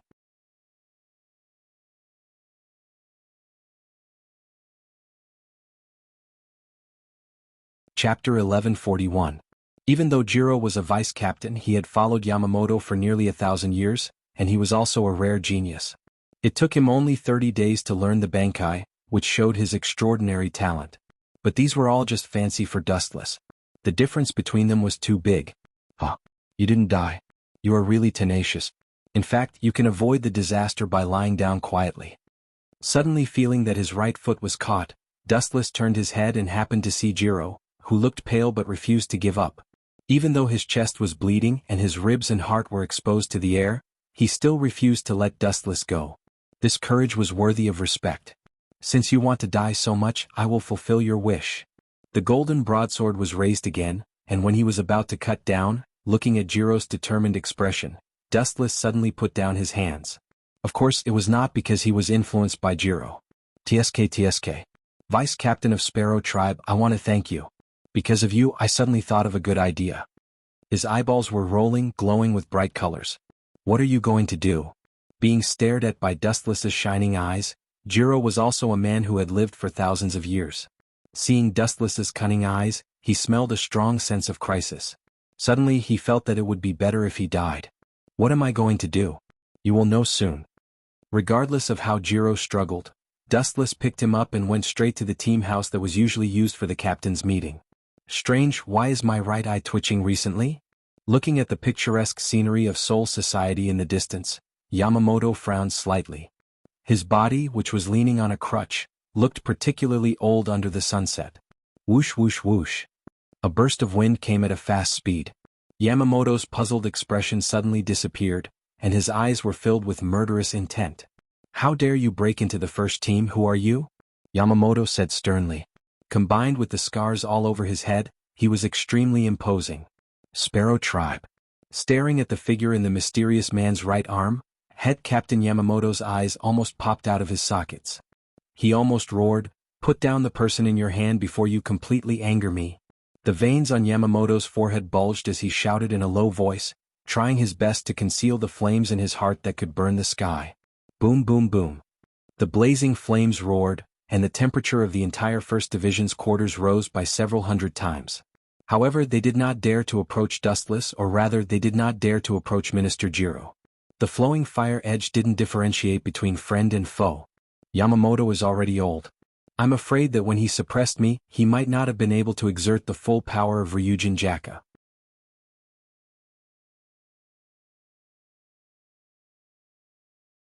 If it were me with my attainments, I would definitely not be worse than him.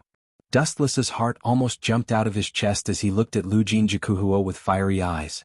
He looked forward to seeing Ryujin Jakuhuo. With Ryujin Jakuhuo, his combat power would definitely increase exponentially.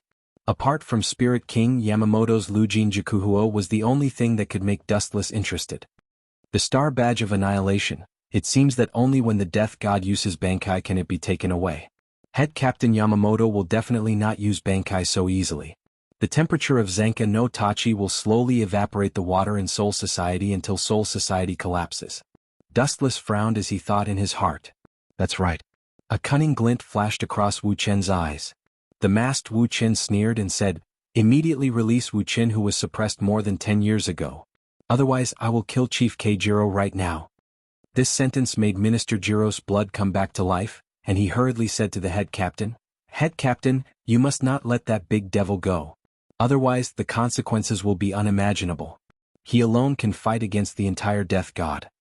Except for Urahara Kisuke and Yi, everyone in Soul Society still thought that Dustless was still imprisoned in Avicii Hell. Impossible. Without even thinking about it, Head Captain Yamamoto directly rejected this absurd proposal. Soul Society spent a lot of effort to capture him, don't even think about letting him go. Is that so? Hearing this, Dustless smiled indifferently. "I will only give you 30 seconds. If you don't let him go, the head of the vice captain of Sparrow will be removed." After that, Dustless indifferently raised his Zanpakuto and placed it on Minister Jiro's head.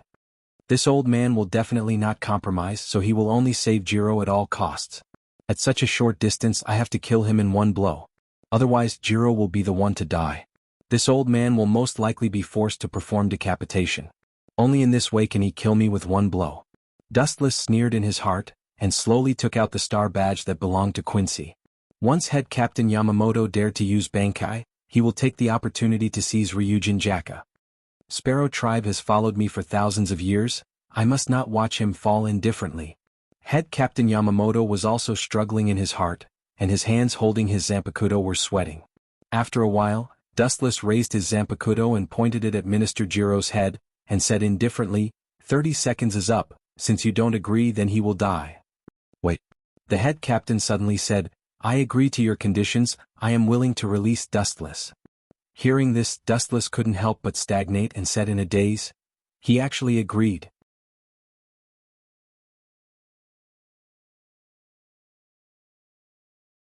Taking advantage of Dustless's sluggish state, a fiery red shadow instantly swept in front of him, and a blazing flame rushed towards him.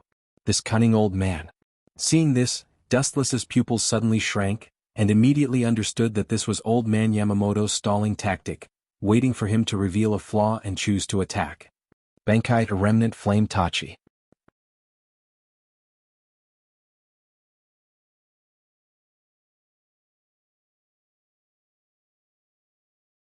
Chapter 1142. The affairs of the world were unpredictable. Wu Chen never expected that the head captain would play this kind of trick. His face changed greatly, and he hurriedly took out the star badge in his hand. However, the sharp edge of Zenka no Tachi mercilessly cut through Wu Chen's body. The star badge in his hand strangely fell to the ground after a fiery red halo. Zenka no Tachi, East, Rising Sun Blade. The wind of the burning sword cut through Dustless's body, and his whole body directly evaporated. The huge person disappeared into thin air. It was not that Dustless used some kind of ninjutsu to hide, but that the temperature of Zenka no Tachi was too hot. Clang. The white star badge fell to the ground, making a crisp sound. It was different from before, now it was dark red. What is that thing? Looking at the mysterious star badge, Yamamoto frowned and was surprised to find that the aura of the star badge was very similar to his Ryujin Jaka. Head captain, it's my fault that I was caught by that guy. Otherwise you wouldn't be in danger. Jiro's face was full of shame. He didn't dare to look at Yamamoto. Get up, Sparrow Tribe. Hearing this, Yamamoto helped him up and said, "The guy with the mask is very strong and despicable. It's normal that you can't beat him. The vice captain of the Sparrow Tribe can't beat me. Do you think you can beat me? You are too ignorant and naive, Yamamoto." Dustless, who was killed, once again appeared out of thin air and looked at the red star badge on the ground. He quickly picked it up and was very excited. Is there something wrong with this guy's head? What's there to be happy about with a broken badge? Jiro muttered in confusion, thinking that Wu Chen had been beaten silly by Yamamoto. Humph, without the Sparrow Tribe, you can't threaten this old man. I will kill you again. Yamamoto said confidently. His tone was very calm. In front of his Zenka no Tachi, all the enemies were very fragile. No one could ignore the nightmare of Zanka no Tachi. Really? Dustless's face was full of ridicule. He immediately hooked his thumb at Yamamoto and said provocatively, "If that's the case, then come over. If you can kill me, you can try." After saying that, Dustless raised his arms and stopped moving. "You're courting death." Captain Yamamoto's sunken eyes suddenly bulged, and his murderous intent surged as he swung his Zanpakudo again. Zankatachi, East, Rising Sun Blade. Mobilizing all the Ryatsu in his body, Yamamoto swung his Zanpakudo. He thought that Dustless would be crushed on the spot, but Zanpakudo didn't react at all. How is this possible? Zanka no Tachi is useless? Looking at the Zanpakudo in his hand in disbelief, Yamamoto was dumbfounded for a while, his turbid pupils dilated several times, and his mind was in chaos. Could it be? His eyes narrowed as he stared at the strange star badge in Dustless's hand.